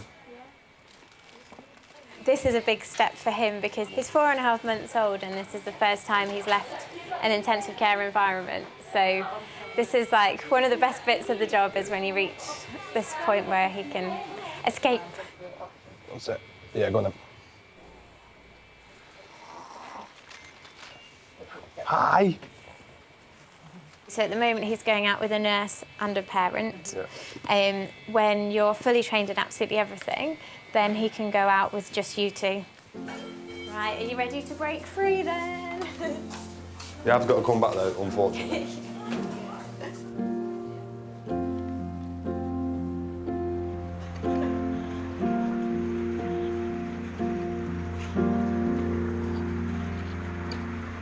Like I say, it's not as easy when you've got all this equipment in the pushchair. Makes it heavy. From about 10 grand's worth of equipment on the side. most expensive pushchair ever. How was that? Amazing, it really was. I mean, first time out after 4.5 months of being like bedbound in the hospital. Amazing, just get fresh air. I mean, a breath of fresh air, it really did mean that much today. So it's so nice, but like, sad at the same time. And then you got to take him back in the hospital.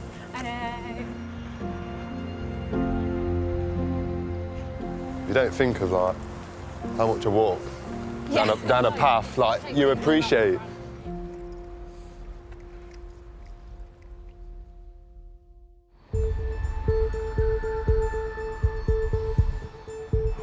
It's been 2 days since the NHS bought extra beds in residential care homes.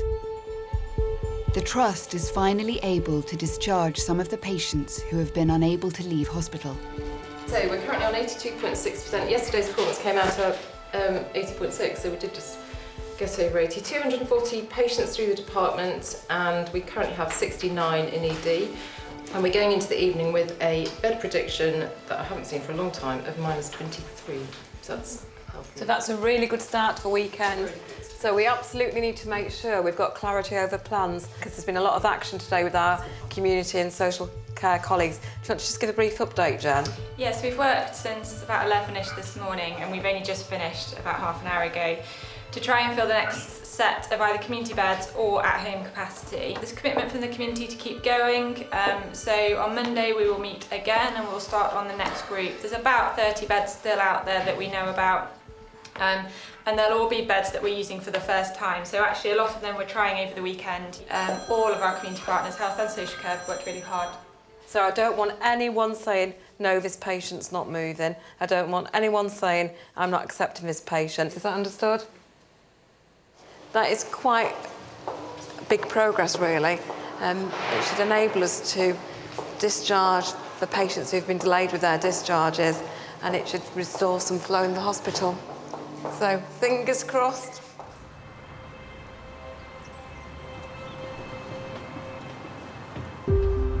I don't want to go into a residential home if I've been in hospital. Why do we assume that anybody else would, you know? All you're thinking was, I've been in hospital, I've been ill, you know, good, everything's getting better, I'm going home. And then to find that you might be a couple of weeks somewhere else, you know, it's just not the right thing.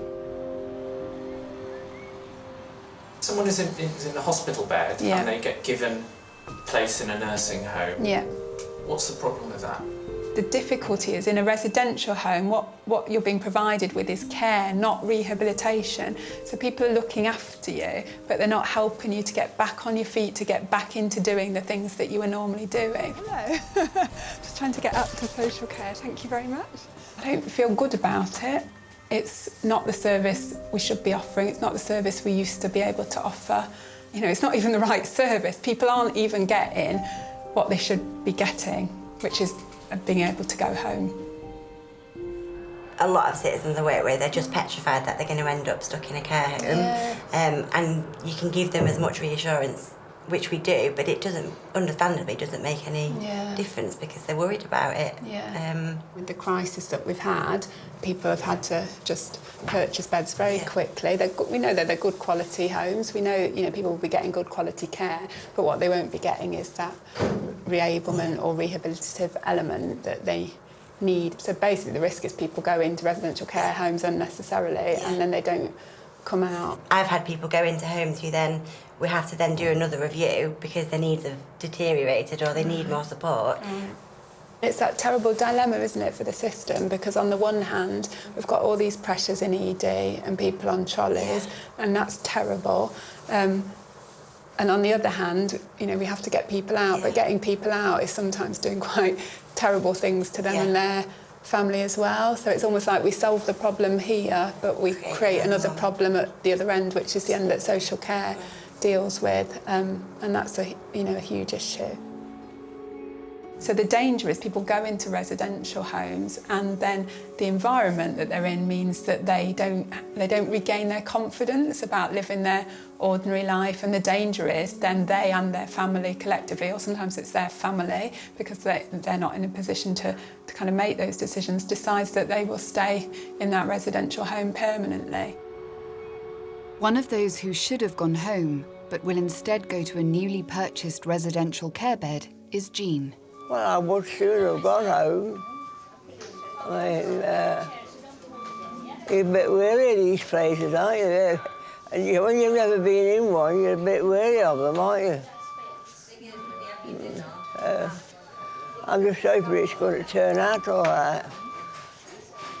I've got to carry on with life, haven't I? Life still goes on, don't it?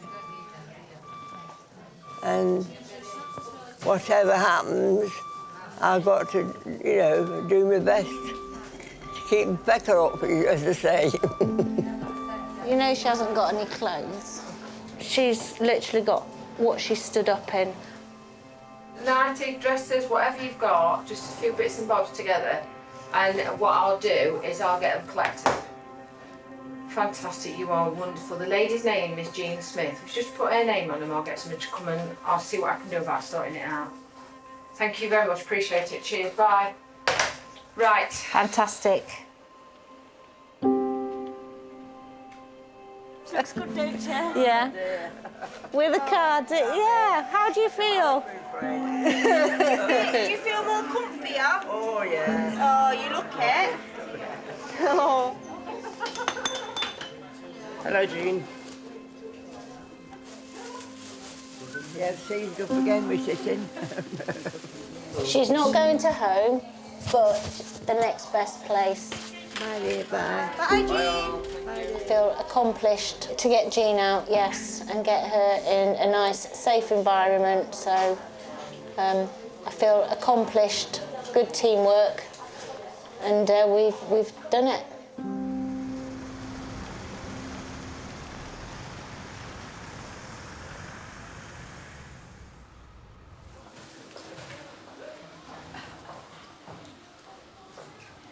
Hello, Ray. I got your lunch. It's your favorite fish and chips, yeah? Less than 48 hours after Ray went home, he's back in hospital after his carers found him unconscious and called an ambulance. The reaction to Ray coming back was disappointment. Obviously, you want your discharges to work. It was what he wanted, it was what his family wanted, but it wasn't to be. Mr. Mitchell. Hello. I'm Professor Harwood, I'm the consultant. His family reported that he was drowsy and that he wasn't coping.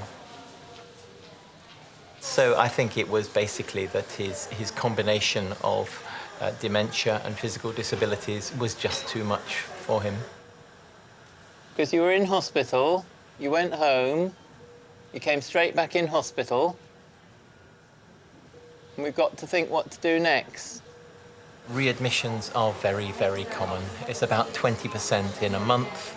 It's about 40% in 3 months for the sorts of patients that we have on this ward. It's not done and dusted with a discharge. People are going to be back. Can you remember you went home? So I think what he's done is, he's proved that he does need a 24-hour level of care, and the only way you can really get that is in a care home.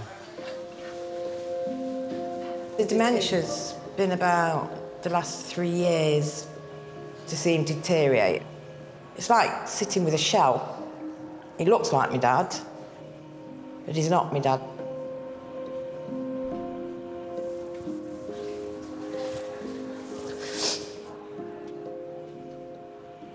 It's nice when he's lucid and he doesn't know us, because then he'll start talking about my mum.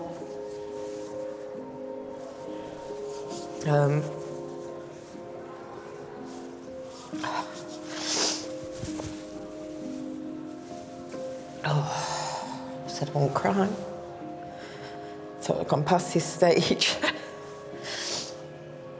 He's gone back as if he's a child now, not a 93-year-old man. He can't go home. Yeah.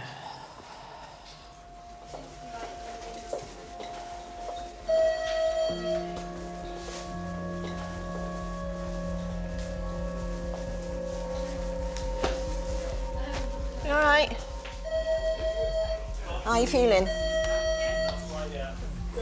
Fed up. I wasn't home 20 minutes. Well, I don't know to this day what happened. He's struggled to get into the house, he's struggled with the toilet. You know, he's not been home 24 hours and then he's back in. He doesn't want to go into a home, but if he's not safe, I'd prefer him to go into one.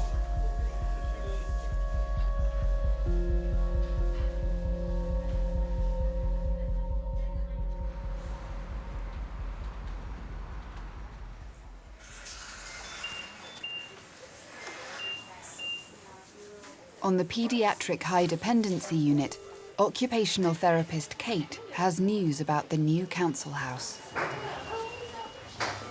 Hi. How are you? I'm good. As you know, we've been out to have a look. And it is good news from my point of view as OT. I'm happy. Good news. I'm so excited. I know. Oh God, I've been waiting all day. I'm like, come on. It's got a room downstairs that we can do some tweaking to make into Spencer's bedroom. We've got a home. This is the biggest thing that, yeah, it'll take weeks still, but I know we've got somewhere to take him home now. That's going to be our home. Oh my God, I'm so happy. I've got pictures that I can show you. They're not the best, but... That's fine. Well, as long as it's ours, that's good news. Is that good enough for you? Yeah, that's very good. That's good. Ground floor toilet. Hey! Yay! He's like, what's going on? Like, oh, why are you so excited, Mum? Here we are. So happy. Over the moon. It's just the goal now, like we can get ready to go home, do you know what I mean? We can wait for the house and then get in, decorate it, get his room ready, plan everything. 6 months we've been in hospital, haven't you? But that's it, lights at the end tunnel, we can finally go home. Once the house is all sorted. No, I'm happy, so happy. It's a good part of the job, being able to make a difference and really made someone's day, really, because they've now got a home to go home to, so yeah, fantastic. How's it been in total, this whole journey for you guys? Awful. Awful. Worst time of your life, but it's moments like these where you just, like, gives you strength, then you can keep cracking on. One good day is enough to keep you going for another month. Yeah. And you're worth it. Yes, you are. It's our forever home, so. And it will be you.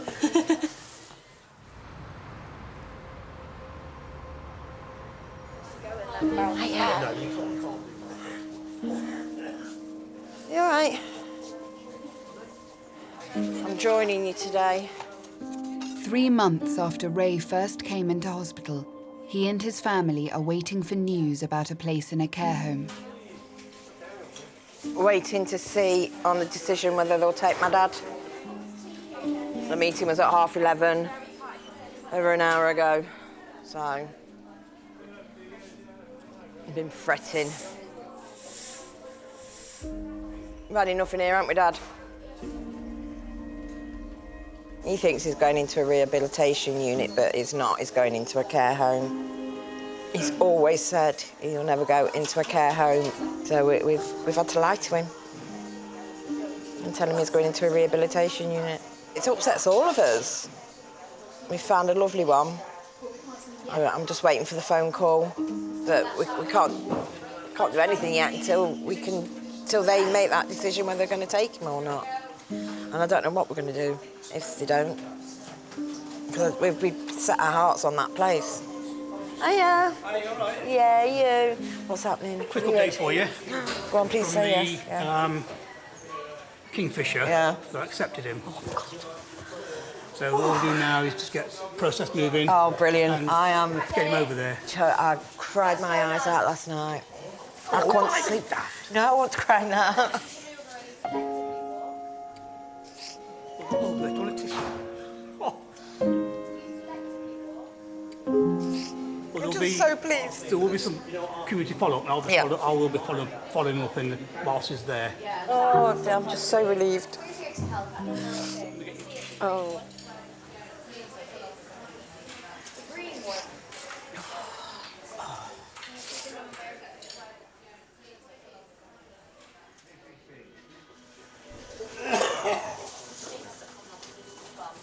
He should be going in a day or two. It's been confirmed. Yeah, which is good, isn't it? It's just been 4 months of emotional roller coaster, and I just want him settled and know he's safe. It's amazing news. I'm over the moon.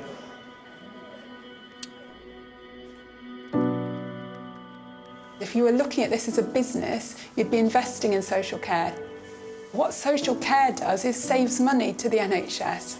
If we can help people live their lives in the community, then that's so much cheaper for society, that's so much cheaper for the taxpayer.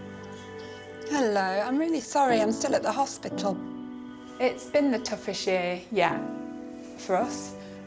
Do you know, I think for the first time in my career, it's hard to see what the future looks like because the financial pressures are so enormous, really. People talk about the tipping point, and I think in some local authorities, social care departments were there.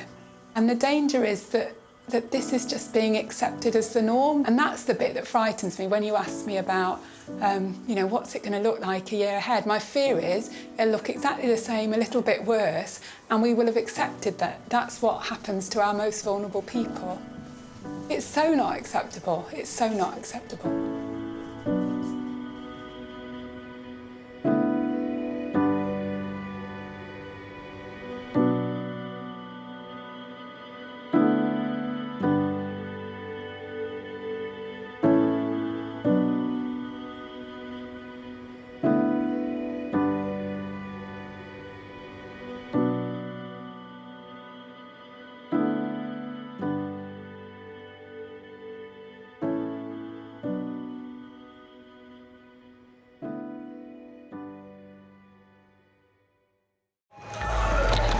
One of Britain's busiest major trauma hospitals. Can you open your eyes and look at me? Just need to see your eyes. Filmed in January and February this year, during one of the worst winters on record.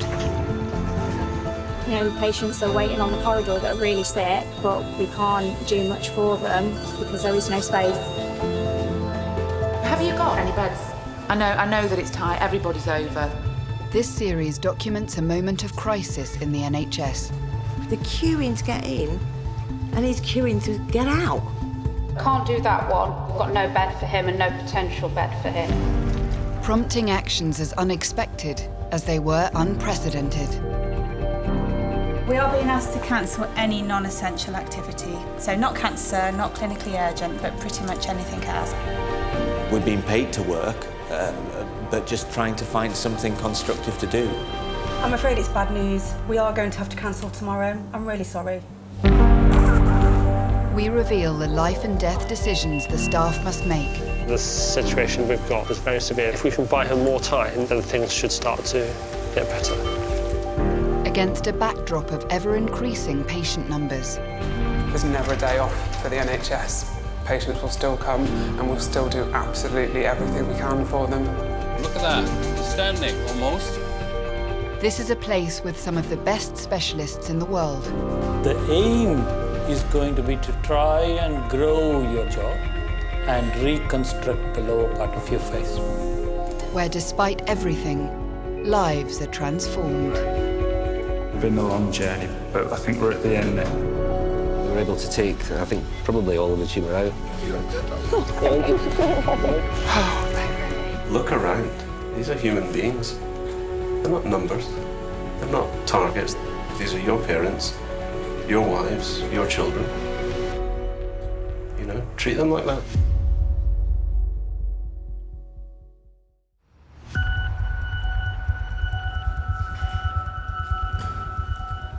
Nottingham University hospitals have one of the largest critical care units in Britain.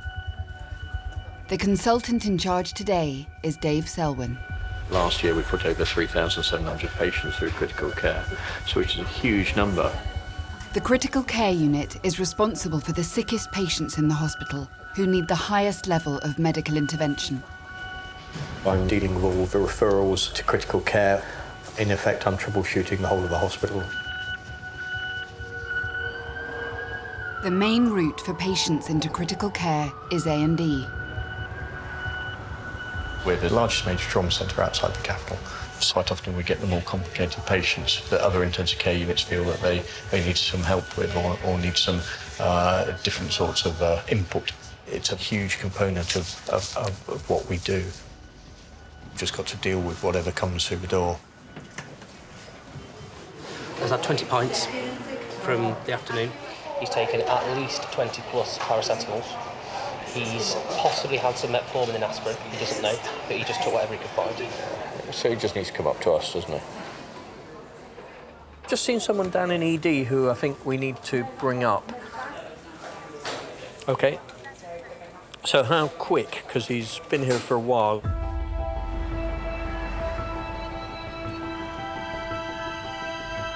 Critical care must also take patients who need to recover from complex surgery. Through to admission, suite B50, B floor, South Block. 51-year-old Ruth has come in for an operation to remove a thoracic disc from her spine. She will need a critical care bed. Thank you.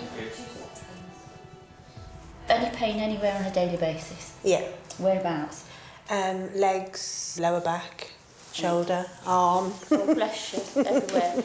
Right, let's get you changed. Ruth's operation was originally scheduled for last week. The day before the operation, they rang and said it was all going ahead, and three hours later, we had another call saying that they hadn't got a bed, so that was all off then. I was devastated, but when they explained that it was because of critical care and I needed critical care after this operation, you know, you can't do a fat lot about it, can you? What she's having is a fairly major procedure with some risk involved in it, so you get yourself all wound up and nervous about it, and then there's no bed, we can't do it. So when Ruth took the call, her face looked like it was shocking. I thought, oh dear, someone's died, and she'd had that call. Yeah, it's disappointing.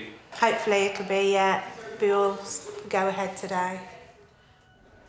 Did say I'm just on the way back from resus to ITU, so give us a break. We have seen very high demand for critical care this year. Do you want to just bounce me an email with all the details of who you want me to do today, and I'll get to that.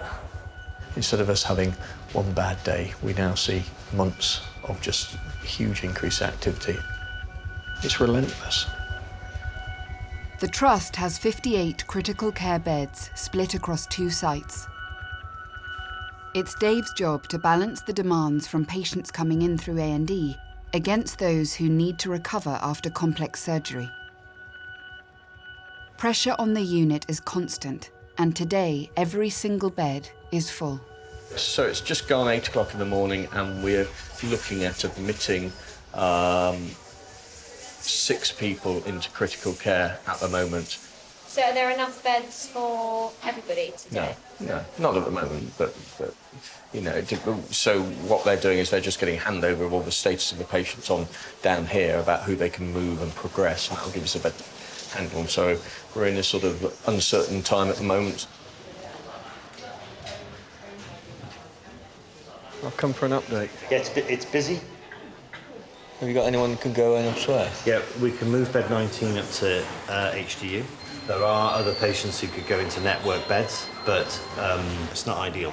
Yeah, what about City, if we could make some space at City? I don't think there's any space at City. Why is it that demand keeps going up? There are some really good reasons why it's going up. I mean, we're capable of saving people's lives that were just not possible even 5 to 10 years ago. We've seen that with our major trauma centre. We've seen a number of patients admitted just over the last week who I am confident would never have survived to reach the intensive care unit even a few years ago, which is phenomenal. But the resource required to support those patients through their recovery is enormous, and the demand for that is inexorably rising. Each intensive care bed needs 6 nurses or so to staff it. And then there's all the equipment like life support machines, ventilators that can't be provided anywhere else in the hospital. So it's a very expensive business, but it's what makes the difference between these patients surviving or these patients getting worse and dying.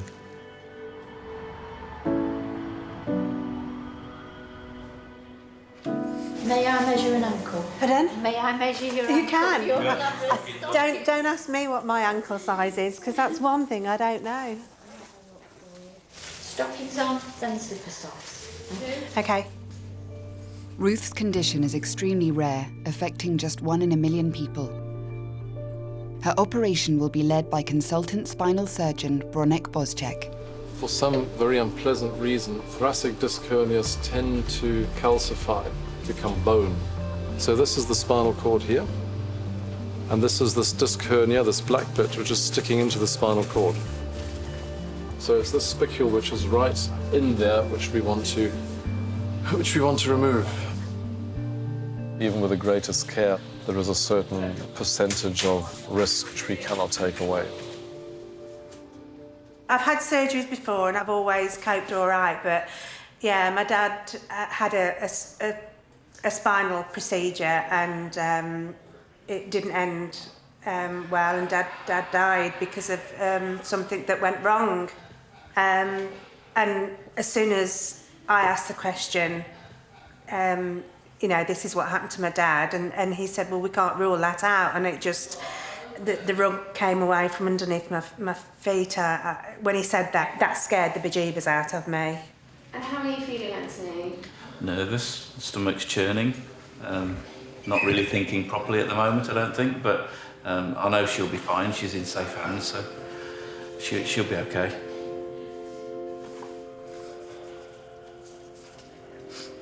You'll be fine. You will. Don't start, because you'll set me off. You'll be okay. It's just a big day.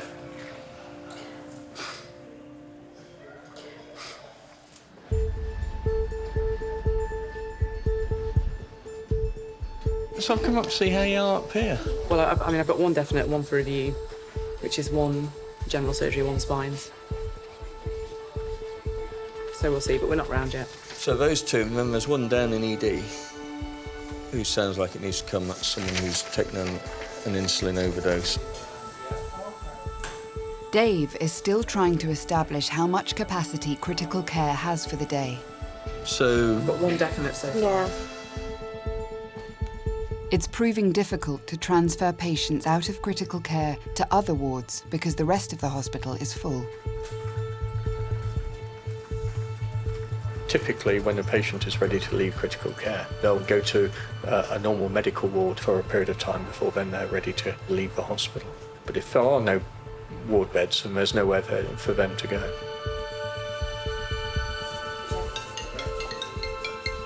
Hello, it's Holly. Yeah, so at the moment we've not really got much capacity at all in crit care, so we're just waiting for the ward rounds to well, go ahead basically. So can I give you a call back once we know what discharges we've got?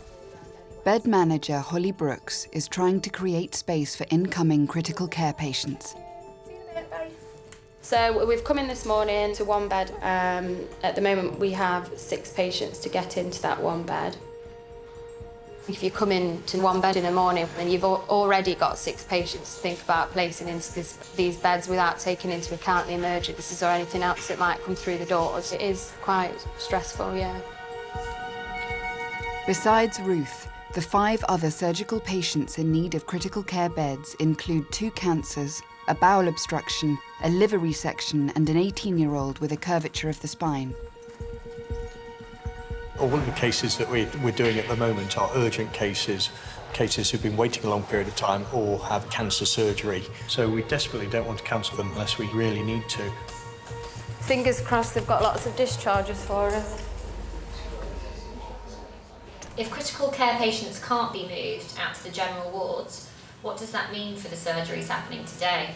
We can't do them.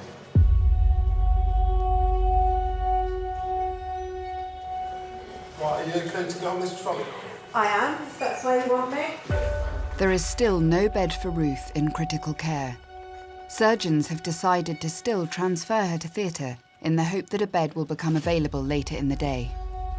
Right. So Anthony can come with me. You can come as far as the door. Okay. There's all your essentials. All right. Okay. Take care. I'm here.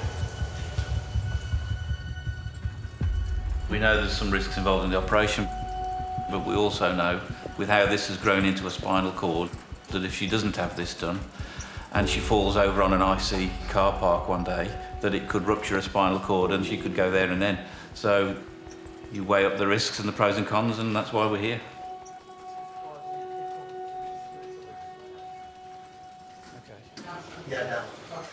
All right. Okay. With you.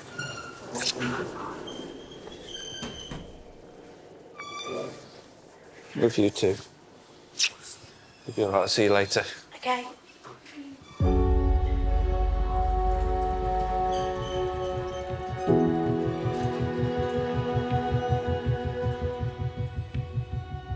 With ward rounds complete, Holly must work out how many of the 6 surgical patients will now have a bed in critical care. Bed 2 is above knee amputation, so E16. Oh, yeah, I've got that one. Yeah. It's just waiting for the consultant to calculate implants. Yes. So bed 4, bed 7, bed 9, and then side room 3. So we've got 1 empty bed, 4 definite, so that only gives us 5 definite beds, and at the minute we've got 6 to get in. The unit is still 1 bed short. If another bed can't be found, one of the 6 patients will have their operation cancelled.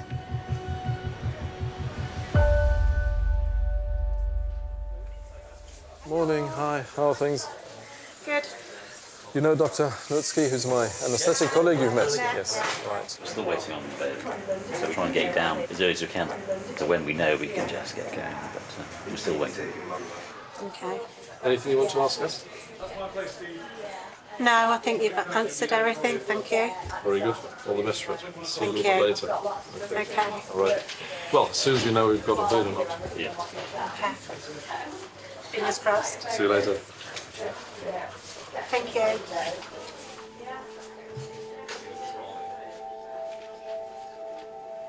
I'm here ready to go, but I'll be gutted.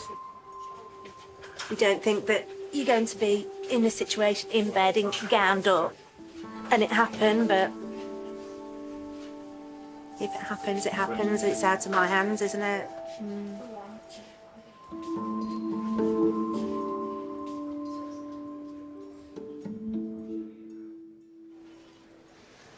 So what have we got outstanding then? We're going to be full after taking all these. We haven't got the bed for this one at the moment. No, but we could use NSPU for this one, presumably. That's what we're going to check with theatres now. Yeah. And check with their bed managers if they got NSPU bed. They're 9. Well, I can go and talk to them about 9. Okay. I'll go and talk to them about that. The critical care team asks spinal surgeon Bronek if Ruth can go to NSPU, the neurospinal post-operative unit, a ward with a lower level of medical care. They're asking if we can do NSPU. I think that's a compromise. I think it is a risk, and I think it's not worth taking. No, that's fine. Sorry. No, not at all, not at all. That's the difficulty, isn't it? Because we're being asked to make these compromises, and I think, the reality is that patients... Chest drain they can manage, but that needs to be safe, and if she goes off, and we've had that situation, exactly, we don't want that. No, that's totally fine. It's all right. See you in a bit. What's happening at the moment is that we've got the surgical teams who want to start with their elective cases. We haven't been able to give them the go-ahead for that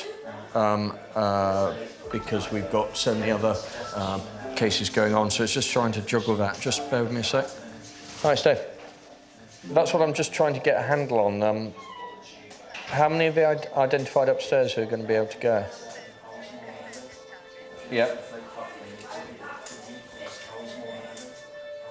There's so many unknowns with all of this that you can just beat yourself up and go round in circles. So there's a finite time where the surgeons have to get on and do the cases. So the sooner we can get them operating, the better it is for them, the better it is for the patients. If there's enough opportunity that we should be able to move some of these patients on, then the easiest thing is just say yes to the electives and get them going.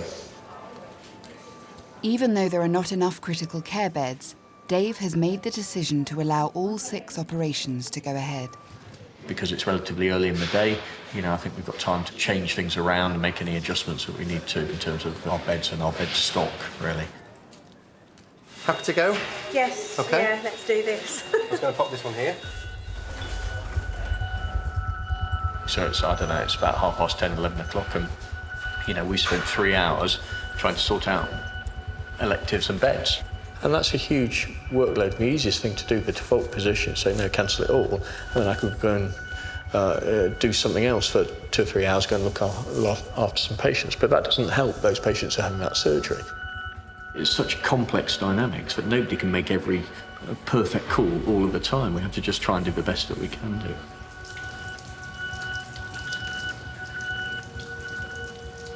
It's been one of the worst years that we've had, simply because we can't concentrate on doing the work we need to do. We would want to be focusing on how we can develop our service, how we can provide better care, how we can optimize patient treatment. Yet every day feels like firefighting and being in a defensive, reactive position.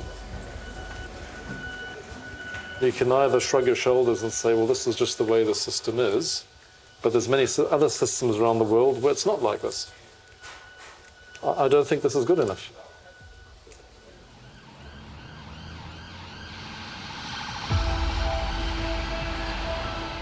In A&E, the trauma team stand by for the arrival of an 89-year-old man who's been involved in a road traffic accident.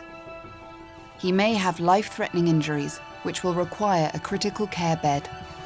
We think we can cope with the elective workload as is, but it depends on the emergency workload. And that's the bit that skews everything. The man was on the hard shoulder after breaking down when the accident happened.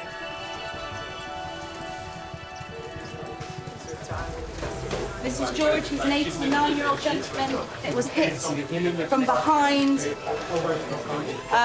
The impact pushed his seat backwards. He has an occipital head injury. He's also complaining of left shoulder pain associated with central chest pain going through to the left shoulder, but he's very tender over his left scapula as well.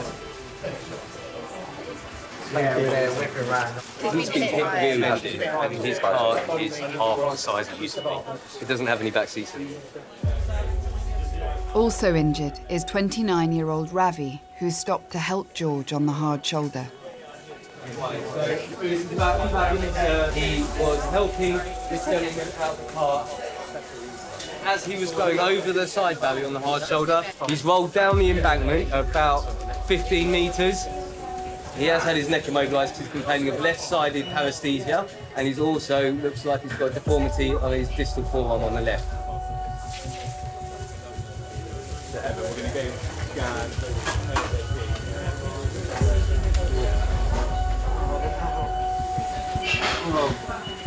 What was you doing? I was doing what about?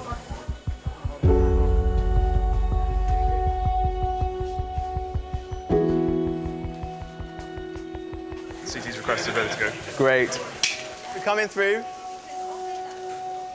Unsure of the extent of his injuries, doctors send Ravi for a CT scan. You ready for trauma? Yeah. Great.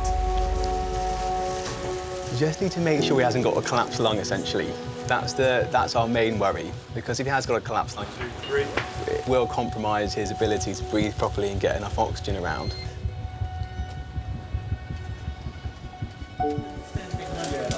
Out of 10, 10 being the worst pain, 0 being no pain, what number would you give your pain? About 8. So we give you some more morphine then. The team is concerned that George's condition is deteriorating. We're not quite sure what's going on with him. He's complaining of a lot of pain in his back. Blood pressure's been up and down a bit. He's quite elderly, and the question is, did he have some cardiac problem or something? Did he lose consciousness for some medical reason?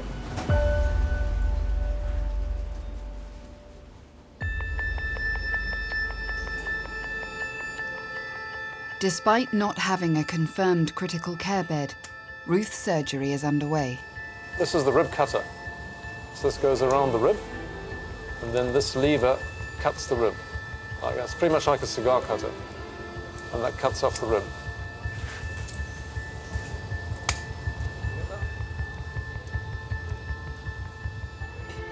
Her condition is so rare, the last time Bronek performed this operation was over a year ago.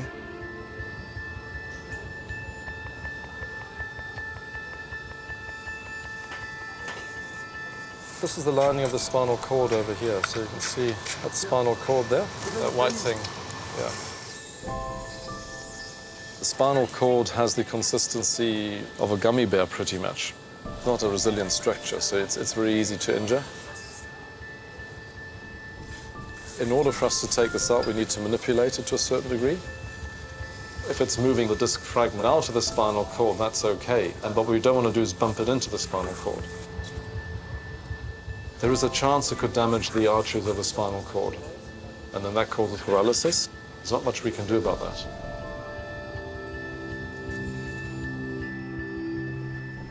I've been to McDonald's, I've been to Halfords to get some windscreen wipers for the car. Anything to do to take my mind off it.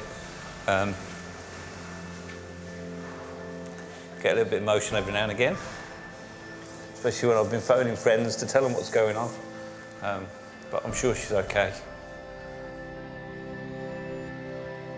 There's a serious risk as they fetch this out. That could put her in a wheelchair from today onwards. It could leave her with any amount of damage to her mobility in her legs. We really don't know. It's not knowing anything. I'm sitting here waiting and I don't know what's happening. It must be complicated because they're taking so long to do it, but it doesn't mean it's bad.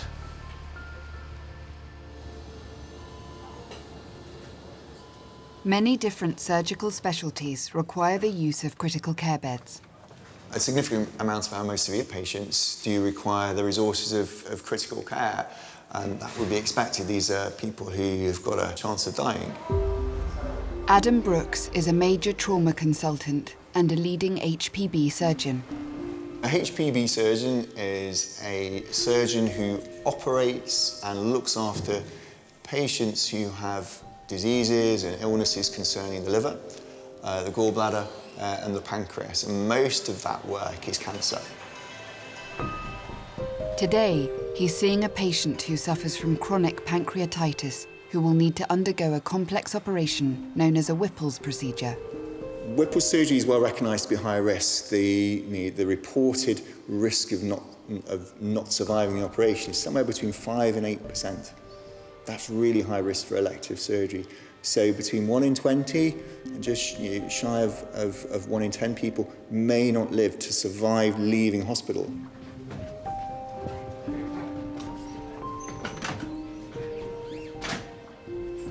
I'm having a discussion with him about having my pancreas removed, total removal.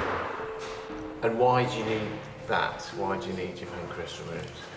Because I've been having problems with it since 1999. I've been in hospital with it 30 odd times altogether.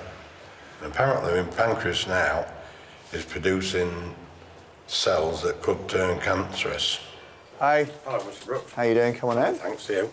Hi. This is Steph and daughter. Hi, yeah, come on through. Thank you. Have a seat, thank you. Okay. Thank you for coming across to see me today. Just to recap, over the last few years you've had these episodes of pancreatitis, and your recent scans have shown a lump in the head of the pancreas. So although the primary aim is to try to stop you having any further episodes of pancreatitis, the secondary aim is to remove this to reduce any chance of cancer cells forming in this mass. It's this operation called a Whipple procedure. Okay. Now that operation involves removing the head of the pancreas where this lump is, the bile duct, the duodenum, which is the bit of the outflow from the stomach, and then joining everything back up. It's an operation that does carry some significant risk. It's the biggest abdominal operation there is. The risk of not surviving the operation is about 5%, so 1 person in 20 won't survive. I don't know how you feel about that, but even though very big operations, cardiac operations and other operations, people normally quote a risk of about 1 in 100 of not surviving the operation. So it is significantly more than the vast majority of big surgery. It's equally important you guys and the family understand and everyone's on board, because that's a really, really important thing. We've been quite open and we've talked about it a lot, haven't we? Yeah. Yeah. Mm-hmm. You take me out for tea after it's all finished. Right, don't wait. Okay. You sign there.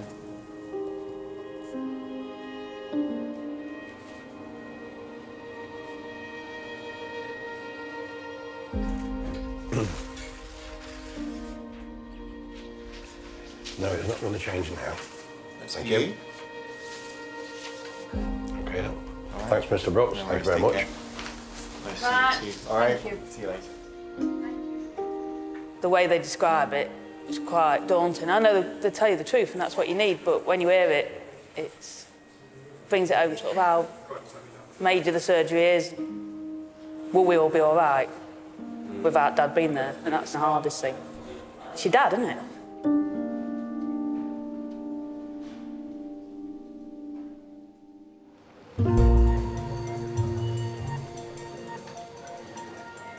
Ravi, who was involved in the traffic accident, is still in A&E. Bend your thumb for me. His scan results have revealed 6 broken ribs, a fractured shoulder and a dislocated wrist, but no life-threatening injuries, so he will not need a critical care bed. The wrist dislocation is really, really severe injury because it puts loads of pressure on a couple of nerves that supply the sensation and power to the fingers. So the urgency here is to try and take the pressure off the nerve, therefore make sure he doesn't get any permanent damage at all to his hand and finger function. Under local anaesthetic, doctors try to relocate his wrist. You okay there? Okay, go for it. Tell you what, I'm going to do that. You really, really give it an extension. Okay. Thumb. Go for it. Yeah. Felt like something. Yeah, I think that's good. Let's have an X-ray. Let's have a lateral.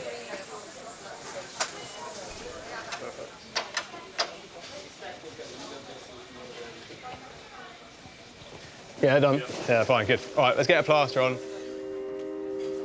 George's CT scan has shown that he may have abdominal bleeding. He's got a laceration of his spleen, which has a big blood supply and is prone to bleeding. As far as I understand, he's had rear end shunt at some considerable speed, so it's likely that his rib is actually what's caused the damage to the spleen because of the force that's been applied from behind. He will now need to undergo an angiogram. George, small breath in, breathe all the way out. A dye is injected into his splenic artery and observed under X-ray. Don't breathe, keep very, very still.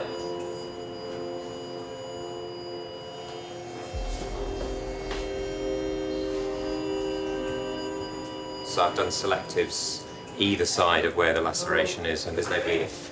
So I'll just put an angioseal in and leave it at that. Still think it's the right thing to do. So he does have a tear in his spleen, which I'm sure is where the blood came from, but the vessels seem to have sealed themselves off at the moment, so fingers crossed. We're going, are we? Yeah. Get up to the now. C30 we're going to. With the internal bleeding eliminated, George no longer needs a critical care bed. Bit tired, aren't you, George? After your full-on day. Get some sleep. Going up.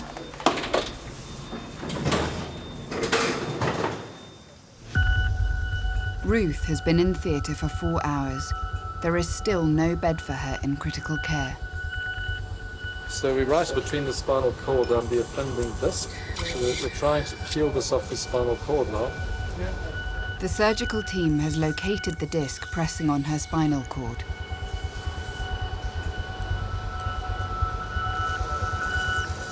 It's a big, horrible nugget.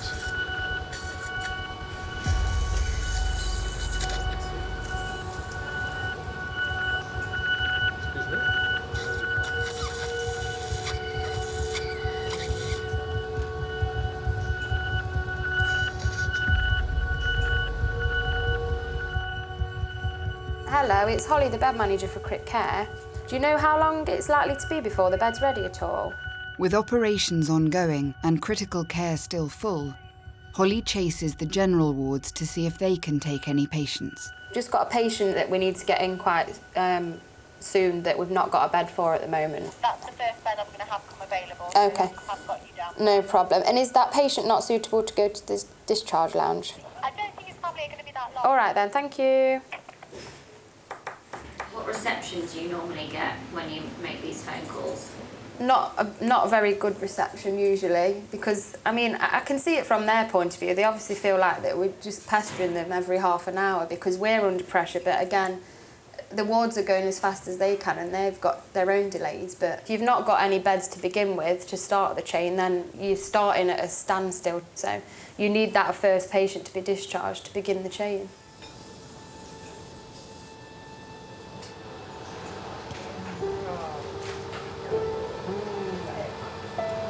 It's a boy.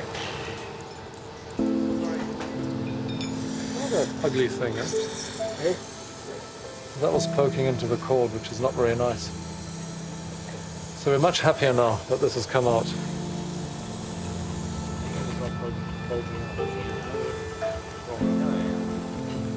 But now it's pulsating nicely, so now it's a happy cord. But now we don't need to manipulate anymore, so it's very unlikely for something to go wrong now. So now we're quite happy. If he recovers from this, then this should not cause any more difficulties. When she's awake and jiggling her feet, if you please give partner a ring to let them know. Bob, thanks very much.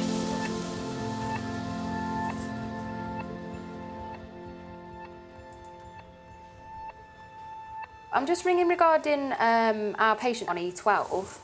Yeah. Do you know how long it's likely to be before the bed's ready for him at all?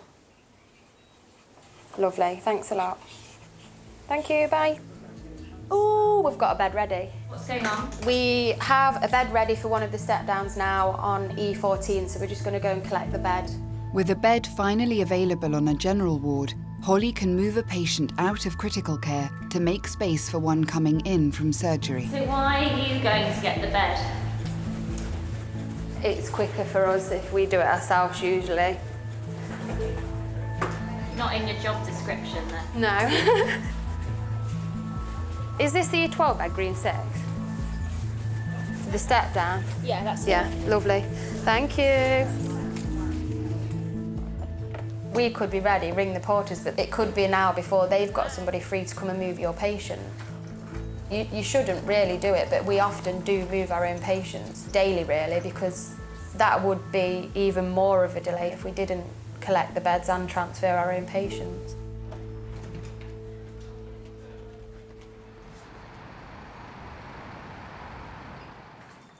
After 3 hours in recovery, Ruth is stable enough to be transferred to critical care.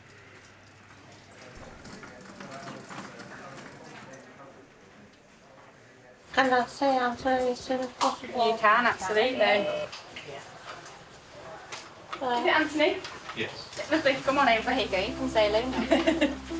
Okay, it's you. Well, speak to You're right.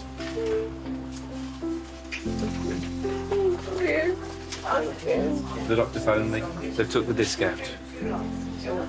You can move your feet. Your legs are all moving round okay. It's been a complete success. Good for you too.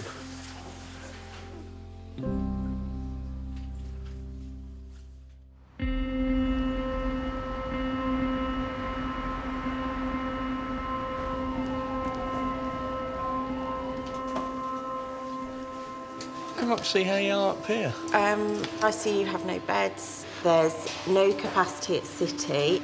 HDU have 2 beds, but they've got 3 electives to come in and a query emergency to come in. So we're in a bit of a difficult situation. OK, all right, I'll catch you in a bit. What we used to see is we used to see that winter would be terrible, but once we got into April, and certainly May, we'd start to see that all let up and the actual activity would reduce. But over the last couple of years or so, we haven't seen any let up in activity. And what we've seen is a steady rise. So it's almost like the baseline has gone up each year. We know that we need about an extra 3/4 of a bed every year. Those last beds we built, they cost about £1.4 million a bed to build. The computer monitors that we have above every bed space are £32,000, and the ventilator's £35,000. So to try and raise that amount of money and the logistics of doing that and the time it takes is huge. It will take us 2 or 3 years to do that. So we know we're stuck now for the next 2 or 3 years. When did you last eat? Eat? 6 o'clock last night. And your last drink? 5:30 this morning. OK. Joe is undergoing a Whipple's procedure, a complicated operation to remove a mass in his pancreas. His operation is considered urgent and will go ahead today despite the lack of beds in critical care. A little bit apprehensive, of course. What are you feeling apprehensive about, if you don't mind me asking? The outcome of the operation. There's a huge amount of very complex surgery done in this organisation, and each of those procedures has its own risk. The risk with this is that we either have a major bleed intraoperatively or my joints fall apart. It's some of the highest elective surgery risks that we do here in this hospital or elsewhere.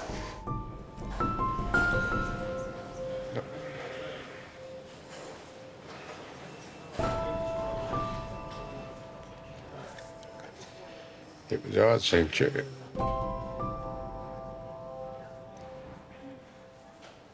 It was hard saying cheer up to the grandkids.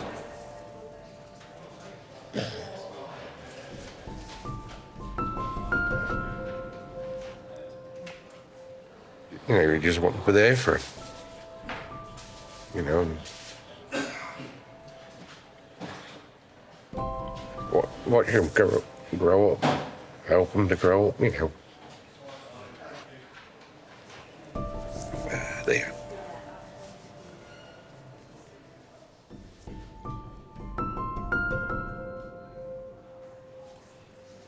Any wobbly teeth? Anything loose in your mouth at all? Have you got any jewellery on anywhere? Wedding ring. Taped up, great. Okay. So we'll go to the anaesthetic room then, okay.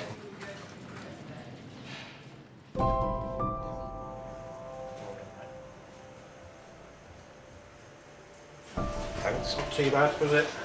No. Or was it? You all No, right? no, fine. It will be worth it. I hope so. It will be. Hi, it's Adam. Who's that?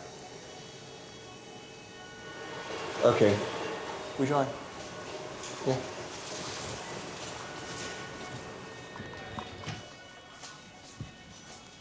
Before he can start Joe's surgery, Adam must go to A&E to assess a major trauma patient.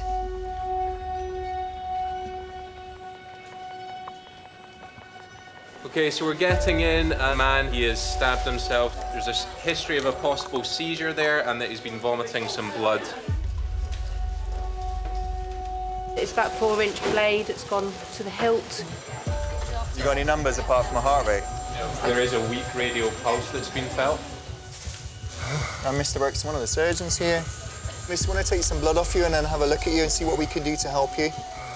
All right, see if we can make you better so that we can talk about how you feel. See whether we can do anything to make you feel a bit better. All right.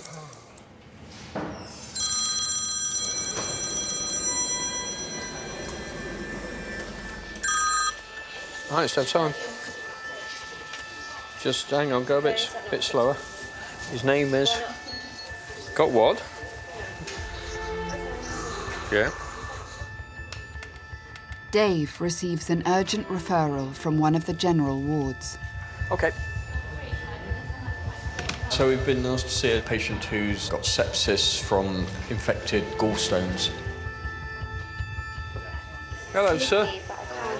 My name's David Sowen. I'm one of the intensive care doctors. They've asked me to just come and see you because your blood pressure and your heart rate's not so good and your breathing's a bit fast as well, OK? John, I'm just going to have a listen to your heart and your chest, OK? Okay. You're a bit hot, aren't you? Yeah. Just look up for me. So he's got some gallstones obstructing the drainage of the bile. A few deep breaths for me. Got this infected bile which is setting up this septicemia or blood poisoning, just where the bugs have jumped into the bloodstream and been cascaded around the body, and it's affecting all of the different organs. People don't recognise how quickly sepsis can take hold of you. All right. Let me just go and see if we can come up with a plan for you to try and get you a bit better, OK? For every hour that you wait, it's about 7% reduction in survival. He's significantly deteriorated from this morning. So what we need to do is we need to pull him up to a high dependency.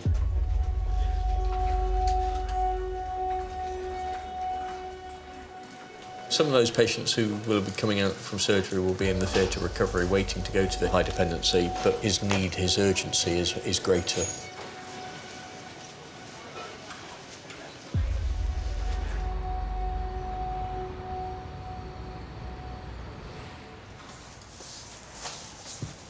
Hey, you right? Yeah, how are you? Oh, living the dream.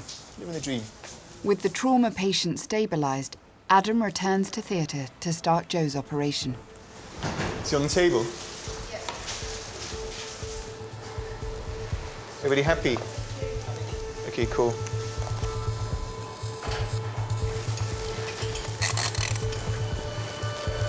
So this is the back of the stomach, all up there. And we're just coming onto the pancreas. And I'm just going to take this off and then move things around and try and find where this mass is. To find out whether the mass in Joe's pancreas is cancerous, the team must send off a specimen to the pathology lab.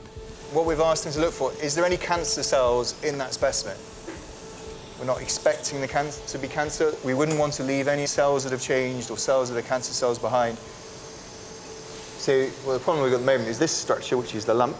The inflammation essentially has welded this onto the back of the blood vessel that goes to the rest of the bowel. This blood vessel carries a litre of blood a minute. So we're just currently peeling this off in the vein, just a little bit at a time. There's a few critical bits. This is one of the critical bits. So imagine pushing, you're having a bit of glue stuck on a piece of paper, and you're trying to peel the glue off the piece of paper without making a hole in the piece of paper. That's kind of what we're trying to do at the moment. If it tears, then it will just continue to bleed. So if we have an uncontrolled bleed, i.e. if I haven't got clamps stopping the blood supply before it bleeds, then there is a chance that we can't control it and he dies.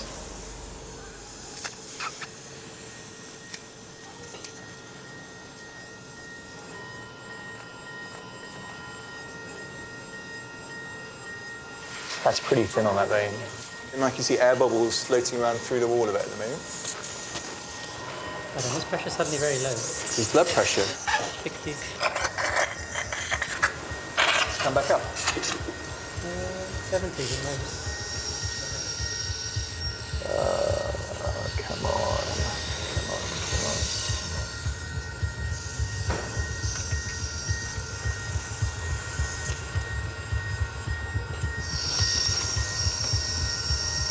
Something, a stitch, please. 3 vicryl now. Just where's the diaphragm? Oh my goodness me, what's that? That's that vein, isn't it? Yes, it is. Oh, yeah. Say, Bobby, it's my 3/4 size vascular clamps I want if we have a problem, okay? Not the baby ones.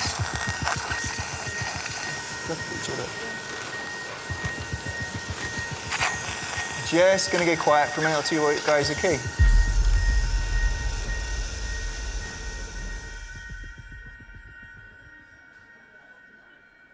It's always there, isn't it? It's always hanging over you. I think as well, they've been saying how long the surgery's going to be, the risks that are involved, you know, the mortality rates and things like that, and it brings it home, sort of the extent of actually what is agreed to.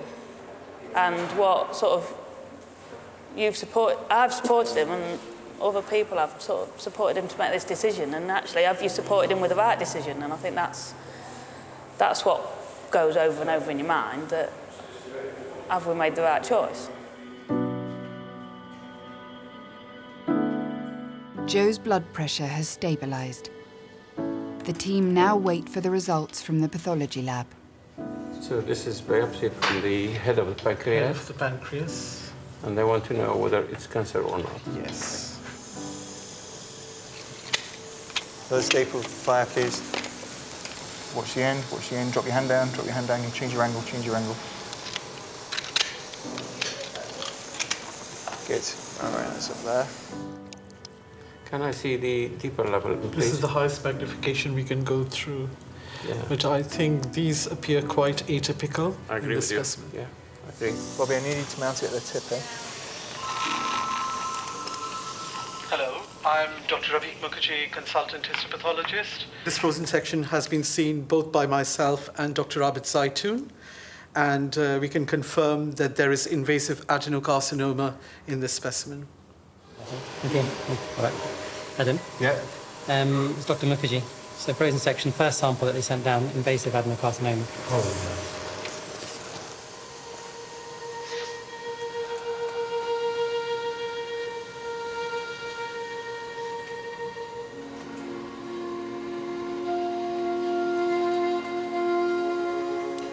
I'm upset for him.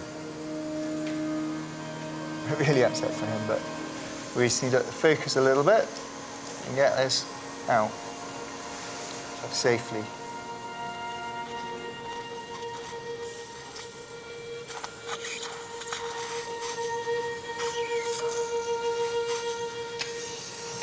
Main specimen.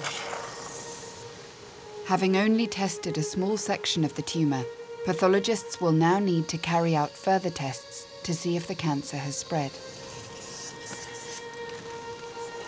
It's a very big tumour to take out if it's cancer. That's a very big lump of tumour. But we'll only really know for sure once they get the whole specimen, and in about 10 days' time they have a chance to look at it and report back to us. Thanks for your work. We're a little bit later than planned. Thank you very much. I think he needs to come up to us. Yep. All right, I'll get them to pull that chap, so hopefully he'll come up in about 10, 15 minutes for you. All right, thanks. Bye. He needs to come up, so you'll be full. So that's my problem. That's why I want to see if I can get one to the city just to give you a bit of space. Dave has received an emergency referral. With critical care full, he's decided to transfer a patient to the Trust's other hospital, Nottingham City, to free up a bed. No, I'm just literally walking through the door now. I'll be there in a sec. We try not to move patients if we can help it, just because transferring people is a risky business. Part of that is when you're really ill, all of your normal mechanisms of controlling blood pressure and heart rate and all those things, they don't work so well. There's always a risk of putting someone in an ambulance, and complications and things can happen to the patient, so we try not to transfer anyone who's desperately sick. Hello, it's Holly over at Queen's. I'm just calling to see if at all possible we're able to use the blue light ambulance crew for an ITU transfer. This is our only bed that's going to be available imminently. Lovely. All right, that's brilliant. Thank you very much. Thank you, bye. Yeah, so they can do that.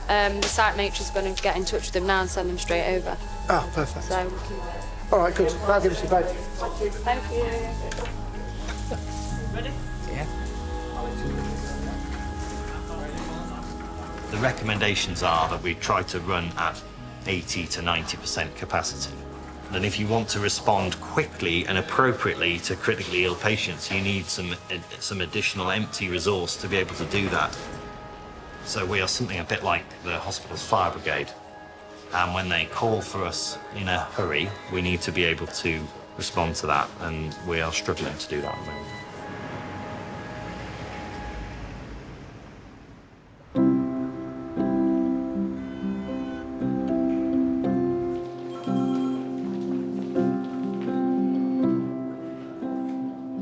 George is recovering on the same ward as Ravi, the man who stopped to help him when he broke down. My car packed up. I pulled off the road onto the hard shoulder. That gentleman stopped and he said, "Are you all right?" And I said, "Well, no, the gearbox is gone. I can't get no gears at all." If my own parents is broken down, I would love someone to come and help them. That's what I did. He's got more than I have. He's got broken wrist and different things. I felt guilty when I come in here and seen him sitting there. I was upset, to be honest. The wrist is broke. Now they put some screws in. Because I tried to save someone. And yeah, still got hit. But still, we are alive. That's fine. Oh, there are still kind people about in this world. But I can't thank him enough for what he done. And I just I just thank my faith that we're both still alive.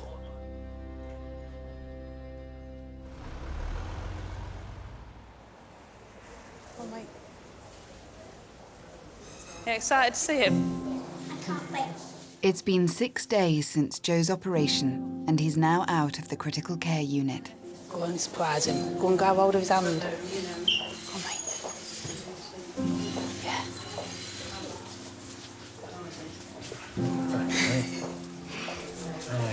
Let me get go. Okay.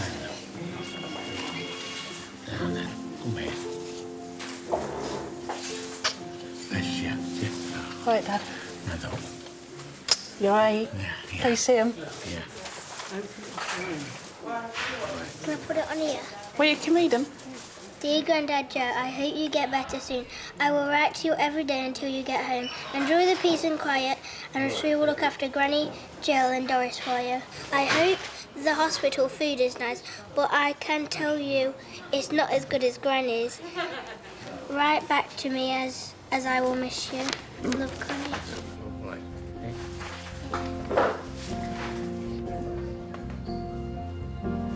Bless you. Love you. Love you.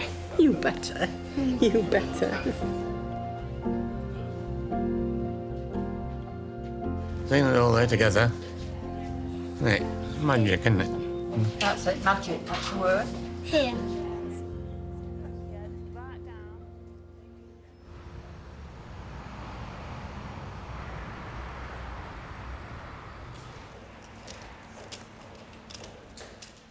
Adam has received Joe's final pathology results. Hey Joe. How you doing? We've lost one tube today. Does that feel better? Yeah, A lot better. I wanted to come and have a chat to you because we've got the results back. Okay, so is that all right if we have a conversation about what it found? Well, there is cancer within that big mass that we took out. All right.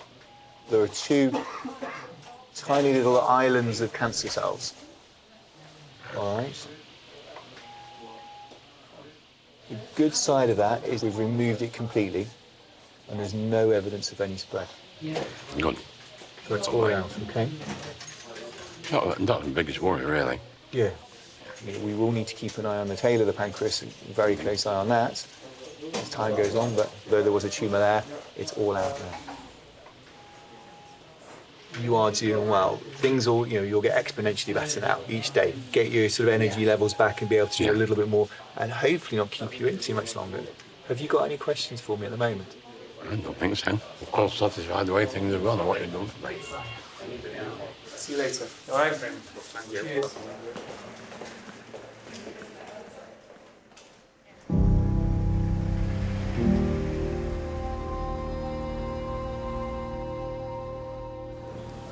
Okay, so this is the second call I've got today so far. Critical care is a finite resource, and it's always been a finite resource, and it's an expensive resource, and we will never have enough critical care beds. Every time we increase our bed numbers, there will be a lull where we've got some capacity, and then as that demand increases, we need to open up more beds. It's always going to be this balance between have we got enough, can we afford it, can we staff it? Because the whole system is so close to the edge, I think when everything lines up, it's that perfect storm, and that's what we've seen this year. And we've just got to manage it as best we can and try and do what's right for all of the patients. Look after yourself. Thank you very much for all you've done. No, I tried, but it didn't go well. Cheers, Yeah, I'll talk to you anyway. you're better than me. Okay, Yes. look after yourself, I'll ring mate. you in. I'll write a letter to you or a card or something. Cheers. Okay. Thank you. See you later.